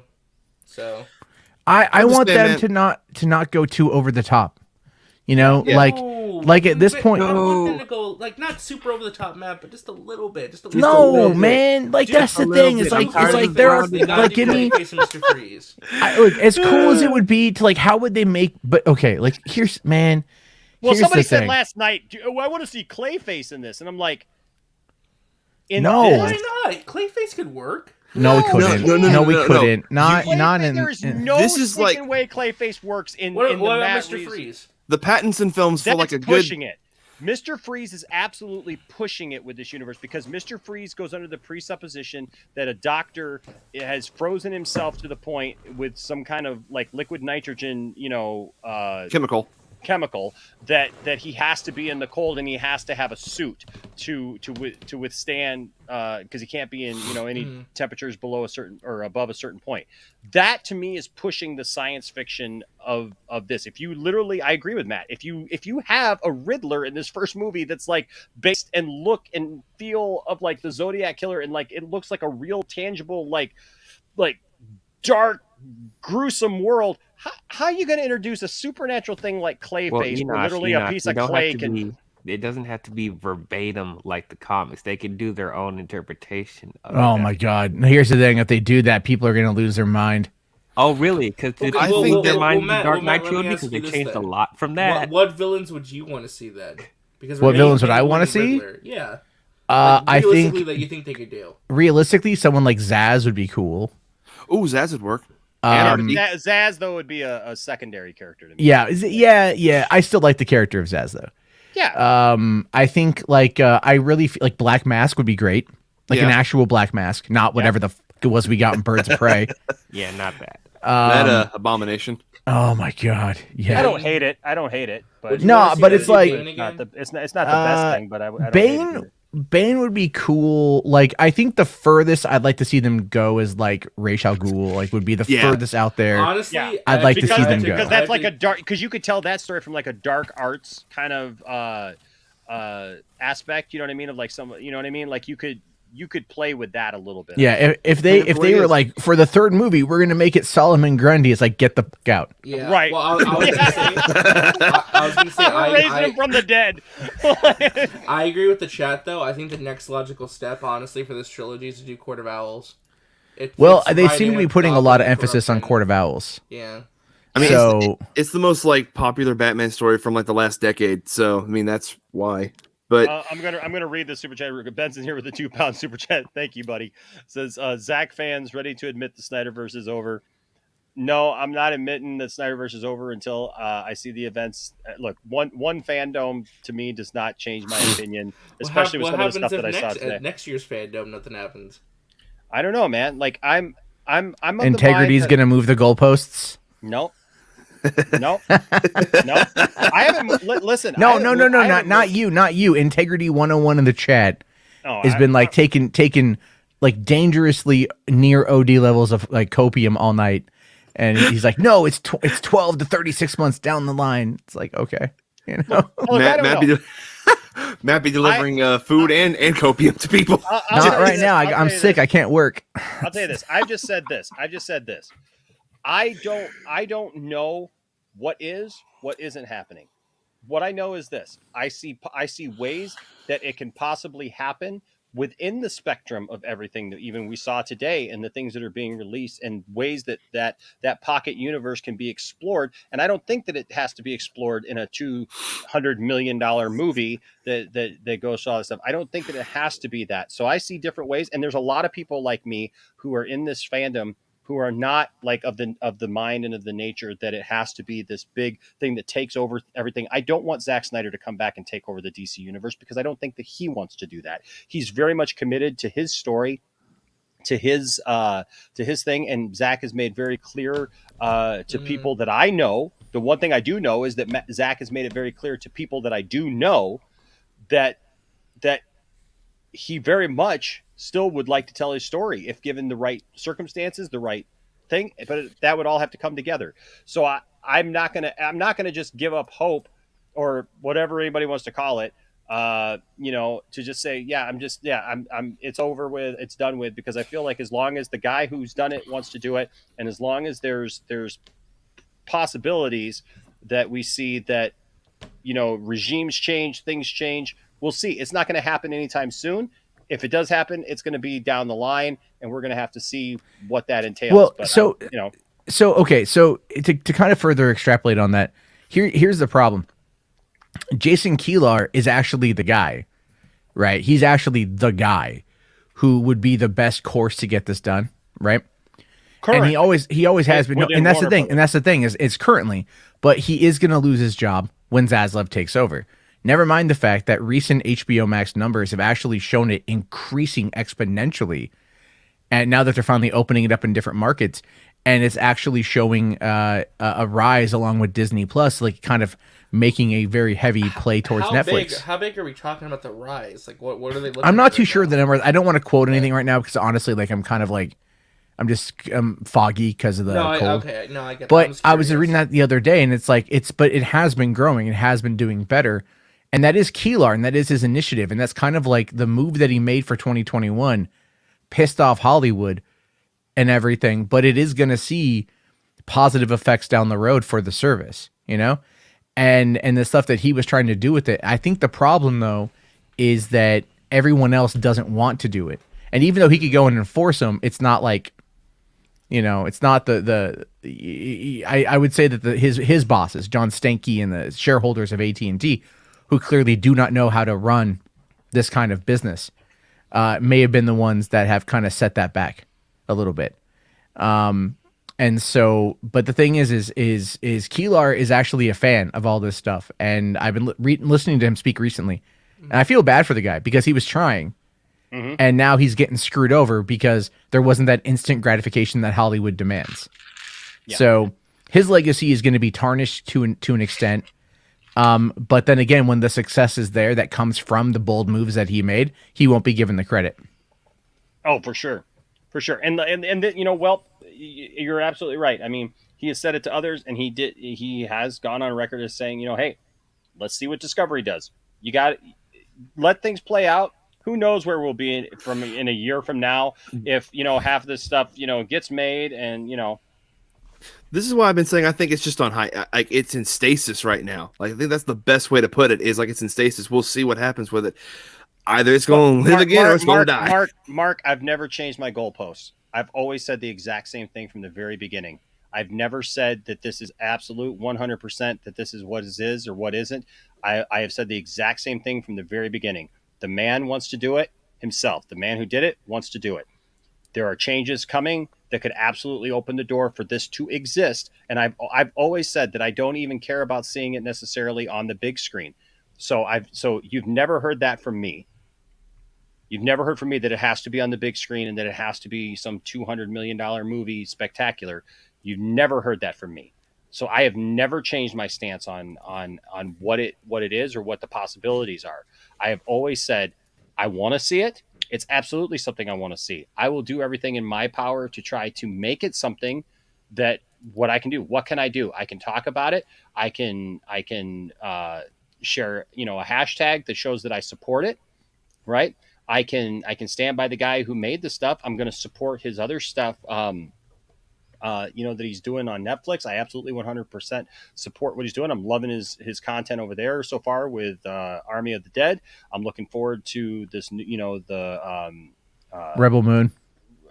Moon, whatever that ends up being. I also am looking forward to Army of Thieves. Like he's producing that. He's not directing that, but he's producing it. It's part of that, that thing that he's creating, and also the animated series. So I'm going to fully support that because I like Zack Snyder. I like his movies. I like his films. I like his take on things. And I really especially like his take on the heroes that I love. That being said, that's all we could talk about. Right. And so that's why you don't see me every night doing a stream on Zack Snyder's Justice League or like the Snyderverse, because there's no news for it. So I'm not moving goalposts. Really news until next year. I'm not moving goalposts, man. And I love you too, man. I'm just saying, like, it's not a politician's answer. It's literally just what's going on right now. I'm just saying I see ways personally that it could happen where you don't have to spend $200 million on it. You could do them as a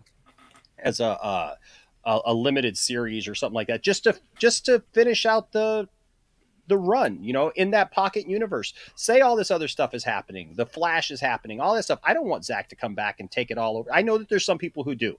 Look, I'm absolutely aware of a portion of the fandom that like has this mindset that Zach has to come back, take over DC, run it like Feige does, and do that. That's just me, right? That I'm not saying all that stuff. I'm saying I see how they could do things, finish out his ideas and his thoughts, do a run of something like that, and see how it goes. So there you go. That's all I'm saying, man. I'm not trying to move any goalposts or give anybody any false hope of anything. I'm trying to be realistic about it, but realistically, I see some ways that it could possibly still happen. In that way. So. All right, DL, you said you got to go, buddy. Yeah, I'm really fighting sleep, and I don't want to fall asleep on you guys again. No, you're good, man. You're good. Chef Boyardee Enosh says, "You want some pasta down your throat?" That is very weird. I was really hoping that you would ignore that. I was praying. Hey, it's a me. It's a Chef Boyardee Enosh. That's some pasta. To think that next Christmas we're going to be hearing Chris Pratt with that accent, I'm not ready for that. Boy. Enosh still loves my reaction to that. I hated that with a burning passion. Oh God. But DL, why don't you tell everybody where they can find you, sir? Y'all can find me on YouTube at I'm DL. Talk about movies, shows, all that good stuff in the nerd and geek culture. Yeah. DL just uploaded a new episode of his the Disney cast with Monsters Inc., which I saw. Yeah. you want to check out my thoughts on that? Go ahead, check it out. I'm gonna get some Ghostbusters reviews out really soon, hopefully, and yeah. When's that Ghostbusters 2 review, DL? I know you love that one. Oh, it's coming in due time. Don't worry. I bet it is. You know, DL. I just want you to take one thing with you before you go and work on that review. Okay. All right. Sure. I want you to think about Ghostbusters 2016. Exactly. And I want you to think that it by default made Ghostbusters 2 a better movie. Exactly. I don't get the hate for Ghostbusters 2. I've never hated that movie. I adore that movie. It's not as good as the first one.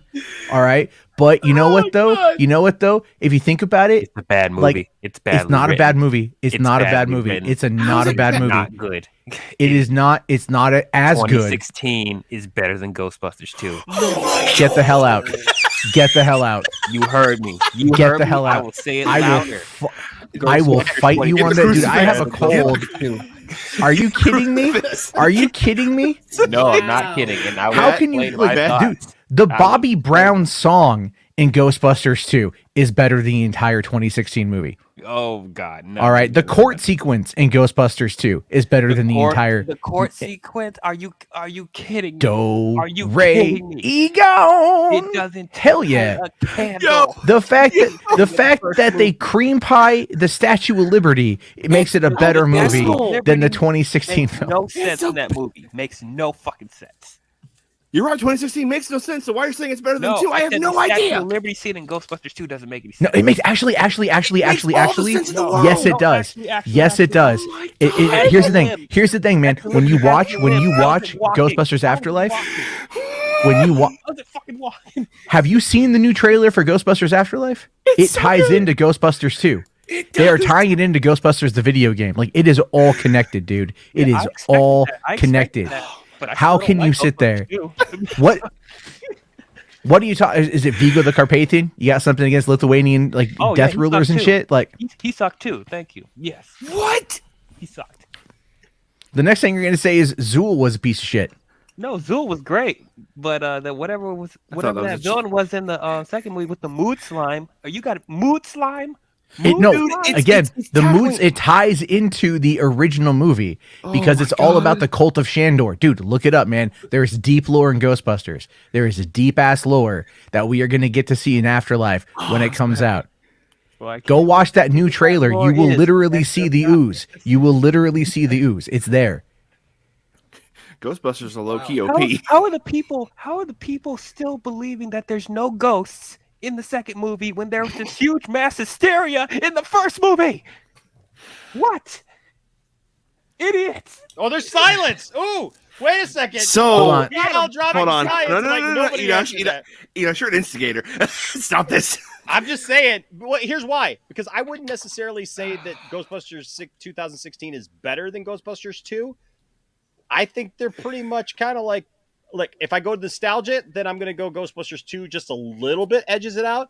But I said it just last week. I don't think that necessarily Ghostbusters 2016 is like just the absolute piece of garbage that everybody acts like it is. It has moments that there's things that aren't the greatest, but come on, RJ, with some of the stuff that you like, sometimes I love you. He likes the carnage. Like we want to talk about hopium. Let's talk about like our good buddy RJ, who's just like, it's all good. I love it all. It's all brilliant. It's gonna work out. It's gonna be okay. What the Peacemaker's gonna be fine. It's gonna be all good. I have a feeling some research is being done. I take that back. That's offensive to me. Oh, he pointed the finger. He gave us the finger of doom, folks. He went all Hulk Hogan on us there for a second. We're about to get beaten and buried. God, no.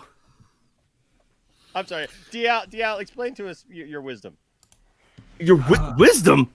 Hold on there. Thank you very much. Wisdom. Yes. That has to imply there's age with that wisdom. Nah. Now I want to save my thoughts for when I actually review these movies. But please make it an open panel debate, please. Well, no, because you're not gonna let me finish anything. Thank you. I literally have to chime in and be like, no, DL say something, and William's just like, well, what I was saying, DL, go ahead and finish. What I was saying was, DL, go ahead and finish, and then Zaslav is gonna do. Like, seriously. I'm trying, DL. I'm trying, man.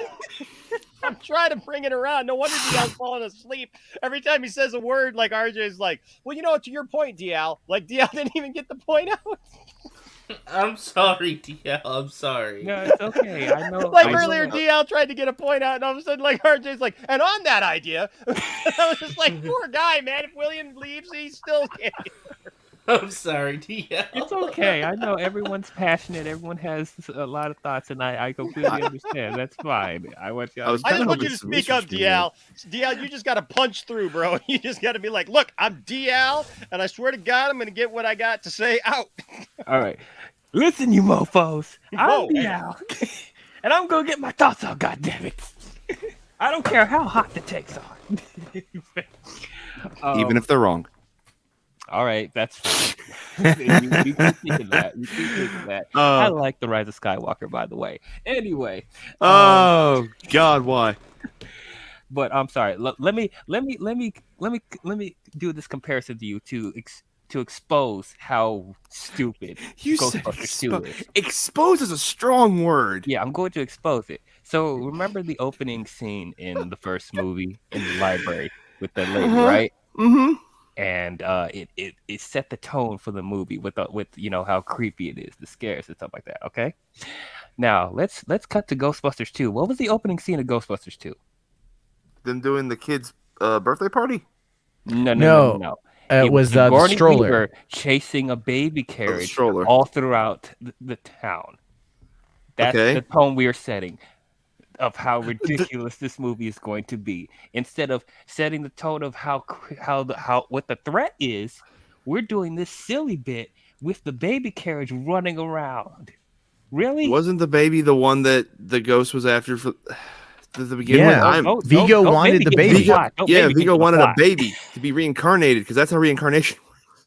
Don't maybe get to this plot. That's your God. That's Man, see, I haven't watched it in a while, and I'm like, again, I'm foggy right now. I could go through like point for point why 2016 is a terrible movie that is an abomination in cinema. Look, I'm not even saying 2016 is a good movie, but I said it's wasn't better than as 2. offended by it as Yeah. everyone else is.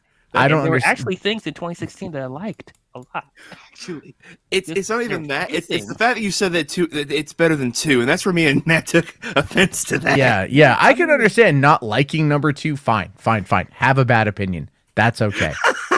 I won't fault you for it. That's cool. But to sit there and say that 2016 was a better movie? Yeah, Nah. Ghostbusters 2 made me angry. Like 2016 just bored me.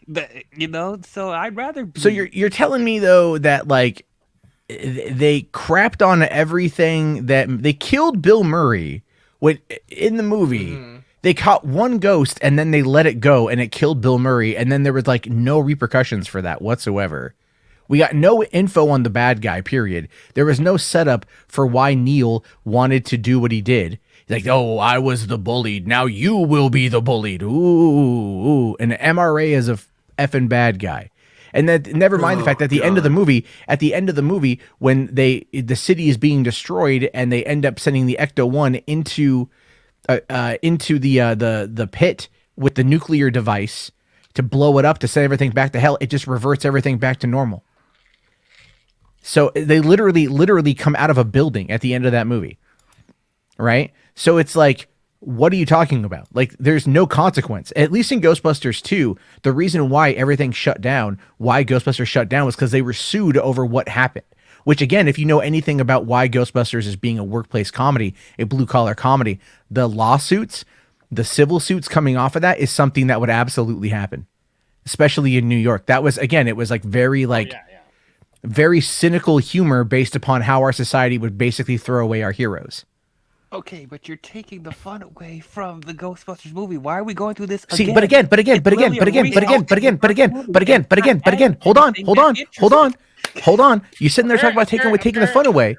But dude, what was the first movie? The first movie was literally a blue-collar workers comedy. Literally, these guys were exterminators. Think about that. Think about that. They were exterminators. They took out a second mortgage on Ray's parents' home in order to be able to afford the fire station, right? They were working for whatever they could get their hands on. They had no money, no resources. They were just trying to become their own businessmen back in the age of the 80s, where they were an origin story. They had to start from somewhere. and then they lost it all because of lawsuits and the EPA. When Matt Jarbo's on cold meds, he repeats the same word a lot. That's the second time he's done that tonight.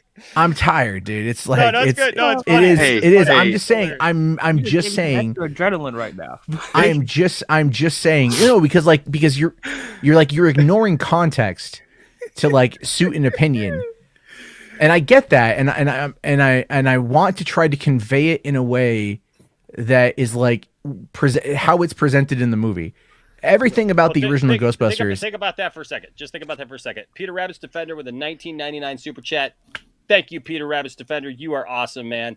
Appreciate you so much. Says, hello, Enosh and folks. It's been a while that I didn't join you guys on the chat. My grandma passed away a couple of weeks ago. I'm sad and grateful for everything she done to my family. I'm better and stronger now. Sorry for the absence. Hey, man.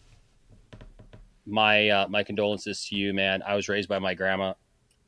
Grandmas are awesome, and man, I'm sorry to hear that your grandmother passed away. I'm hoping that you and your family are doing better, and my prayers are with you. Yeah, no, totally. Yeah, sorry to hear about that, dude. Yeah, I'm sorry to hear about that, man. I hope you're doing okay and everything. Absolutely. And you know, bro, like no matter the time away. In fact, I just followed up with somebody else, a dear friend of the that if I said their name, you would know exactly who I was talking about, but they hadn't been here in a while, and I just hadn't heard from them in a while, and so I was going back through some old DMs and stuff, trying to look for a DM. You ever do that? You try to find a DM on Twitter, like you had so many DMs, you're like, where the heck is this thing?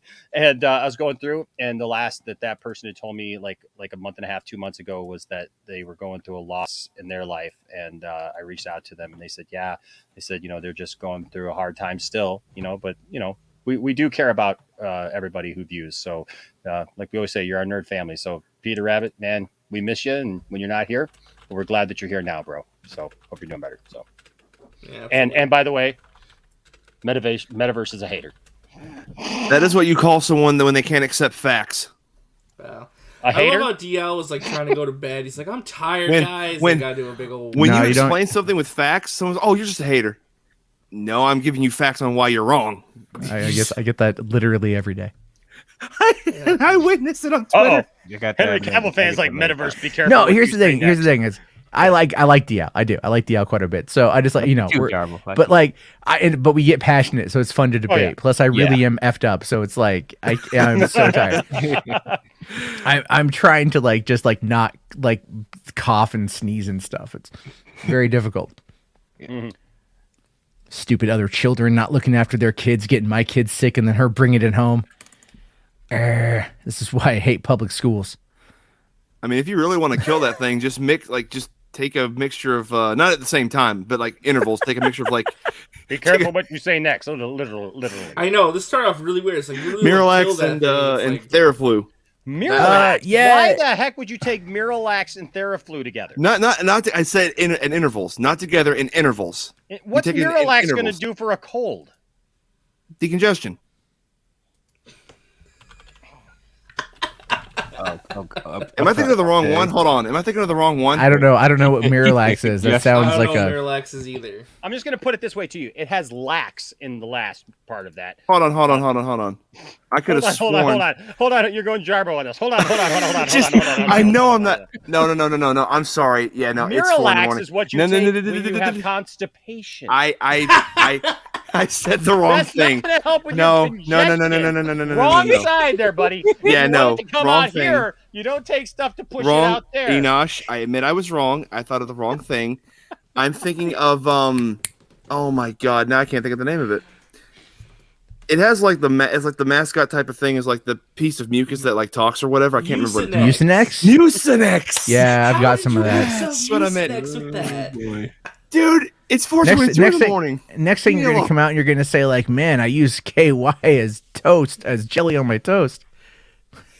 Can I just say something too? Hey, I don't know what's going on. Look, Integrity 101. I appreciate Integrity 101. Integrity 101 and I have had even a little bit of differences of opinion about like I love his enthusiasm and like his straightforwardness, man. Look, we need more people who stand up for what they believe, okay? And I get it, Matt Jarbo, ribbed him a little bit, but that's what I said at the beginning of this, right? Too, like right when and you may not have been here. I can't remember if you were here at the very beginning of the stream 4 hours ago.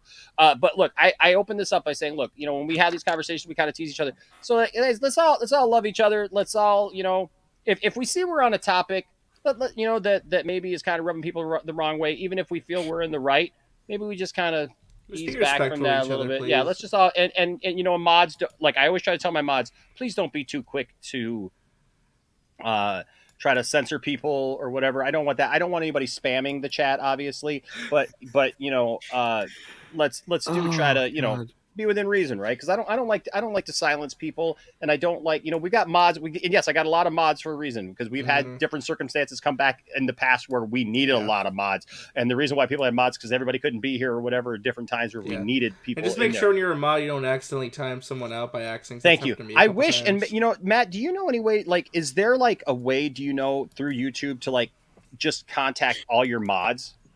I wish there was, but there's not. They need that. That is like something that would be very, very beneficial to channels to be able to have like a communication, thing where like you could do a post for just your mods, just like you can do just for your members or whatever. You can do a post just for them. I wish that they would allow us to do a post just for the mods, because then we could get everybody together and I could put something out. I'm gonna have to just go down my list and try to find everybody on social media and just be like, hey, I just want us all to be together, on the same page. That's all. That is true. Continue your argument about. Unlike me, who confused the decongestant with a different type of decongestant. That's all right, man. That's all right. Like I think we all have those. You're not a doctor, right? I just want to confirm that. Yeah, correct. No, but I do have family members. Then it's okay. I do have family members that are though, and they'd be disappointed in me. Very. That's okay. Just be like, it's 2 a.m. I've been drinking Miralax because I had a burrito, and then you're good. That is not a good from combo. Taco Bell. That is not a good combo. I mean, like if you ever if you ever going in for a colonoscopy, that's like the best combination, because you have to not eat for 24 hours beforehand or whatever. So you just you have a couple bean burritos from Taco Bell, pug back some Miralax, and then you're good. You go in there and it's going to be like one of those the Hyperloop tunnels in Vegas. Well, the stuff that they give you for a colonoscopy though, man, will. That stuff. Like there ain't nothing left to be seen, dude. And atheists will talk to God. Oh my gosh! My goodness, man! I had to have a colonoscopy, so it was the funniest thing that I ever had. Like I had something that they just wanted to check once. It ended up being nothing, but they wanted to do a colonoscopy, and so, man, the stuff that they give you is just the nastiest. I don't know what they give you now, but if it's the stuff that they my dad hates it. He has to get like one. Slimy.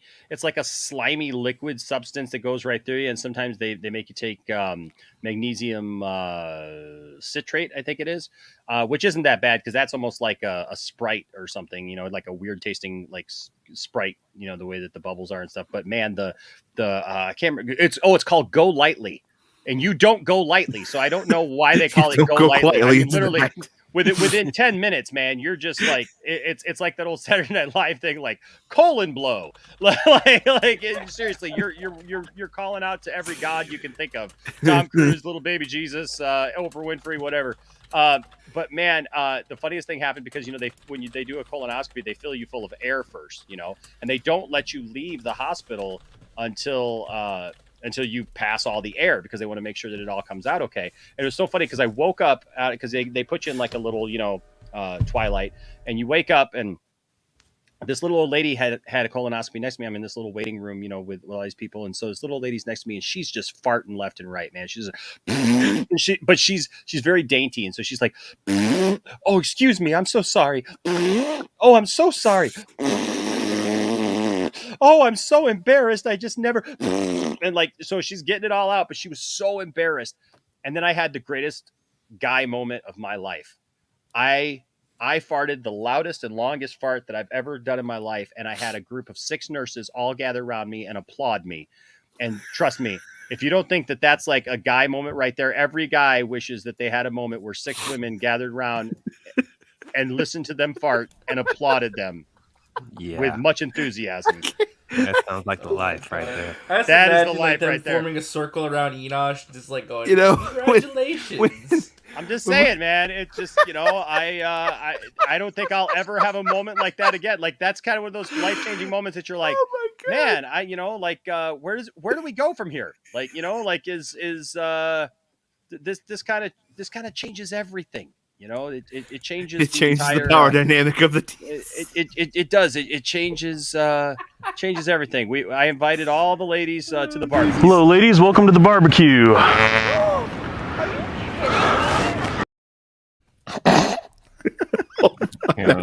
That's a new one. Oh my god! See, I think it would be Reyes, like. oh, go ahead. Oh no, sorry, go ahead. Oh, Reyes says I enjoyed Ghostbusters 2, but the story is meh. Though, not gonna lie, I saw Ghostbusters 16 in theaters and came out thinking Kate McKinnon's character was my favorite at the time. A lot of people like Kate McKinnon, like they, and I love Kate McKinnon. I like all the women in that movie. Yeah, I do too. I do too. Well, not so much Leslie Jones, but that just has to do with the fact that I just don't find her like. I don't think she's funny. Yeah, I don't think she's funny. She's had a couple good moments on SNL, but like really, you know, maybe her stand up is good. Yeah. But I'm a big Kristen Wiig fan and Melissa McCarthy and everything else. The problem with that movie was just like, I really don't think that that Paul Feig wanted to do it. And I think he came up with a really terrible story. And Amy Pascal was like, well, we want a female-led reboot. We want you to do it. This is my third time asking you. So, all right, cool. Also, it's 2016 when everything is happening. Well, that was in 2014 when the pitch was first made. Oh, God, yeah, that's right. Because that was when all that information came out because of the Sony hack. That's how we were able to get the whole plot leak of Ghostbusters 2016 ahead of time. Because that's what you saw in that movie was the email pitch that Paul Feig had sent to Amy Pascal. And it was so bad.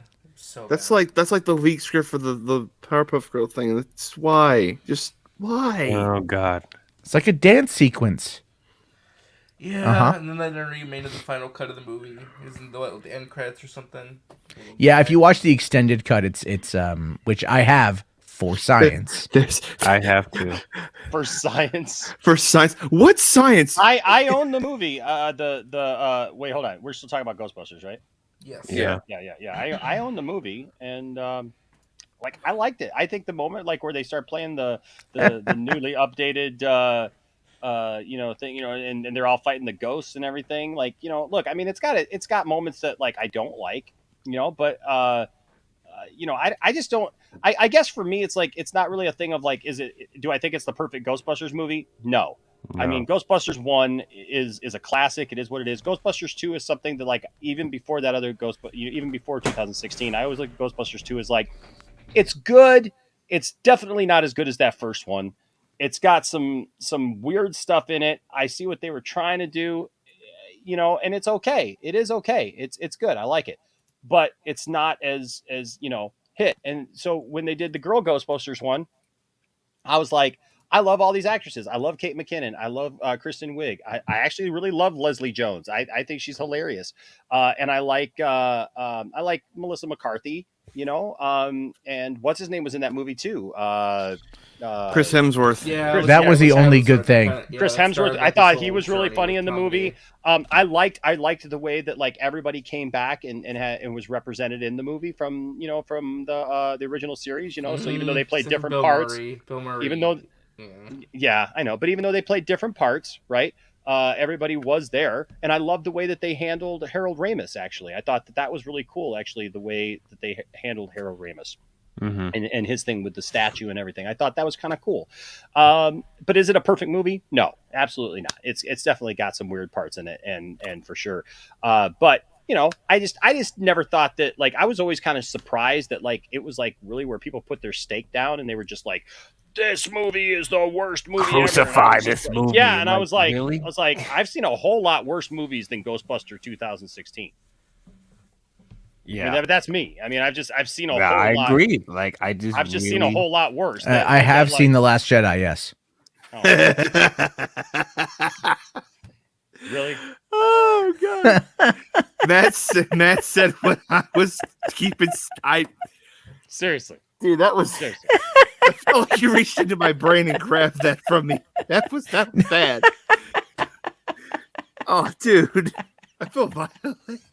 You feel violated. Listen. Oh, what the heck you're talking about? You weren't thinking of the idea. Like, I was thinking it. And I don't know what to say. Well, okay. So Yeah, I mean, I clearly like I'm being Skywalker. facetious, but Yeah. no, it's I went into that movie to 2016 after having covered it very excessively for months. And I went into it. I went to the preview showing of it. And I went in with an open mind. I'm like, I'm like, please don't suck, please don't suck, please don't suck. Opening of the movie, that cold open, I was like, all right, it sold me. The cold open of that movie sold me on the movie. And I was like, oh, thank God. This was actually good. I really enjoyed the opening of the movie. And then it went to shit. It just went all downhill from there. Now, And I was don't like the dude. I don't like the dude who was on The Office. oh, Zach Wood? Yeah, I'm not a big fan of his. So like when they put him like up in the first part of Oh, it, you gotta watch Silicon Valley though, dude. Jared. Really? Oh man, he's great as Jared in that one. He's great. But I like him I like him in many different things. But I get your point. But I the thing with that movie though is like it ended, and I walked out. My girlfriend's like, as we're walking out of the theater, my girlfriend looks at me. She's like, "Can we get our money back?" Oh. and like she's never said that to me ever. And we've seen a bunch of movies together, so I'm like, "Ooh, that's pretty bad." And then I went home and I'm like, yeah, I know, it's just not good. And then I waited a few months and it came out on home video, and I was going to go on Midnight's Edge and we were going to talk about it once the extended cut came out. And so I watched the extended cut and I was like, this is not any better, because I was hoping kind of for a BVS moment, to be honest with you, right? I was hoping that the theatrical was so bad, but the extended cut would come in and completely make up for it.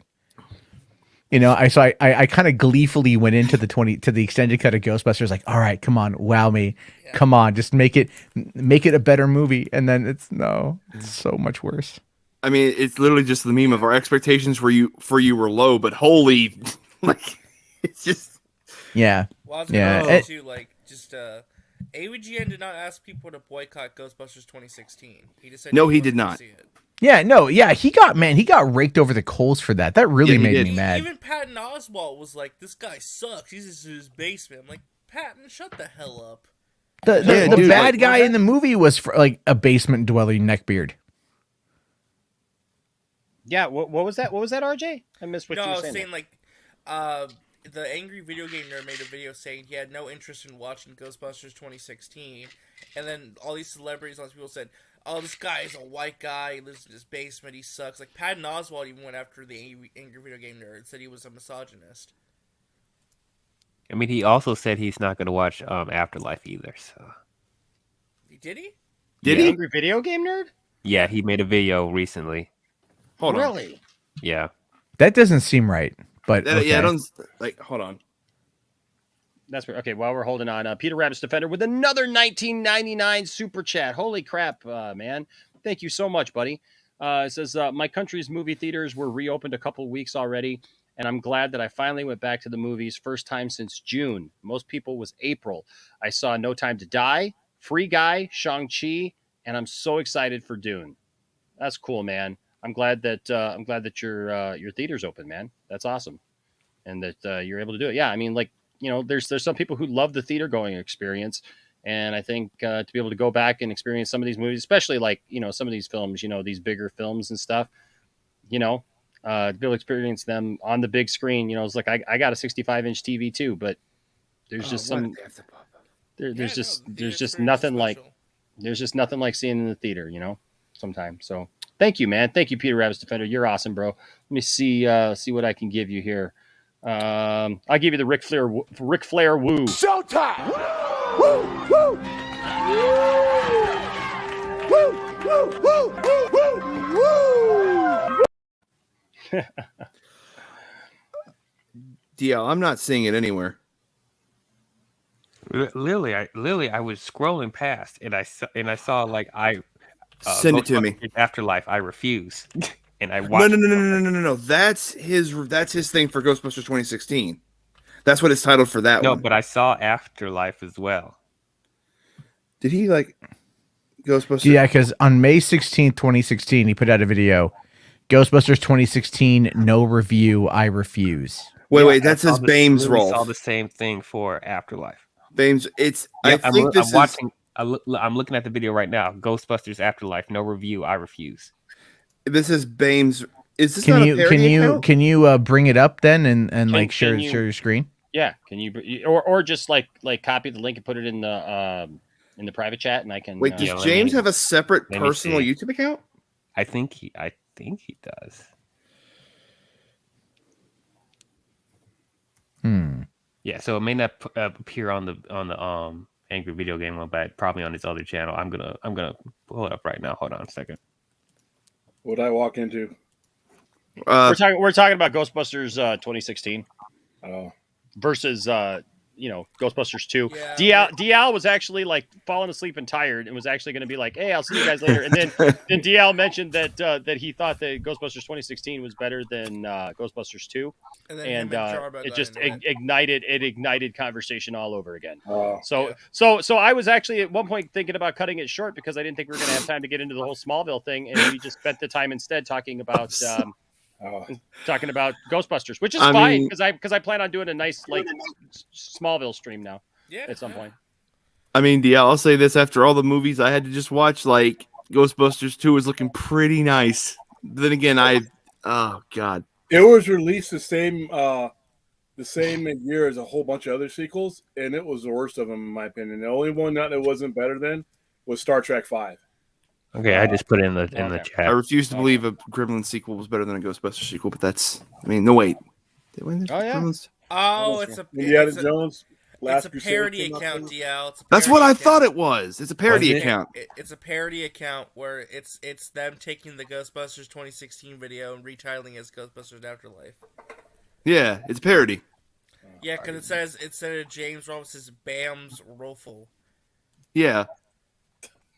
Oh, okay. I was about to say, yeah, man, that doesn't sound like James. Like, he loves the OG Ghostbusters. He would probably try to watch this one. See, it's not the real James. It's a troll account. Wow, It's kind of convincing though. I mean, with the look and everything. Yeah.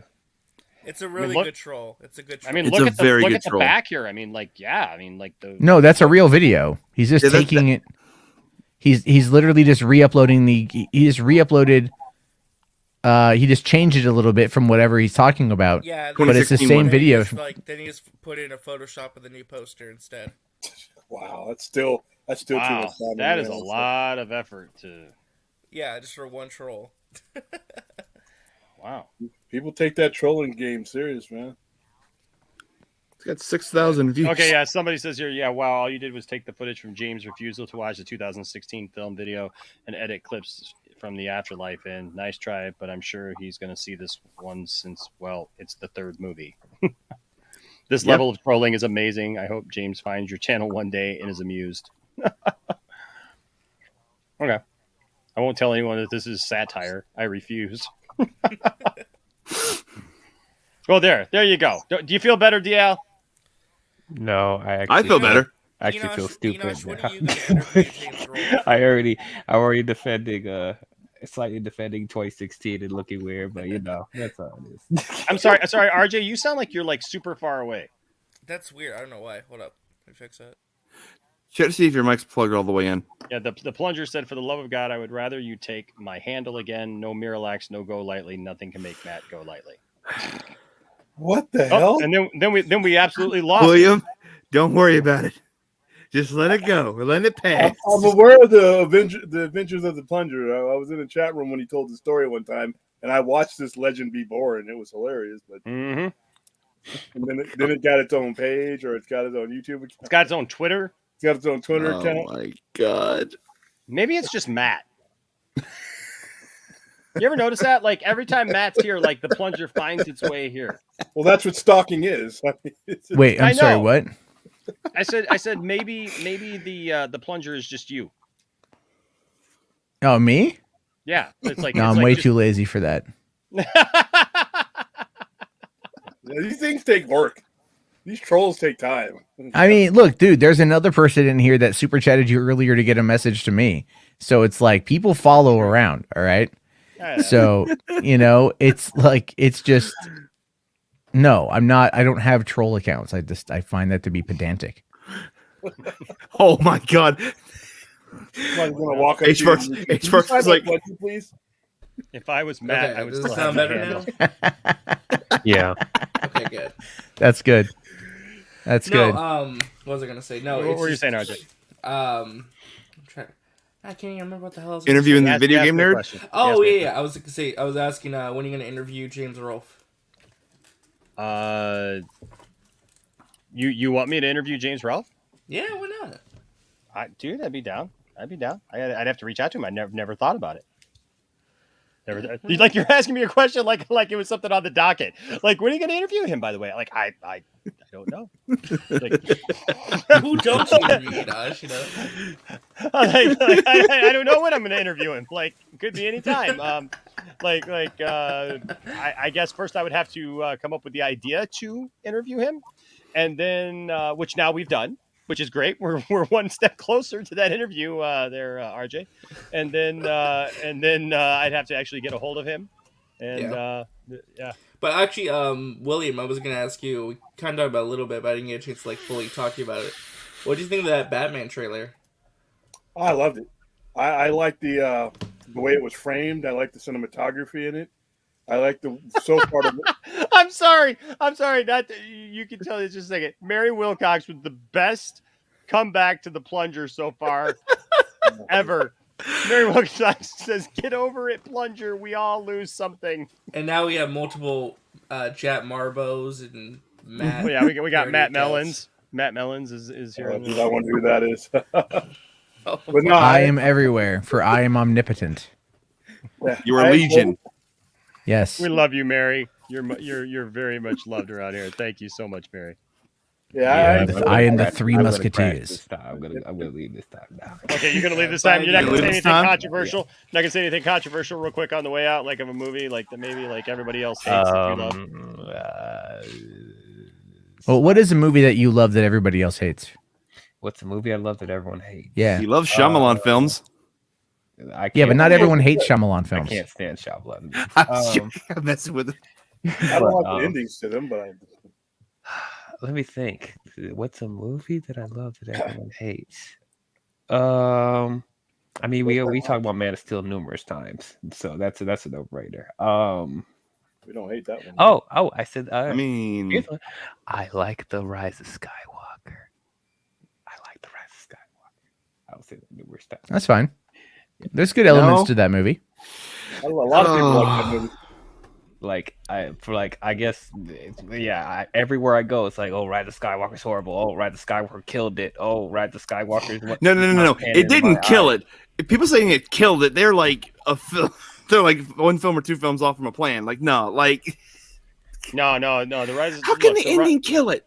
Because I don't know. I'll tell you why. People literally transitioned their hatred from The Last Jedi to Rise of Skywalker, and I'm No. like, what? True Last Jedi haters, we remain strong. Yeah, Rise of Skywalker. the problem that I have with Rise of Skywalker, I don't hate Rise of Skywalker, but it's one of my problems with JJ, and I know it's not all JJ's fault, but the thing is that I feel like at the point that The Last Jedi came out, they needed to follow a succession to that movie, and instead they allowed all of the backlash that they got, which was unwarranted. And like, look, Solo got dinged for it too, which was absolutely ridiculous and over the top, and was unneeded.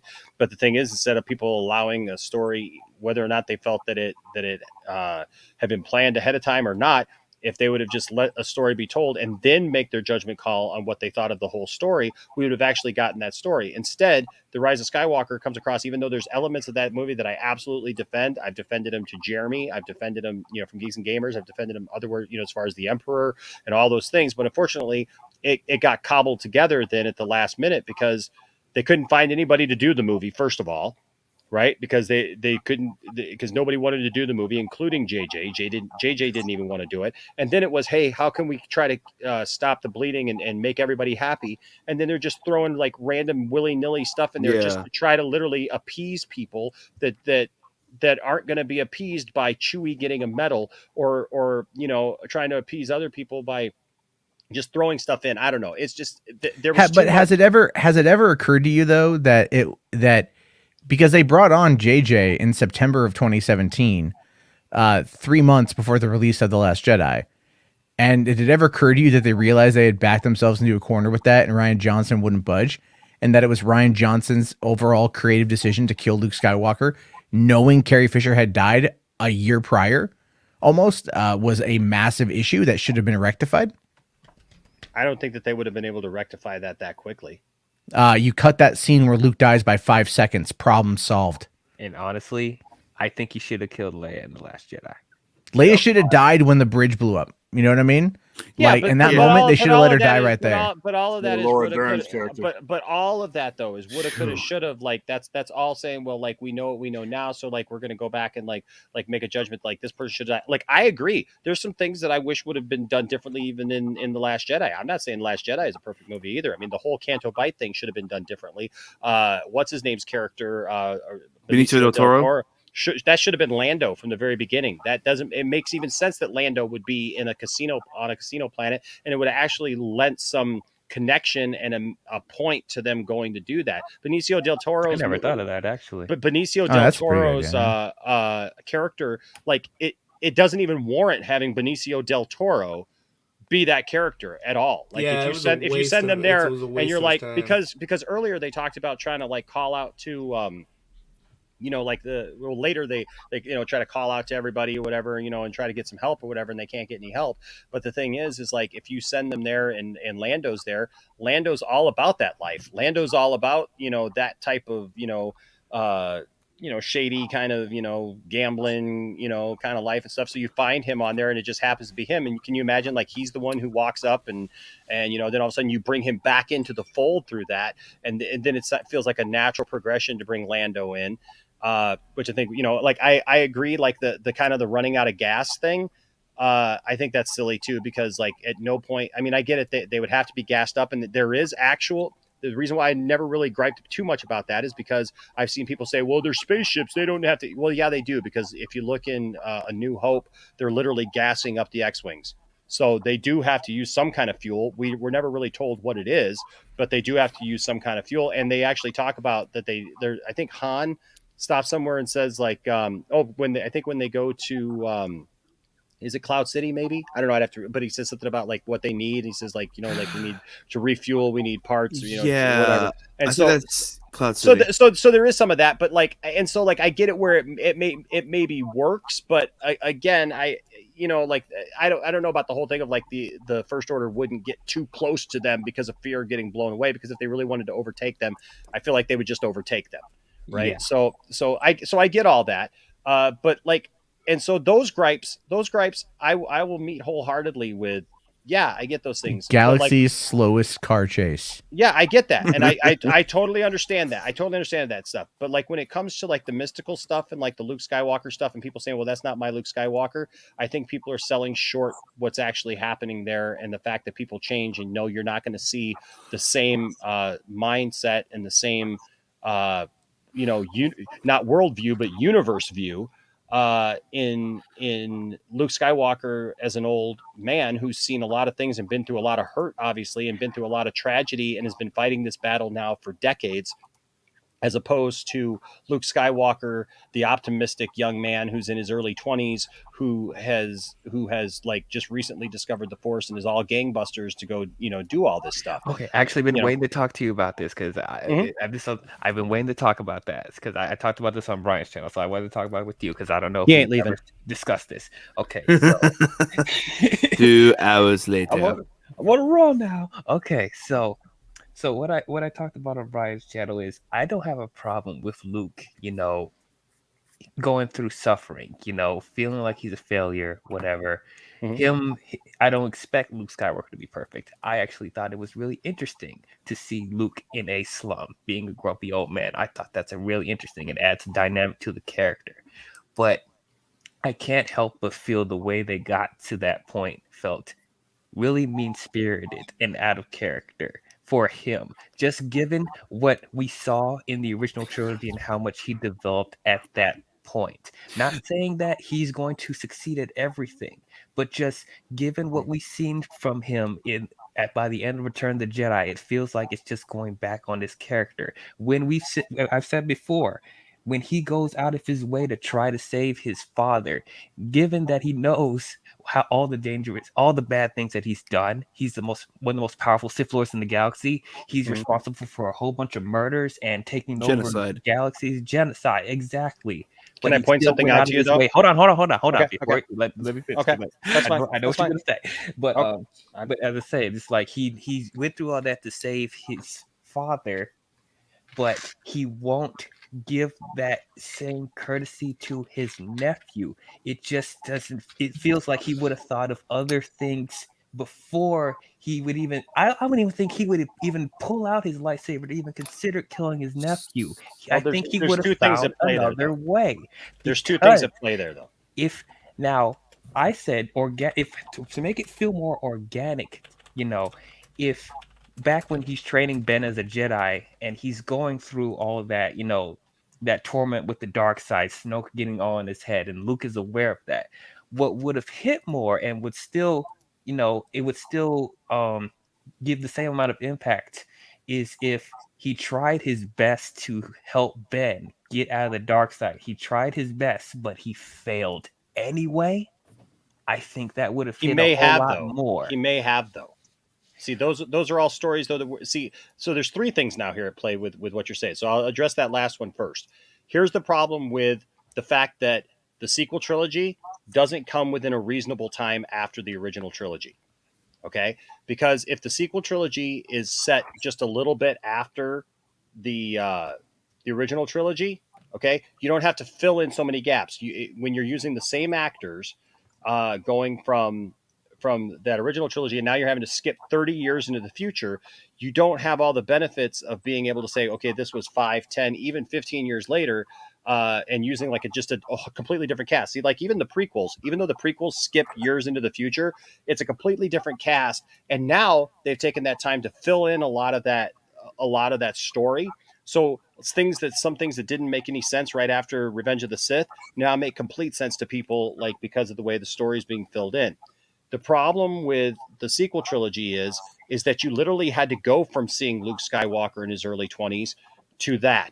So we don't know. We didn't get the background story. We didn't get the first few years before that when Luke started his Jedi Academy or when Ben was a young man.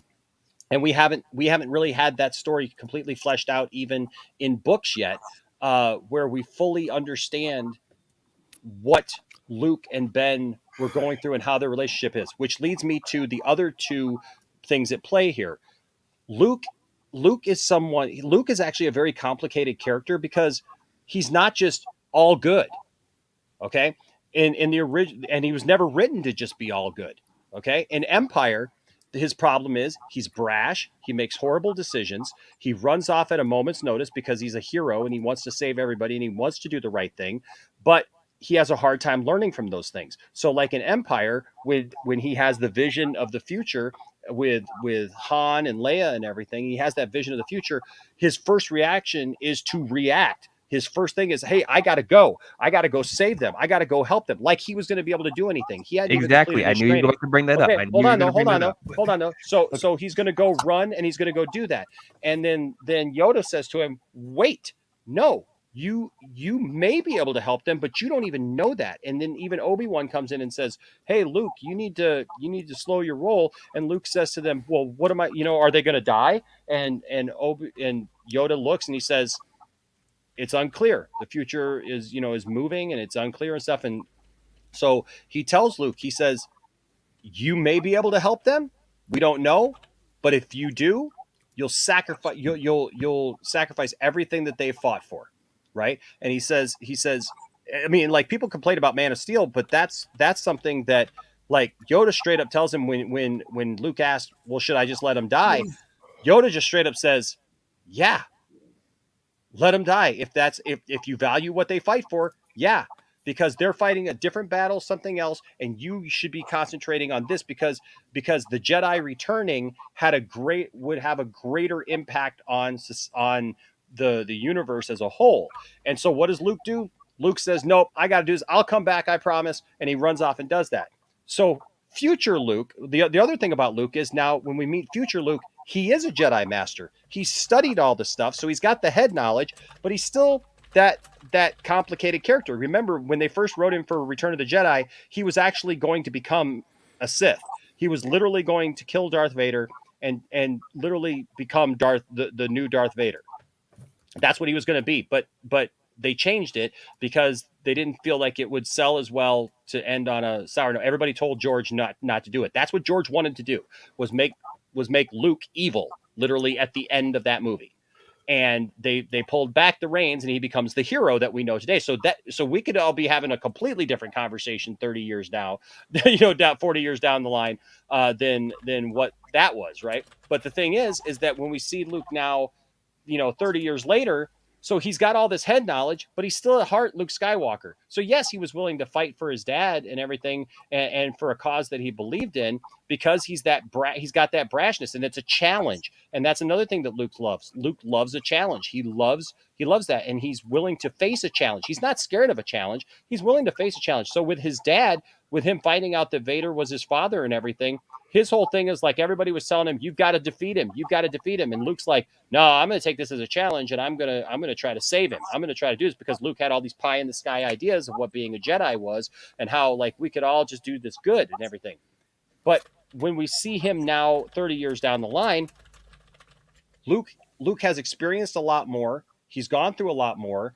And so by the time Ben does the things that Ben does, what happens? Luke has this vision. And again, I say, we can't judge what we see from the two different versions of the story that's told. We see Kylo Ren's story, which is Luke just had this murderous look in his eye, and he was just trying to, slay him and slice him down like right away with the first little notion that he was going to be bad. And then we got Luke's version, which is like, oh no, I didn't do that. I was, like it had this other thing. So we're literally being told in flashbacks from people's point of views, which we all know how point of views work in Star Wars, so in reality, you got the three sides to the truth: yours, mine, and the truth. So somewhere in between those two takes is what actually happened. Luke has another vision, just like he had before, of Kylo Ren being responsible for billions of lives perishing and the rise of the Empire. And he's literally dedicated his entire life. He sees all of his loved ones dying now from this, the resistance being drugged through all this, like all the future of this, right? This resistance and the First Order and all these things in Snoke. He sees all these things, and so what's he do? Like in a moment, he's thinking, what can I do to stop this? He's not thinking about, hey, this is a challenge of trying to save him and do this. He's thinking, how can I prevent all this so there won't be all this suffering, won't be all this. And so he takes a brash moment, but because he's learned what he has about the Force and everything, he holds back. But unfortunately, the damage was already done, and so that's where you get, that moment of stuff that happens, and it's a moment. And so that stuff, okay, that stuff I will defend. Like I won't defend necessarily like everything, that, okay, but yeah, hold on. I totally understand what you're saying, though. I think people are forgetting one specific detail that people are overlooking, and I'm basing this on a storytelling perspective. And since as you establish, they didn't fill in all the gaps to get the full context of what Luke was thinking at that moment by the time it happened. True. So we're only able to judge it from what they are giving me. So if you remember when in Return of the Jedi, when Luke fought Vader, and Vader was tempting Luke about, oh, I'm going to turn Leia to the dark side, and then what did he do? He went ham. He went angry. He went ballistic. He was almost about to kill him. And Palpatine's like, fulfill your destiny. Take your father's place at my side. Kill him. Yeah.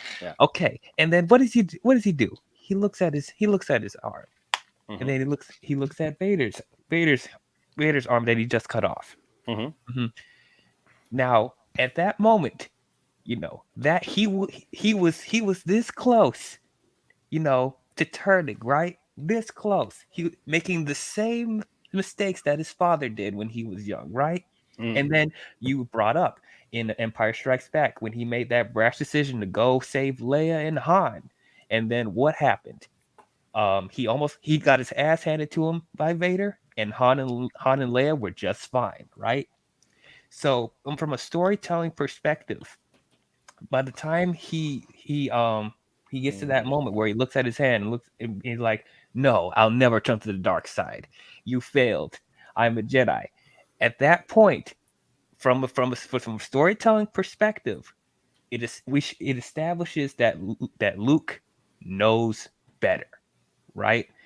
From that moment, he should know not to make the same mistake again because he already made that mistake twice. But I don't think that that's fair though to put that on a guy who's literally in his early 20s, that he's not going to make that mistake like 30 years down the line when faced with like an even worse situation possibility. But do you see how the inconsistency is when he held back with Vader, but he won't What's he hold look at back though? with Even in Ben? the flashback though, in the flashback he has a moment like he doesn't. That's the point Like though. he Isn't saw it, Dial? visions He before, and doesn't. it But led him that's astray, right? But Dial, isn't that the point though? He doesn't kill his nephew.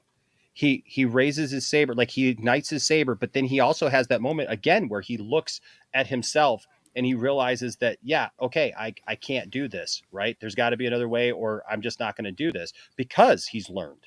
So yeah, But what he's did that learned. lead to? A misunderstanding, because Ben wakes up thinking that he's about to kill him. Yeah. That whole thing could have been avoided if he didn't think that rash. Yeah, but Like, dude, that's Oh, kind this of is the stuff. worst though, time for him to lose internet. But dude, that kind of am I not in there? All right, Can you lose not hear internet. me? Hold on. Okay. Can you not hear me? Can you hear me? Yeah, I can hear you. Yeah, okay.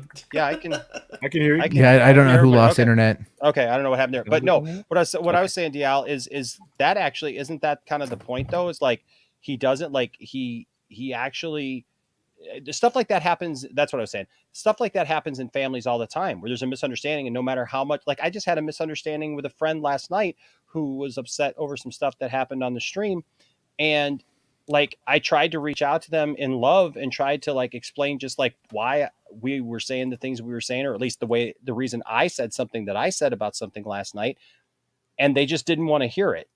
Right. And so they blocked me. To me, it's a misunderstanding. I still love that person very, very much. And I hope that we're able to work that out. But that kind of stuff happens all the time in families and between friends. And, you know, because of a moment, there's a mistake that's made, and it can be a slight thing. Just like, hey, what do I do about this? I can't let this continue because this kid is going to be the end of the galaxy. You know, the galaxy is going to get plunged back into darkness again if I don't do something. And I am Luke Skywalker. And that's where he stopped thinking with the mindset that I got to be the one to save everybody, and I got to be the one to be the one to go out and fight this battle. That's why he says to them later, he's like, what do you just want me to do? You just want me to go out just because I'm Luke Skywalker, that I'm just supposed to go out with a laser sword and take down the Empire and, you know, or take down the First Order or whatever. He says, you know, right. And I wasn't even expecting that myself, even though, you know, yeah, that's just that one little detail. I could have forgiven a lot of the things. And we were supposed to be talking about Rise of Skywalker. We went into a Last Jedi debate. Yeah, we did. But you know, that's all right. But yeah, there's a lot of stuff with the Rise of Skywalker though that like I just feel was like it was just done out of, you know, trying to fix the perceived things with the Last Jedi. Real quick here, Enosh B, $2 super chat says, Enosh, the TVA is coming. So yeah, the variants are here. The variants are here. I see. Okay, and then later down here, Tat Marbo or Tat Barbo. I'm sorry, Tat Barbo. Tat Barbo with the $5 super chat says, Matt Jarbo, you have awoken a powerful force, and that is me, Tat Barbo. Cool. Man, where do they get these pictures? So are you like a power bottom? Oh my god. A power bottom? Yeah. I don't even know what that is. I just know it's a gay thing. Okay. Oh my god. Yeah, is Josh. William still Luke here? was. Is William Luke, alive? Yeah, Luke was going to be the bad guy in Return of the Jedi. You can look this up. George Lucas had planned on him at the end actually putting on Vader's helmet and saying, "I am Vader." Yeah, and that was how it was going to end, with him sitting on the Emperor's throne. Yeah. So that was the actual ending. Can you imagine? There will be uproar in the streets. There'll be riots. There'll be Well, all the kids, all of us 1982 little kids, style. man. I was 8 years old. You know, when that came out, like that would have broke my little heart, man. That'd have I been was worse one. That would have been worse than a John Cena heel turn. So I would have grown up with Luke being the bad guy, and then that would have been Right? fine, I guess. We would all been all right. Where did the story even go from there? Leia becoming a Jedi? No, he never wanted to like. yeah. He never really wanted to continue the stories. Like those are the ones he wanted to tell, and that was. Oh, it. you're saying that would be the ending to everything? Well, the Return that of the was supposed Jedi. to- yeah, that was supposed to be the end. But the idea was that Leia was the one, because that's why they have the throw. Well, it's not a throwaway line, but the line there where it says that boy's our last hope, and then there's another, right? So that was the kind of the idea, was that Leia would actually go on and see if it would end. Wait, did you ever notice that line of dialogue from Yoda was actually done correctly? Not in his jarbled speech, you mean? Oh yeah. Like when he's super serial, he's like, "No, there's another." But when he's just dicking around, he's like, "Oh no, another one." There it is. It's all a sham. Cancel Yoda. That feels like it's just him fucking with everyone. Yeah. The whole time, it's all it is. Yeah. The longest troll in the galaxy's history. Yeah. Well, I wanted to get back to William real quick because I wanted to ask William But- like that Batman trailer, man. What'd you think? Like I said, I love the cinematography. I love the way it was framed up. They're telling it from the point of the people he's chasing. Like when that scene when the car comes through the flame, they're just being chased by something like that. Yeah, that's you can't Penguin's stop. point of view. Yeah, and it looks like a serial killer movie, and I love serial killer movies. So I like it so far. The one thing I was telling you before is I never want to see this particular Batman interact with anything beyond his rogues galleries.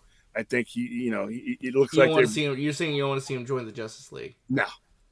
I think this guy, this particular Batman, there's enough of his rogues gallery that they can change and morph to fit his, like Riddler. I mean, the standard version of Riddler is a fool with a green suit on with question marks all over it. Yet they've designed a Riddler that fits into this guy's universe, and it works. Whereas I wouldn't want to turn that around and weaken the character. I feel like I'm on an episode of The Simpsons, Dude, where it's but like, that Marco! image is from me from like 2006.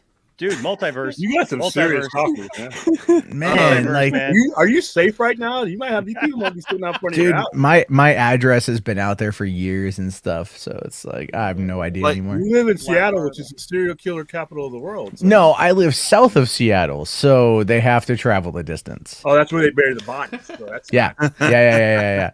So it's a little bit too close for comfort, right? It's really like that's kind of a shitting where you eat situation, so you just don't want to do it. I think our Lad Parvo, anyways, with the $2 super chat says, "I'm here too." Actually, I was gonna ask about the Batman stuff.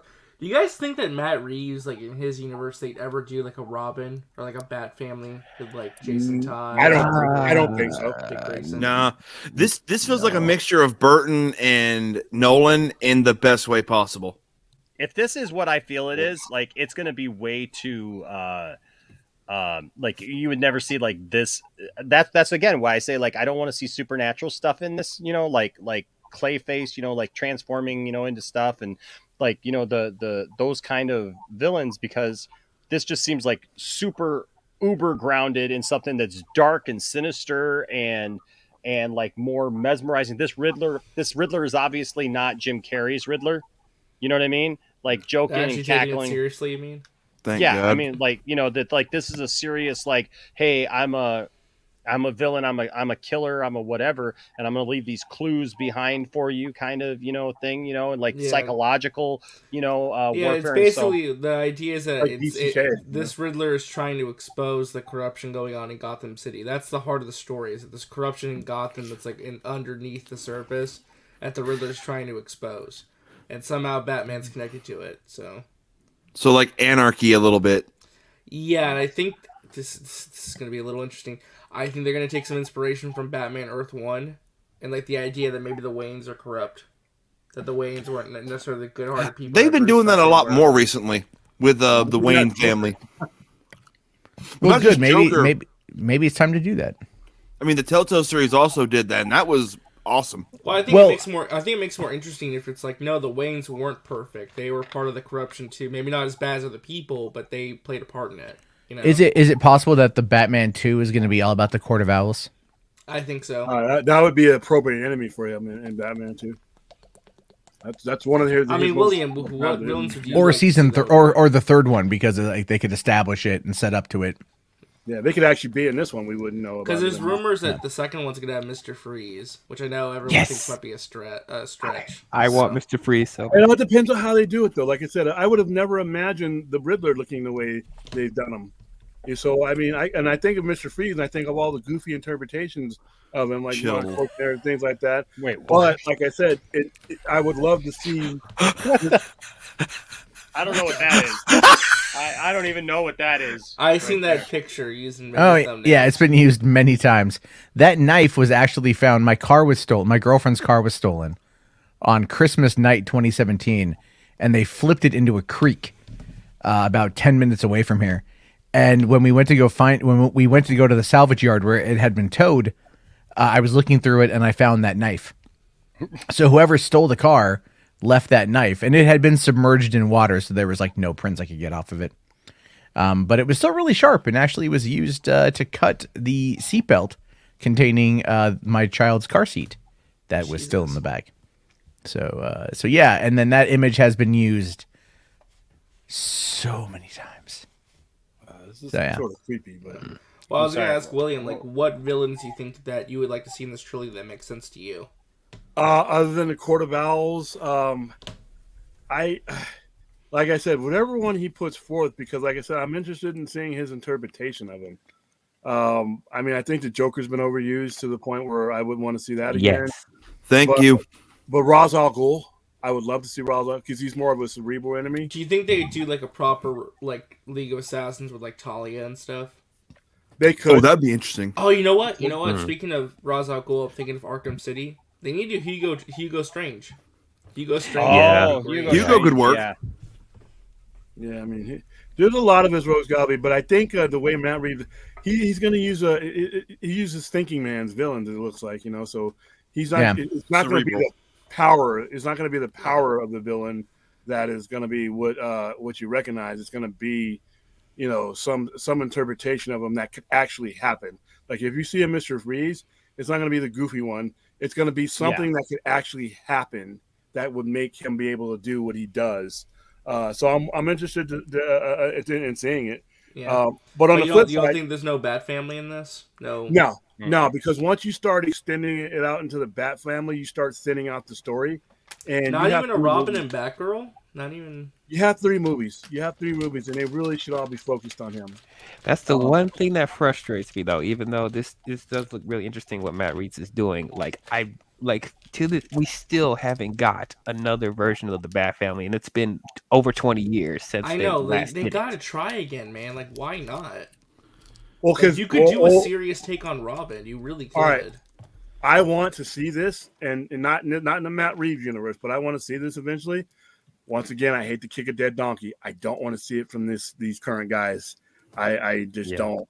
I fear them handling certain things. I fear if they're still in power when the response of certain movies come out, that they might alter the course of some things that could be really, really good. So I'm hoping that, you know, because I don't think Matt Reeves' Batman is going to make $1 billion. I think it's going to make good money. I think it's going to make really, really, really good money. But because these current clowns are under this $1 billion threshold, I think they're going to put undue pressure on this movie. And if it doesn't do a certain number, I fear that they may change the trajectory or try to for, like, you know, the Batman 2 or the Batman 3. Hopefully they're not around or there's a different mandate involved. But I don't want to see the Bat family brought in with, you know, the same people that put together Fandome. I just don't want to see it right now. I'll wait. I'm patient. That's interesting. No, like I said, I'm intrigued to where they go with, you know, because, you know, we know we're getting the Gotham PD show, and honestly, like I mentioned this Enosh earlier, like the way Colin Farrell looks in this movie, I want a show now. I actually would be interested, like not like a ongoing show, but like a short, like 4-episode miniseries. Yeah, like a 1 season thing. I could see it. I could see it. I mean, like I said, I'm interested in to see what's going forward. But like I said, I would also now when you talk about Bat Family and stuff like that, there's other versions of Batman that on different platforms that you know that's more conducive to. What is going on? Wow, that's a deep find. That's wow. Matt, I snuck alcohol on Cruz Jarbo. No, that alcohol was brought on completely on the up and up. What the hell? Wow, That is somebody's got some deep takes on the Jarbo. man. Hey, No, God. I can't talk about what happened after that photo was taken, but I remember it well. At least not live.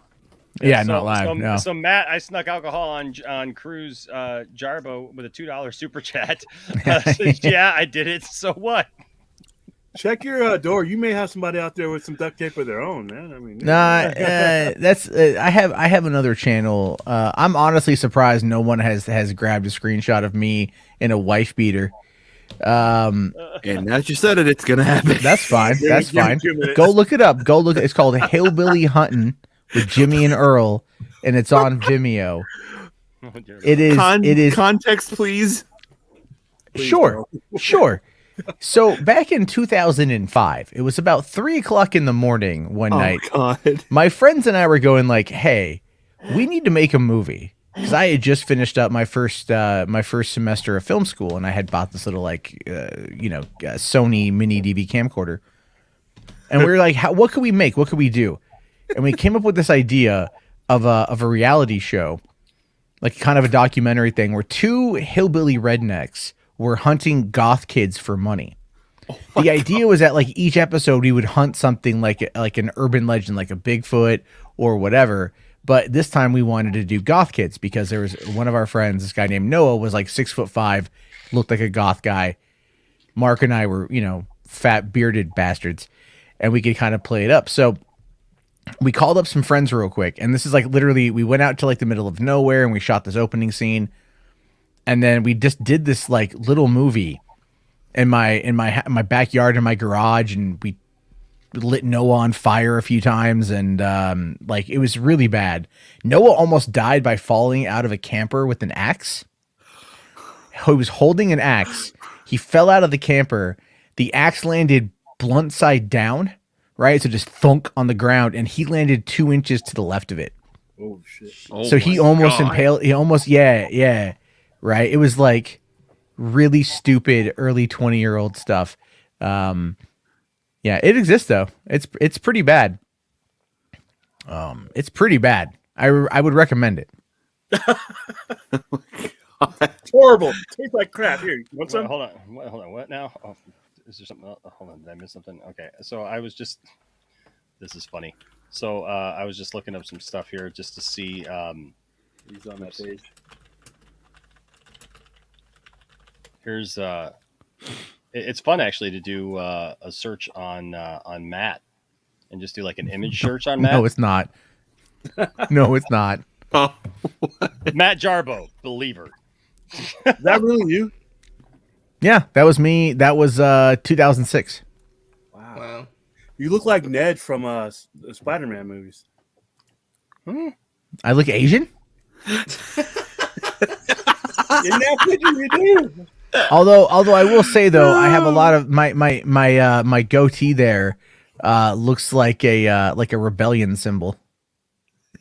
It's pretty bad. It does. It does. Wow. Either that or like a dove. Oh God. Just like a dove. And then I thought this one was funny. Matt, apparently there's an action figure that I need for my collection. Oh no, I know that action figure. I do know that one. You know the action figure? I know the action figure, yeah. Oh, no. So I think I need this action figure for my collection here. Oh my God. Yeah. What in the Wow. hell? This isn't true. The friends are not included because we all come separately. But I do thank them though for putting my face on like a thin person's body. There you go. I mean, the worthless Ripple crypto, because I do own a lot of XRP. But here, if you want to see something really funny, Comes with bring two up large, my screen. Comes with 2 large boulders. Isn't that from I see Killstream and I. Oh my god! Oh They found Jesus! it. They found it. They found it. They found what? Oh jeez. Hillbilly Jarbo. There we go. Boy, I'm here. Boy, I'm here. I'm here. I found that quick. I refuse to. No, I'm too. Hold on too though. late for Southern voice. Bring up my screen, Enosh. Okay. Well, oh jeez, what is this? This is it. I'll just play the intro of it, but like, this is us in 2005. Oh no! Already. Wood Productions. Not so proud to present. You notice H-Bart's disappeared. We haven't heard from H-Bart Yeah, I know. in a couple minutes. Oh, there it is. Bro, this is so odd. Unrated and uncut. By the way, Howdy, y'all. My name is Jimmy. I'm Earl. That's Earl. And we're here for another episode. don't know why it's through one channel. Networks hunting with Jimmy and Earl. Now we're hunting something special today. Something the old other hunting shows they're too scared to go after. We're going after them goth kids. Now see, the average goth kid, he's kind of thin, pale-faced, not very good for eating. But they get some good trophies out them some bitches. I'll tell you what. $500 for one of them pearly bracelets, spiky bracelets. That's what it is. This is no script. I think you nailed a certain county that I'm near. Matt, I think you nailed their accent. I'm not lying. Wow. Earlier on, we don't want none of that white trash fucking up our good time. I should have went to bed. So anyway, now you're gonna have nightmares. Let's get started. This is better than when we watched the inspiration for Rick Howdy, and y'all, Morty. it's Earl here. Jimmy can't be here right now. He's doing some research. But we got ourselves a hot tip. Oh, just Someone called in yeah. over the CB line, told us that there is a very live goth kid somewhere in this shed right over here. Now, I don't have the equipment to take him on personally, but we're going to lure him out with some bait. We got ourselves this fishing net, a Hot Topic gift card, and a Duran Duran CD. Now, you still What? love this Duran Duran, I don't know why. It's bait for goth kids. Sneak in over there, real quietly. And we're going to try to lure him out with this. If that doesn't work, Matt Boulder Talk Jarbo. $1.99 says who's these fakes. Now notice, Matt Boulder Talk Jarbo only gave $1.99. The rest of them are more real. They gave $2. Now, I'm not going to go in there by myself because I don't have the right backup. But what I am going to do is I'm going to take this and I'm going to slip it on in and I'm going to lure the sucker out with that Duran Duran CD. Because I do have a special weapon up my sleeve tonight. We got this here UV light. Now UV stands for ultra. Oh, hell, I don't know. But it's natural and it hurts him. What? Get ready for anything to happen. Good God. This is Matt Jarbo's home movies. Come here. I don't know if we want him with the ultraviolet light anywhere near a room. Gift card. $10 off. First purchase. Come here. Get it. Wait. Come on. Get it. Come on. Come on. Come on. Come on. Come on. Come on. Get it. Get it. Get it. Oh my God. Oh my God. Oh my God. Oh my God. Oh my God. Oh my God. Holy shit. Hey, he must have been taking some Sudafed or something. He's like, oh my God, oh my God, oh my God, oh my God. Come here. I'm not going to hurt you much. Yes, Bradley, this is pure cinema. Come here. This is cinema. Oh, shit. Get. What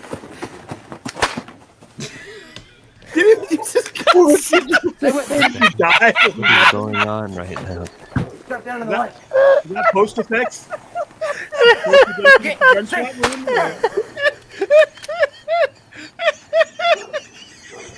I'm too stubborn. One more. Okay.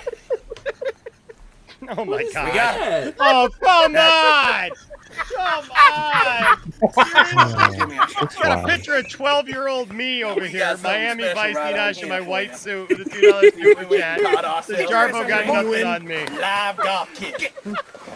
Now all it took was to bait his show gone Hot to? Topic gift card and some Duran Duran CDs. Now, regrettably, he already ate the Duran Duran CD. Give me a reason, boy. What? But Why luckily, is it a Duran Duran CD? he That's himself not a is golf. still intact. We just wanted to bring him on out for you, so you can get an idea of exactly what we are hunting today. Wouldn't it have been a Hey, you gotta be cure? away from here. You don't need no be out. Get those sunglasses off. Don't make me kill you, boy. As you can see, these are wild creatures. Let me do it, boss. Let me do it. He needs to die. No, calm down, son. We gotta take him to the zoo so they can put him on display. Zoos pay good money. I literally had no plan for any of this. Wow. Yeah. And we're all still watching quietly. Against my will. Against my will. Mike Garage was an absolute mess. Oh, I guarantee I'm gonna like this. Now, how the hell did you find this? Very easy. Very easy. Oh, shit. Look at that coat. I know, isn't it pretty? We could get at least $500 for that kind of coat. Wait, what the hell is this? That's a bullet hole. No, it's trade. It's trade. I only trade this. Either way, you dented the damn coat. Now we ain't gonna get no but half price. It's not half price. We can fix it. All I need is some more duct tape and some black spray paint. They won't know the difference. Man, that ain't never gonna work. Shit. What we gotta do? We gotta send a message to all them other goth kids out there. We got to turn him into one of us. God damn it! I like the way you think. That's right. That's right. Yes! All right. All right, now we got us a plan. Now see, what we gonna do with this boy right here is he's gonna turn into one of us. One of that, one of this. Pretty boy. I can turn this off if you guys want. It just gets worse. Please We're all turn it off. listening. We're all Please turn listening it off. intently. This is a beautiful car crash. What do you mean? Please turn it off. How much No, this more? is cinema. No, go. We got about 10 minutes left. Oh 10 minutes. God, please Let's do it. no. Let's do Don't it. make me sit through this. Let's do it. Everybody wants to know what happened. Look the That's way the problem, right? Squirming right underneath that. Now you tell us what we want to know. You tell us. Watch out. Maybe we can. What the hell happened to your hand? Nothing. That don't look like nothing. Look like a bite mark. Tell me that little piece of shit didn't just bite you. He didn't bite me. I fell. Is your friend trying to You do a better hope Cajun so. accent? This is Cajun Trying to shit. do a Cajun accent? Just pick that You're up. gonna turn into a god kid by the next full moon. What's going on today? He literally broke that chair.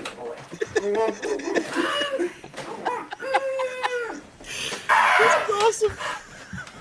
You tell us. Right, I will take this hammer and I will break your seed. You know what he needs? He needs beer.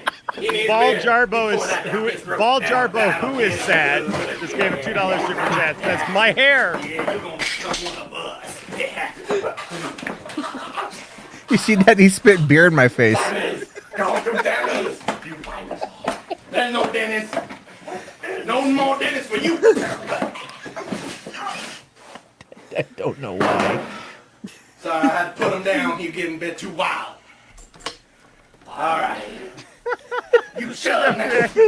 This is what they mean by when they say nothing good All happens right. after 2 We're a.m. gonna change location. Damn right. Apparently, he said something Great. about Denny's. Y'all American eatery. We're gonna head out there see what we can find. Denny's. What? Cut that film already.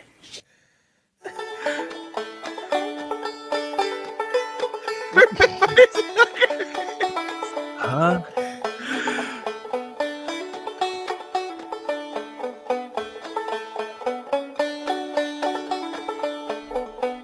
What is going on? Got him back up in this metal chair. We figure it's more sturdy. After the loss of my great grandma's chair, she brought that down all the way from the Ozarks. Some bitch done did. Also, We're feeding them these types of homemade beer that he makes. Yeah, I make it in my bathtub. It's a special brew of bath water, hops, and barley. Look at that. Beat Philadelphia by how Hold many on. years? You're going to want to wait for this, William. What the fuck is wrong with your head? Don't make. What? He bet you didn't he? What? He bet you didn't he? Why doesn't he like girls call me anymore? What is wrong with you? I can't. Are you or are you not from the great state of Alabama? I can't help it. What? Like when I failed that test in 6th grade. That's enough of that. You need to get your head on straight, or I swear to God I will shove this boot. Are you trying not to laugh? Now, He we're literally back to started working on this, slapping boy. You me. get your shit together. Does he really say he's really All hitting right. He's really hitting me. Now we're gonna slowly turn him into a redneck. Surely. What does that mean? For good. I don't even know anymore. Get out of here with that shit. God damn it, you The cut goth that guy is shit. keeping in I gotta character get this pretty boy well, shit though. straight. Oh, buddy. Yeah, no, he's committed. He's committed. Wow. Your voice. All right, guys. Now I have to go watch porn to get this out of my head. Yeah, me too. I will see you guys somewhere sometime soon. But look, All right. there was a line there about a plunger. Now we Was just there gotta really? find out who the source is. You get that away from him. You don't get no beer. You don't need to act like that. Get out of here. You ain't right in the head. You get away from him. We need the information. Now who is the source? Get out of here with your bum. Don't listen to your Liza Minnelli or something. Tell me. Cure. I swear to God, I'm gonna pistol whip you back to the 4th of July. Now, Andrew, who is the source? You tell me, and maybe I'll give you some beer. What in the world? This is what happens when you make a movie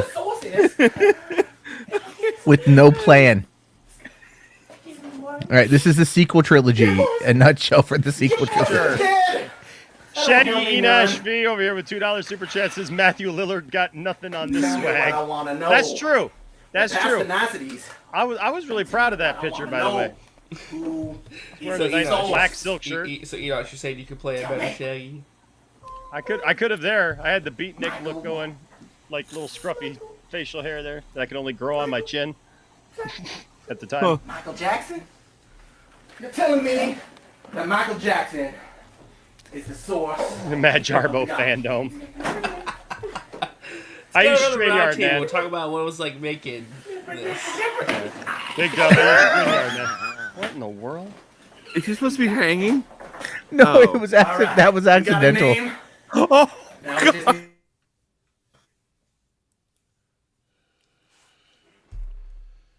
Got really quiet all of a sudden. What happened? Did we freeze? I don't think we froze. Did Matt freeze? Matt froze. Am I back now? I'm back now. Yeah, Oh yeah. my Okay, God. okay. I was All right, so yeah, sorry. we're coming in the home stretch, guys. I swear this has an Oh. ending, Thank you. but it does get worse.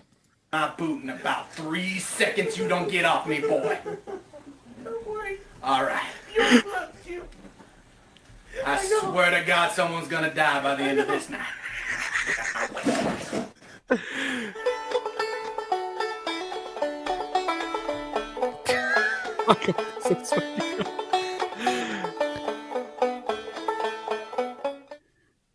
All right, now we managed to track down Mikhail Jackson.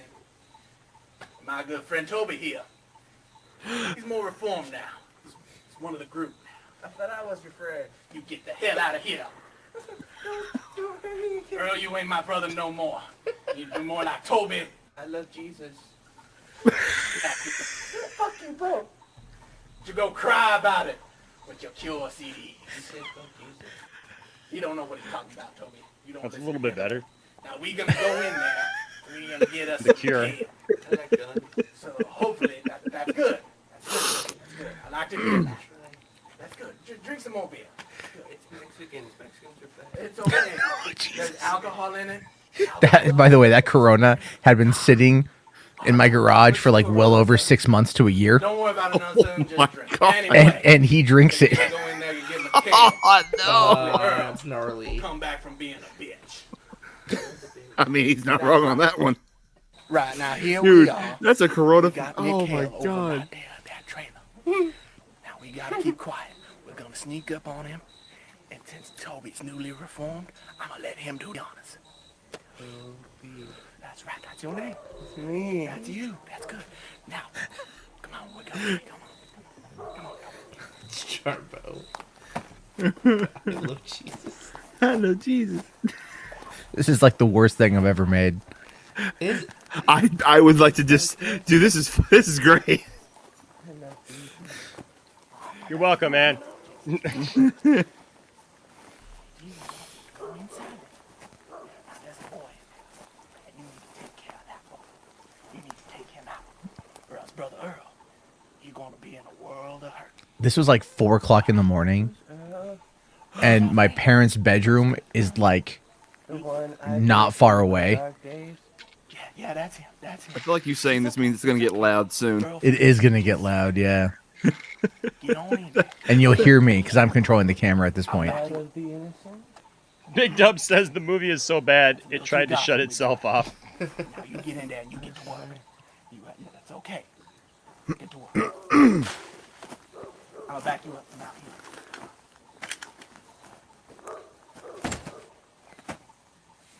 here. Miguel, I'll come back to this, Peter Rabbit. he's in there. You get him. You get in there. You turn on the lights that'll blind him. Don't worry, I got your back. Remember me?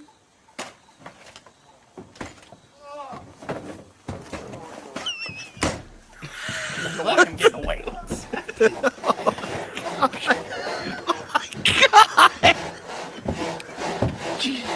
the hell? What's going on? What is going on? They're supposed to be fighting. But why?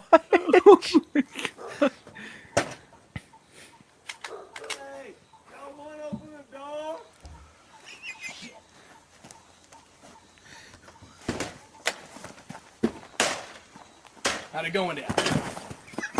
I done the Lord's work. All right. Looks like this is another successful hunt. We'll have to check back on Earl, see how he's doing. All right, Toby, come on, Toby. Come on down. It's okay. He literally almost died. That's okay. Oh my god. Okay. Now, we're gonna go back and check on Earl. Oh, that was the part with the axe. We're gonna see how. Yeah, he's holding the axe and he just falls out. Christ, cut the goddamn film. All right, so we had ourselves another successful hunt tonight. Earl's back to being his old honorable son of a bitch self. Get out of here with your bitches. Anyway, you step on my foot, motherfucker. We've been having a great time here tonight, but there's one thing that hasn't been funny, and that is spilling beer. I'd like to say a big thank you to our sponsor, Billy Bob Beer, for funding this expedition. Now y'all tune in next time. We're going after the mythical werewolf. What? Well, at least there's an apology at the end. Yeah. That's good. So that was made in August of 2005. To give you guys an idea. Oh my god. I think Josh, he drank a lot of that beer that night and yet survived. Well, I think Peter Rabbit sums up everything for the night. Does this sum up the night? After what we just watched? It summed up. Did he not get poisoned or anything? Like I'm just sitting here like, oh my god, dude. To be fair, Enosh, you did make a fair amount of super chats during that 17 minutes. I did. So it was financially beneficial to you. It was. Oh yeah. Someone ran me through a filter. I literally I do look a lot like my mom, like in this one. Yeah, I sent it to her. She laughed her ass off.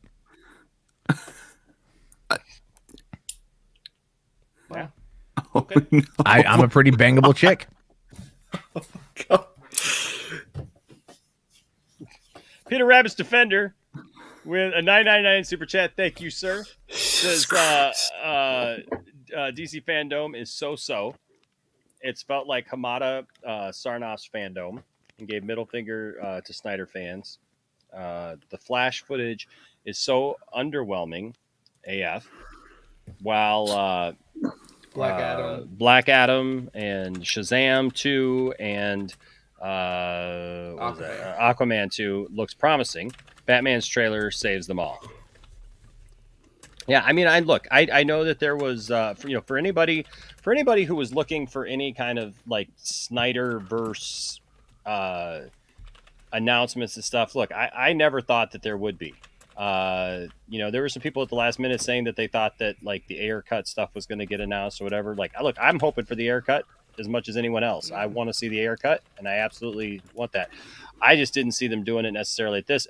Towards the end there, I thought, well, there might be a fleeting chance that maybe we might get like a little something about the Ayer cut. But as far as the Snyderverse stuff, look, they're just not at that place. Like even with me, like being a proponent of, you know, restore the Snyderverse and wanting to see that and still believing that it can happen, I still didn't believe that it was going to happen at this Fandome. I didn't believe that there was anything that points in that direction or leads us to suspect that like the people putting this on were going to do it. I don't know if it's a middle finger. I know everybody's going to look at it differently. Like I think if you prepped yourself to think that maybe there was something coming, I guess it could be perceived that way. I know that like I don't know that it was a middle finger to it. It's just that they were obviously gonna highlight the things that they are producing and you know the movies that they are looking to go forward with and the stories that they're looking to tell. So that's what that is. And I agree. The Flash footage was very underwhelming. I would go even worse and say like the Flash footage and the stuff from the Flash was just downright disappointing.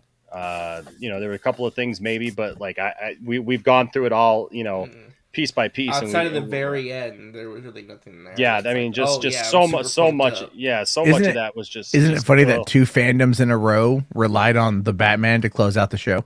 Yeah, yeah, and that won't be happening next year. Next year, the movie will be out by the time. Right, I agree. I agree that these other movies do look promising. We're gonna see what Black Adam. I'm looking forward to. Shazam, obviously, I'm looking forward to because I love the first one, and Aquaman 2 because I like the first one, and the Batman trailer. Yeah, it was obviously the highlight. That's why they saved it to the end. You know, so for sure. Let's see. Mask of Shy. What's up, Mask of Shy? Says Point Extra Lounge. The closest thing related to the Snyderverse or original DCEU was the Flash. Yeah, kind of. I mean, what about like, Aquaman 2? Yeah, Aquaman 2. Aquaman 2. Like, you know. What about Super Chat, by the way?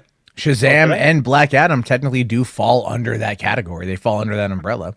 Oh my gosh, we are the Jarbo-verse and the Enosh verse have mashed up. It looks like what's up with the nose? Like, the nose.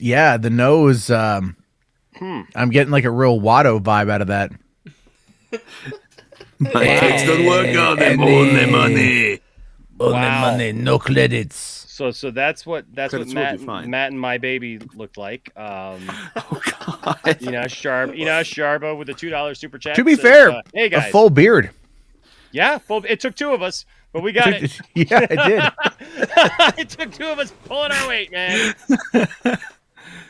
Dang it, we got that full beard. Yeah. So. Yeah, look, integrity even is like, like no one should have been thinking Snyderverse stuff today. The timing is terrible. Dude, one of the Zack Snyder people literally bought bots in order to spam the hashtag today. Yeah, I heard about that. I don't know who that was, but that... I'm gonna be honest, there was some really bad stuff today. I saw that made the Snyderverse stuff kind of look... Yeah, I mean, there are people out there that were just like spamming IGN's chat where IGN was like, hey guys, calm it the hell down. Stop. Yeah. See, so that's unfortunate. I mean, but they're out on Twitter going like, "Oh, I'm literally howling right now at the fact that we triggered IGN." Like, what does that have to do with the price of tea in China? DC Fandom was literally streaming on their own channel. Mm-hmm. You know what I mean? Send a message, go over there, not to IGN. You know. Yeah, for people who were really organized enough to get the damn thing popular enough to get made, they really dropped the ball in recent months. Just saying, they embarrassed themselves today. They really did. Yeah, that's unfortunate, and I've always said that I don't think that that's the way to look. If peaceful protest is one thing, like making a point every once in a while, using the hashtag on your own and places where it's relevant and it makes sense.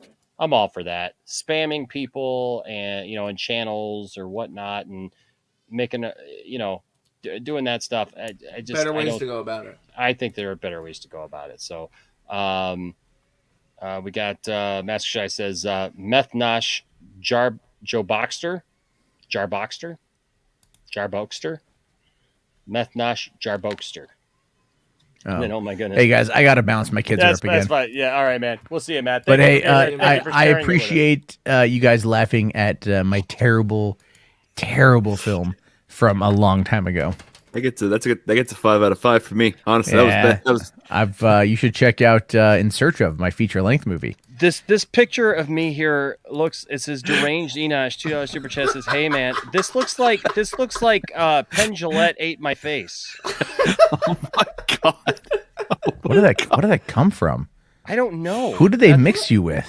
I don't know. I'm trying to figure this one. It's so small and I can't here, let me see if I can Holy Jesus. Yeah, I don't know. What is that? I don't know what this is. It's like Penn Jillette or there's some guy that I know. Is it like Ray Porter's face?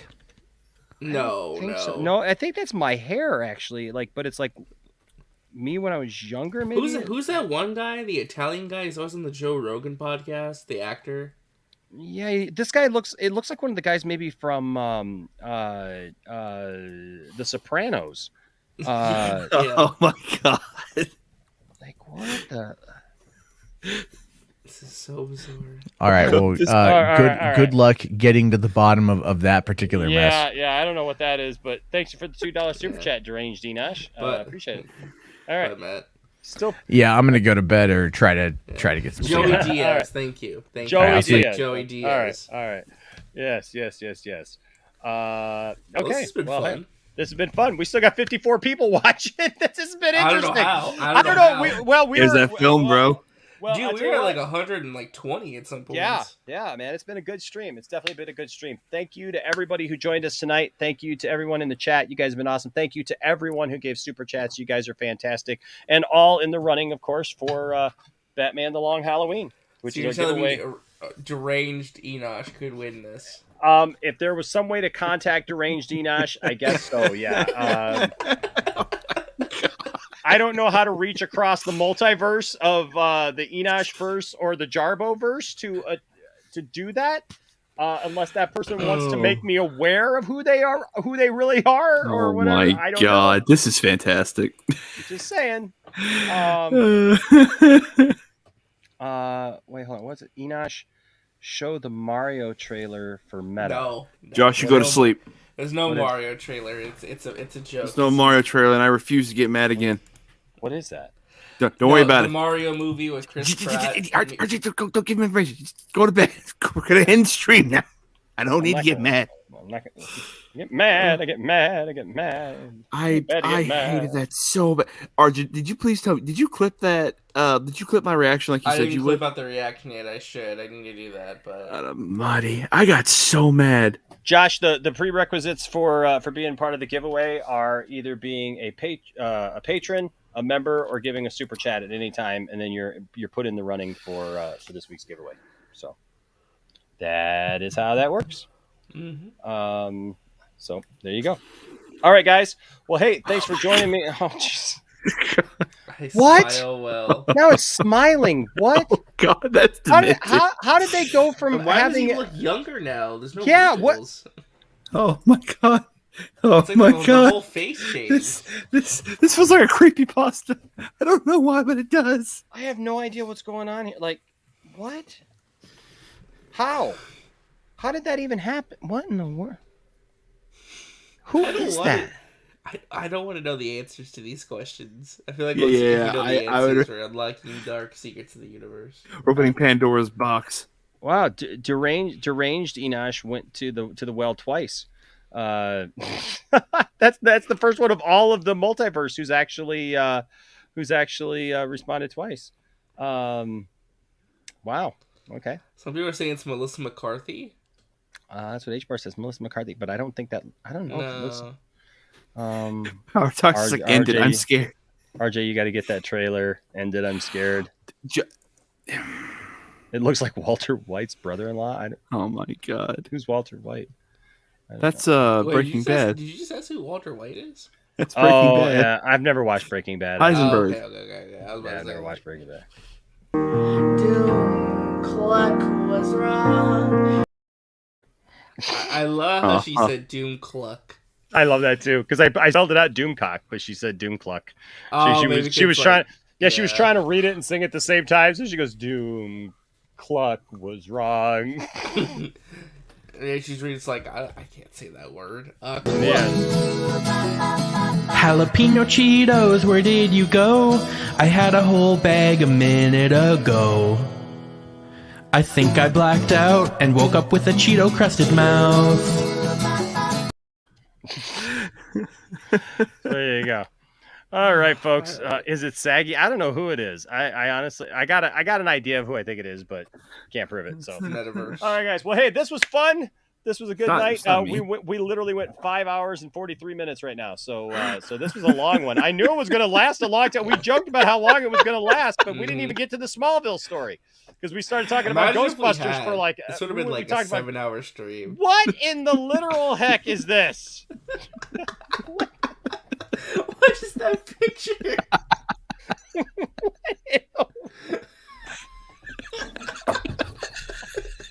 I feel like I should just leave this thing streaming. I'm just gonna leave the room and just let this thing just go on for as long as needs be, and you guys can just leave super chats. I'm getting I wish I could blow up just the picture for God's sake. I can't. I wish I could just blow up the picture like full size. Oh my God. This picture. Somebody, for the love of God, take a screenshot of this and send it to me. This is oh my gosh! I want to fucking stop laughing. Oh my God! Oh my God! Oh, Deranged D-Dash with a $2 super chat. Like this Ron Jarbo. It's Charbo and Wait, Ron no, Jeremy. so my question is, Deranged Enosh changed his screenshot twice or 3 times, because first it was an older version, then it was a younger version, and then it's Ron whatever, Jarbo. whatever that is. And like talking about Ron Jarbo, did you mean to post as Ron Jarbo and say I don't know? I just Oh my God! The long hair, the Mario look, the Ron Jeremy mustache, Jesus, the smile, like it's too perfect. That's like. How did I go this long without seeing that? Like in my life, I can't even look at the picture. I'm beyond. I can't even look at the picture. I do the rest of the stream with my eyes closed. Oh my God! Take it off the screen, please. Like, where did you find that? Like, did you make that? Like, where did you find it? Like, oh dear Lord, no, not. No, there's another one. What? It's now you're one. Enosh, why do you look like Wolford Brimley in that picture? It's Wolford Brimley. Diabetes. Wolford Brimley have diabetes. That's what I pee and I get very short with my wife. Have some oatmeal. Oatmeal's good for the diabetes. Don't put any maple syrup in it, though. I stubbed my toe Actually, you know who I look like here? This is weird. So my mom had a boyfriend named. Oh my gosh, my mom had a boyfriend named Doug. That this actually looks like a combination of me, Matt, Doug, and my friend Rusty. Like seriously, I see it. Wow. So it's basically the Voltron of pictures. The Voltron of pictures. And again, it's Deranged Enosh. Like where and like where's that hair from? Like I don't know whose hairline that is. Hair keeps changing to every picture. It was curly now, but it's always long. It's like this dude, like this picture, like looks like a guy who like played guitar like back in the day, and like he's seen some things, man. I'm full screen, so I don't even see what's up. So hold on a second. I don't even see what's up. Hold on a second. Am I missing something? I'm at the bottom of my chair. Bradley took a screenshot of the last photo. Oh, there we go. Oh my God. What? He took a photo. Bradley took a photo of him. Who did? Bradley took a photo of the last. Oh, it's in the group chat. Yeah. Oh, it's in the group. Oh, okay. Hold on a second. Let me look at it. Oh dear Lord. Oh dear Lord. God help us all. God help us, everyone.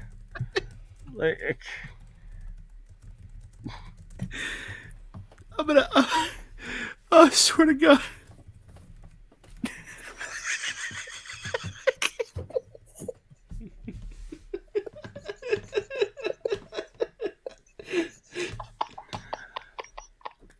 I don't know what's so fun. I don't know why I'm laughing so hard. Oh my God. Oh my God. Oh my God. Well, we haven't had a good end to a stream like this in a while, have we, RJ? Last time I remember something like this was the Alfred jokes. Remember that? Oh yeah, the Alfred jokes, yeah. Oh my gosh. This is Bradley, I swear to God, I'm gonna get you for this. Oh my God. Oh man. Oh man. Like this one is driving me crazy right here. I don't even know. Someone take a picture of that one too. Someone take a picture of this one. These are too good. These are too good. Is someone gonna send these to Matt, please? What? Now this is. Now I look like I'm like what? That's like Bob Ross. Bob Ross mixed with Carrot Top. What in the? Where do you see Carrot Top? I don't know. You know who I look like here? You know the guy who was in Balls of Fury? Oh my God. Oh yeah. Like I just want to know who he's combining me with here to make me look like this. Like what's really scary is you got little me down there in the side there, like looking like that, and then you got Matt Jarbo up here looking like this. Oh my God. Thank you, Deranged Dinash, for the $2 super chat. Says, hey. They're not. What I love is they're not changing the screen name anymore. They're just changing Nah, the it's just picture. like just screw it. Just change the profile picture at this point. It's gonna have the same effect. I'm not going through all the trouble of making a complete other screen name and everything. Nah, forget that. Oh my God. Oh sweet Jesus, why? Christopher Walked. Christopher Walked. Please. Power Talk's like just Please stop. We're never Bradley, gonna- I'm we're gonna never hurt you. We're never gonna end the stream. This is gonna keep going. The stream is never ending story. I feel like I should just put this full screen and just walk away. Everyone just walks away. Just leave it Everyone just running. walks away and just leaves it like this, running and see how like anybody coming here is gonna be like, what the heck? Like people are gonna just wake up this. tomorrow morning It's and like just no audio. wake up on a Sunday morning and just be like, what is going on? What? What is this? Oh my God. Good morning, everyone. Stop it. It is literally 6 a.m. What is this? What is this? Oh my! What in the world? That's Jarbo, Enosh, and everyone combined. I'm not even trying to make a diss. We here. But $2 super chat. Thank you, sir. oh my God, looks like Boogie. It does look like Boogie. Who? Boogie 2988. He's a YouTuber. Oh my God, it looks like Boogie. It looks like Boogie. That's funny. It's just funny. I just don't even want to take Matt down off the screen, man. It's like off the screen. He just fills up the screen like that.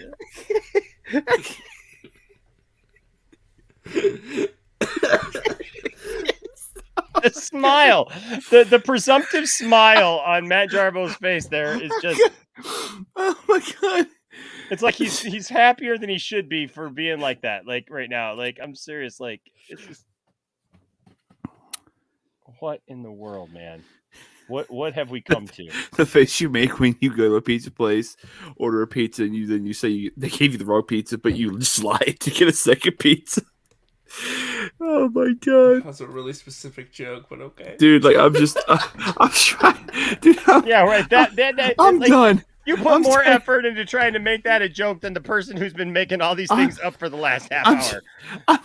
I can't even talk, dude. I can't. I'm so weak. Hey, we're 9 minutes away from the 6 hour mark. For the love of God, please end the stream. Who knew 6 hours ago that we'd be here, huh? Screw plugs, screw outros. Just hit this. Hey, RJ, you want to tell people where they can find you, sir? Here on the Point Since Dexter you outlasted, Lounge, looking at since these you weird outlasted, pictures. since you outlasted this whole thing.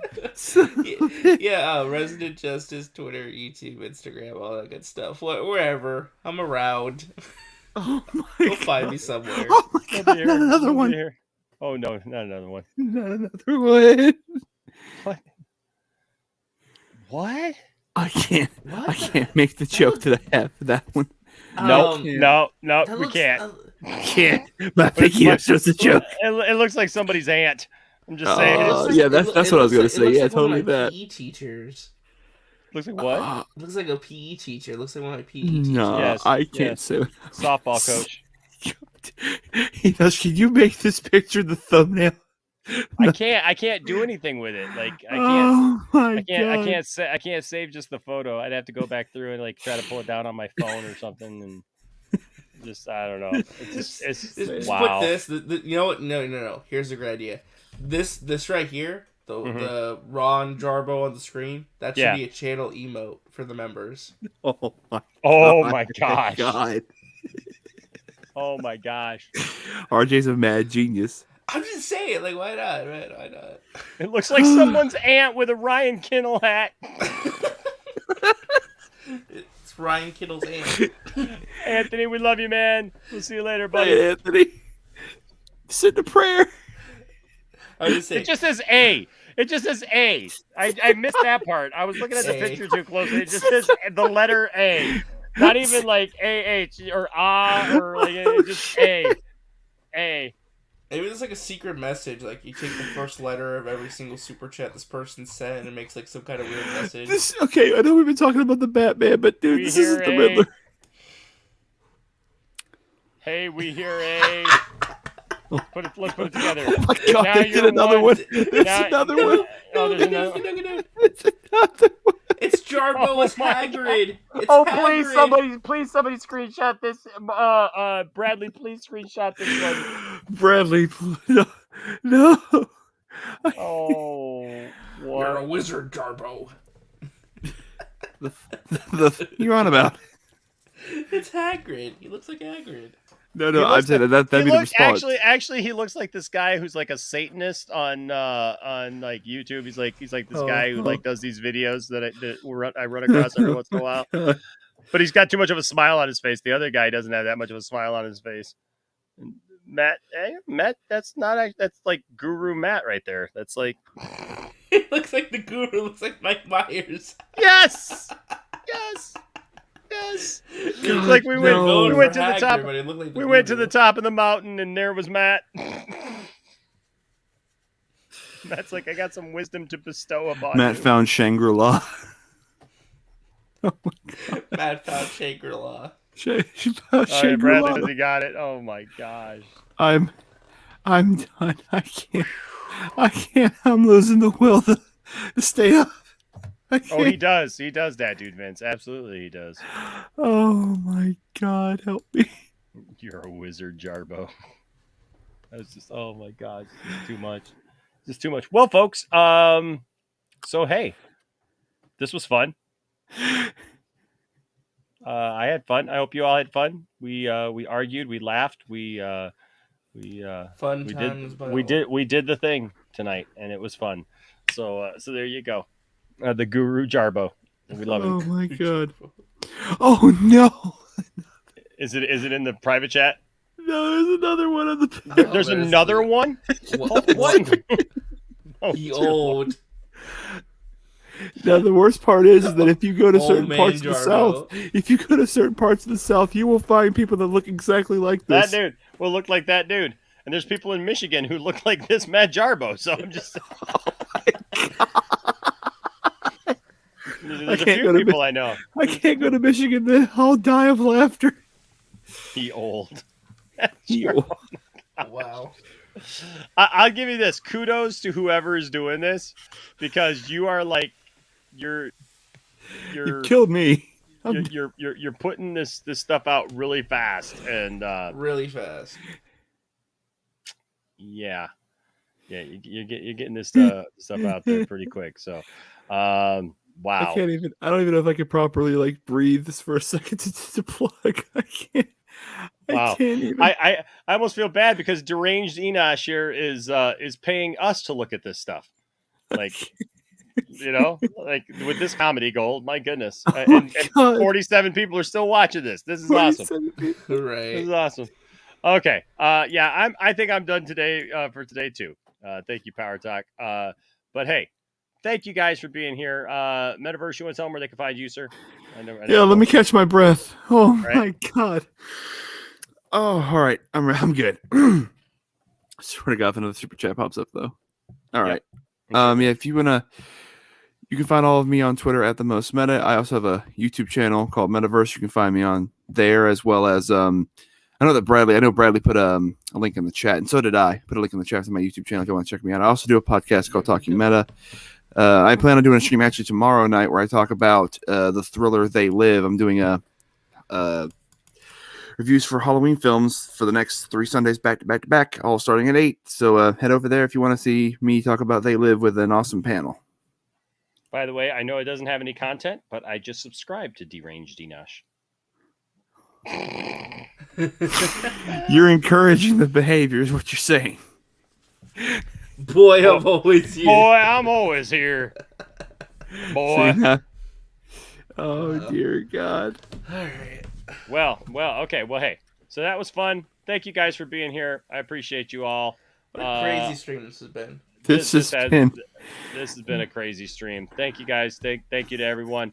Love y'all. Like I always say, don't let anybody tell you that your fandom doesn't matter, and don't tell anybody that their fandom doesn't matter either. But you know what? Seek to have good conversations, and even if you disagree about like the DC content or any content or whatever is going forward, it's always good to have conversations. And you know what? And figure it out, right? And look, at the end of the just always be kind to each other, even if you disagree on stuff. You know, I know Absolutely. DC can be a contentious thing sometimes, but it's all in good fun. We all love the stuff that we love. You know, it's all great content Absolutely. and great characters we all love and respect. Absolutely. I'll be back with RJ next. Oh no! He said in the chat. Is that worth waiting for? Is that worth waiting for? Well, I don't know if he's promising. Yeah, I might have to wait a minute. I might have to wait a second until we see exactly what he's going to do to RJ. Oh my God! And the stream before the threats capitalized on. That's worth waiting for right there. I don't want to see it. I don't want to see it. I'm scared. You want to know something really weird? Remember how earlier this was missing? Amazing. Every word of what you just said was wrong. How'd you find it? It just popped back up. Oh. It was just there now. Yeah, it wasn't there, and then it was there again. He just said, "Give me a minute, folks." Give me a minute. He's literally telling us. I love it. I guess we're counting down to the grand finale. Oh my God! Do I have any ribs left to give? Wow, everyone's waiting with bated breath. We're all waiting. We're doing the final countdown. Ba-da-ba-ba-ba. Ba-da-ba-da. Da-da-da-da-da-da. Da-da-da-da. I think I'm going to eat a taco. A taco. I think I'm going to eat this taco. This taco. Yeah, we're all waiting for it because we want to see that thing. Like it's a massive thing, and Yeah. so I want to see his thing. Almost ready, folks. This is the stream that never ends. Almost ready, folks. I love we're getting like a second by second play on it. Almost ready, folks. Just a few more seconds there. Just stay on target. Stay on target. Almost there. This is the stream that never ends. It just goes on and on, my friend. Somebody started making up fake accounts long ago, and they'll just keep on making them in super chat as we go. It is the stream that never ends. No, it's not. It's not Darth Lunga. He's not that funny. Oh, ouch. Good God. Okay. Have you ever? What's the longest stream you ever done? By the way, I'm just curious. A little over 6 hours. Yeah. Can we get a 12-hour stream? 12 Oh hours. my God. I said that, you know what, maybe sometime I'll do like some like marathon stream, like a 24-hour stream or whatever. We Oh, like Jesus. try to have like a bunch of our friends come in. Maybe we'll do it for suicide prevention some night or something. Dude. All right. Well, we months ago you talked about doing the watch party for Carnival. I can't never pronounce it. Oh right. yeah, the carnival. Yeah, Carnival of. What is it? What's the word? It's a tongue twister. Uh, Especially when we're waiting with bated breath. right. What's that word? It's the I'm the looking at- comedy. Oh, it's the McFarlane thing, right? Yeah, the Cala something. Cavalade of cartoon comedy. Yeah, something like that. Yeah. Cavalade is such a freaking. No one says that word anymore. Oh my god. I love how we're still waiting. It was a joke. It was a joke. If I do a 12-hour stream, I have to play the Mario trailer. What is the Mario trailer? Don't. About the Mario movie with Chris Pratt. Mario movie, Chris Pratt. Oh my god. Okay, so Enosh. Oh my god. It's there. Sharpo. There it is. Where's it at? Where is it? Oh, is that it? That's hilarious. Oh wow. my They took the God. picture What with are we me looking with at? Brick Baker.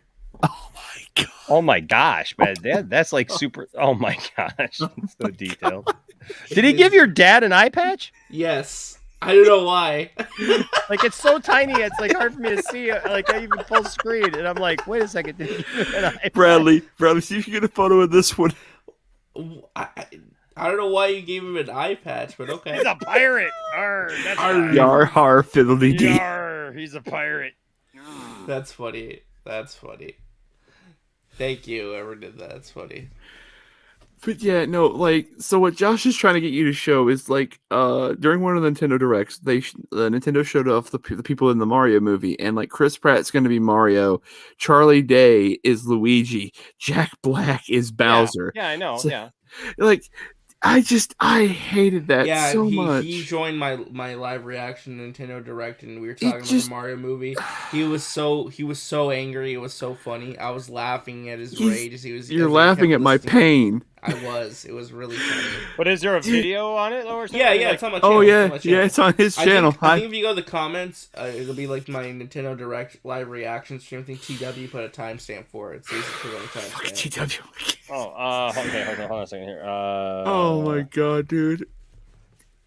Why am I making you look it up? I can just like pull it up. Hold on. President. Oh my god. Like, the reason I got so mad. Which video is it? The Nintendo Direct. I'll pull it up in a second. Okay. All right, there we go. It just continues the delegitimization of freaking voice actors as actual actors, man. Like, it's just, I hate it with a burning passion. Right there. Posting this bad boy. All right, it was right here. Just listen to Meta's pain. Just listen to Payne's voice. What? Chris Pratt? Of course, is Mario. Who will be played by Chris Pratt. He's so cool. Mario will be talking. He was so in the mad. movie. He was Please so look forward to Mario as performed by the very talented Chris Sun. You said it. Next, Anya Princess Taylor-Joy? Peach will be played by Anya Taylor-Joy. I can't wait to see a very spirited Princess Peach. This pisses me off. Mario's Charlie little brother, Day's Luigi, will be played by Charlie Day. He was so mad. Okay, I'm excited for you. You want to know see why this this pisses timid me off, sibling RJ? on screen. I know. It's say it for the audience. Bowser Are you will be played by shitting one me? and only Jack Black. I'm expecting a monster performance by Jackson. Don't call him Jackson! The comedian Keegan-Michael Keegan Key is Michael Key Toad. will be playing Toad. I'm This looking is so forward to bad. Great comedic moments. It was funny. It was funny. Even though this is a Mario movie, This is Donkey what broke Kong me, will though. also Seth be Rogen making an did break me. appearance. Donkey Kong by He will Seth be played by Rogen. Seth Rogen. I'm eager for you to I don't know see how a to feel humorous about Donkey that. Kong by Seth's son. I was numb at this point, Enosh. I was numb. It was funny. It was really I funny. was numb. Because literally right before that, I was like, we were talking about, we were saying, you know, they're going to get the voice from the games. And I was saying, oh, they're just going to get a Hollywood actor. It's like, don't do that. Oh my God. What do we got here? Oh no. Oh, no. What did he do? They edited all of them. Oh my god. He added a beard to her. Why did you have a beard? I don't know. Give your dad a beard and long hair. and then gave you like this. I don't know what that is. Like It made me look like Hillbilly Earl right there. I just loved it. Like the dude, it took him. Hold on, wait a second. It took him longer to do the last one than it did this Just one, me. and that was just you. And he's just got like whoever this is just has like beards, just like to throw on a Photoshop apparently. Like, dude, I can't with this no more. Yeah, with like all these different beards or something, or like I don't even know, running through an app or something. Jeez, I don't know anymore. For the love of God, cut the cord. All right, I think we're done. Oh Yep. my God.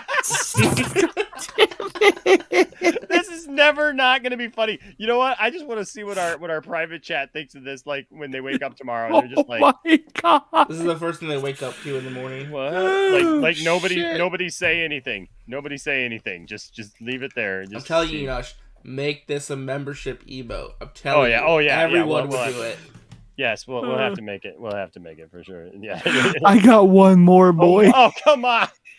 No, Okay, Rage, Enosh, please. one more, and that's all. That's all. Then we got to stop this stream. We're at 6 hours and 8 minutes. Holy crap! Oh my gosh! Yeah, they're Any guesses Bradley. for You're what it right. could be? They're gonna be so confused tomorrow or today. It's 6:18. I was gonna eat something. I don't think I'm going to now. I don't care about Nintendo. This is entertaining. Yeah, I like doing the live. That's what That's the funny thing you bring about the Nintendo thing. Just to, like bring it all back around. So I like the live event kind of thing. The live streams, 'cause it's like you're reacting to news is being announced live, so it gives like that event feel. Like maybe DC fandom should just do it differently. But I like the idea of like everyone's hearing the news at the same time. I don't know. I kind of like that stuff. While we wait on this last one, Enosh, did you see what Punk said about Roman? There it is. Wonder Jar. Oh my God. Oh my God. What's up with the chest? It's What like in the all world? malformed. What is going on here with this? Wow, it's like an extended upper torso. Oh my God. I think he said normal Matt Jarbo in the corner too. It still has me. It's like this is where I got it. Wow. Wow. Well, that was well, Damien's right. Why? Damien's like, I don't know why we do have things we do on the show. But Why are we still here? Why are you still fight? Just to suffer. We're just here to suffer. Hey, Crazy Says, expect me to be back someday. Someday. You know what that reminds me of? It reminds me of my Skeletor drops that I have. Oh yeah. I have to find one here for Deranged here because you brought us much joy for sure. So here we go. When two people French kiss, they form an approximately 60-foot-long tube between two buttholes. Until next time. Until next time. Someday. Your lips are made of the same skin type and texture as your anus. Until next time. Oh my God. Yep. Until next time, right? Then of course there's. Hold on a second. Oh my God! There's still one more. Here's a better one of this one. Oh my God. Okay, I think this one's a better one to end it on. Gal Jarbo. Oh my gosh. What the? That's a very attractive woman. Wow. Uh, That's pretty good looking. That is pretty. Like, yeah. That looks like a normal lady. I don't see any resemblance to Matt Jarbo at all. Maybe in the No. eyes. Maybe a little bit. Bradley, take a screenshot of that. Someone What can would use you that for their take a catfishing account. It's a nice clear picture. Like catfishing account, RJ. Yeah, someone's gonna use that picture for their catfishing account next. Watch. Oh my God. I don't know. I like Your the one- profile just blank. I like the big one up here on screen. I think that's a good catfishing one. That should like grab a couple people, right? What does that look like? It would be like It's Gal Gadot as Jarbo. Oh my god! And now the role of Matt Jarbo will be played by Gal Gadot. I'd watch that movie. That'd be interesting. Yeah, I'd watch that movie too. The Matt Jarbo story starring Gal Gadot. Like the Why quality the of the Gal image. Gadot? Because reasons. The quality of that image makes it look like it's on like an investigation discovery documentary or something. Like it's just like going into Story of detail. Matt Jarbo, narrated by Gal Gadot. Wow. In the beginning. I don't want that at In all. the beginning, there was a blue skull man. Our story starts in the fabled year of in the year of our Lord 2016. And no, I'm not going into detail. It was bad though. It was pretty bad back then. Wow. Okay. Well, folks. Yeah, I had a good time. Talama Parkwell. I'm a Palpatine. Talama Parkwell. Oh my. If you could figure out what just happened in the last hour, you're a better person than me. It was fun. Gal is Charbo on the weekends. Charbo on the weekend. All right, make sure to follow us on all the social media platforms. Of course, you can find all the links to everything down in the description below, and follow us. Have a good time with us, right? Have some fun with us, and enjoying what we're doing because we're having a good time here at the lounge. So, thank you guys for being here with me tonight. Appreciate each and every one of you. Everybody's been in the chat for the fun that Deranged Enosh, whoever that is, you gave us tonight. That was a lot of fun too, and we appreciate the laughs for sure. Until next time, I think I already said it, but don't let anybody tell you that your fandom doesn't matter. Don't tell them that their fandom doesn't matter either. But you know what? Have some good conversations, and yes, we're going to be back with more, William? maybe even some William. Hey, we look forward to that. Gives you guys some reason to come back to the Poindexter Lounge. Until next time. Until next time, we'll see you guys. Stay nerdy. Bye-bye.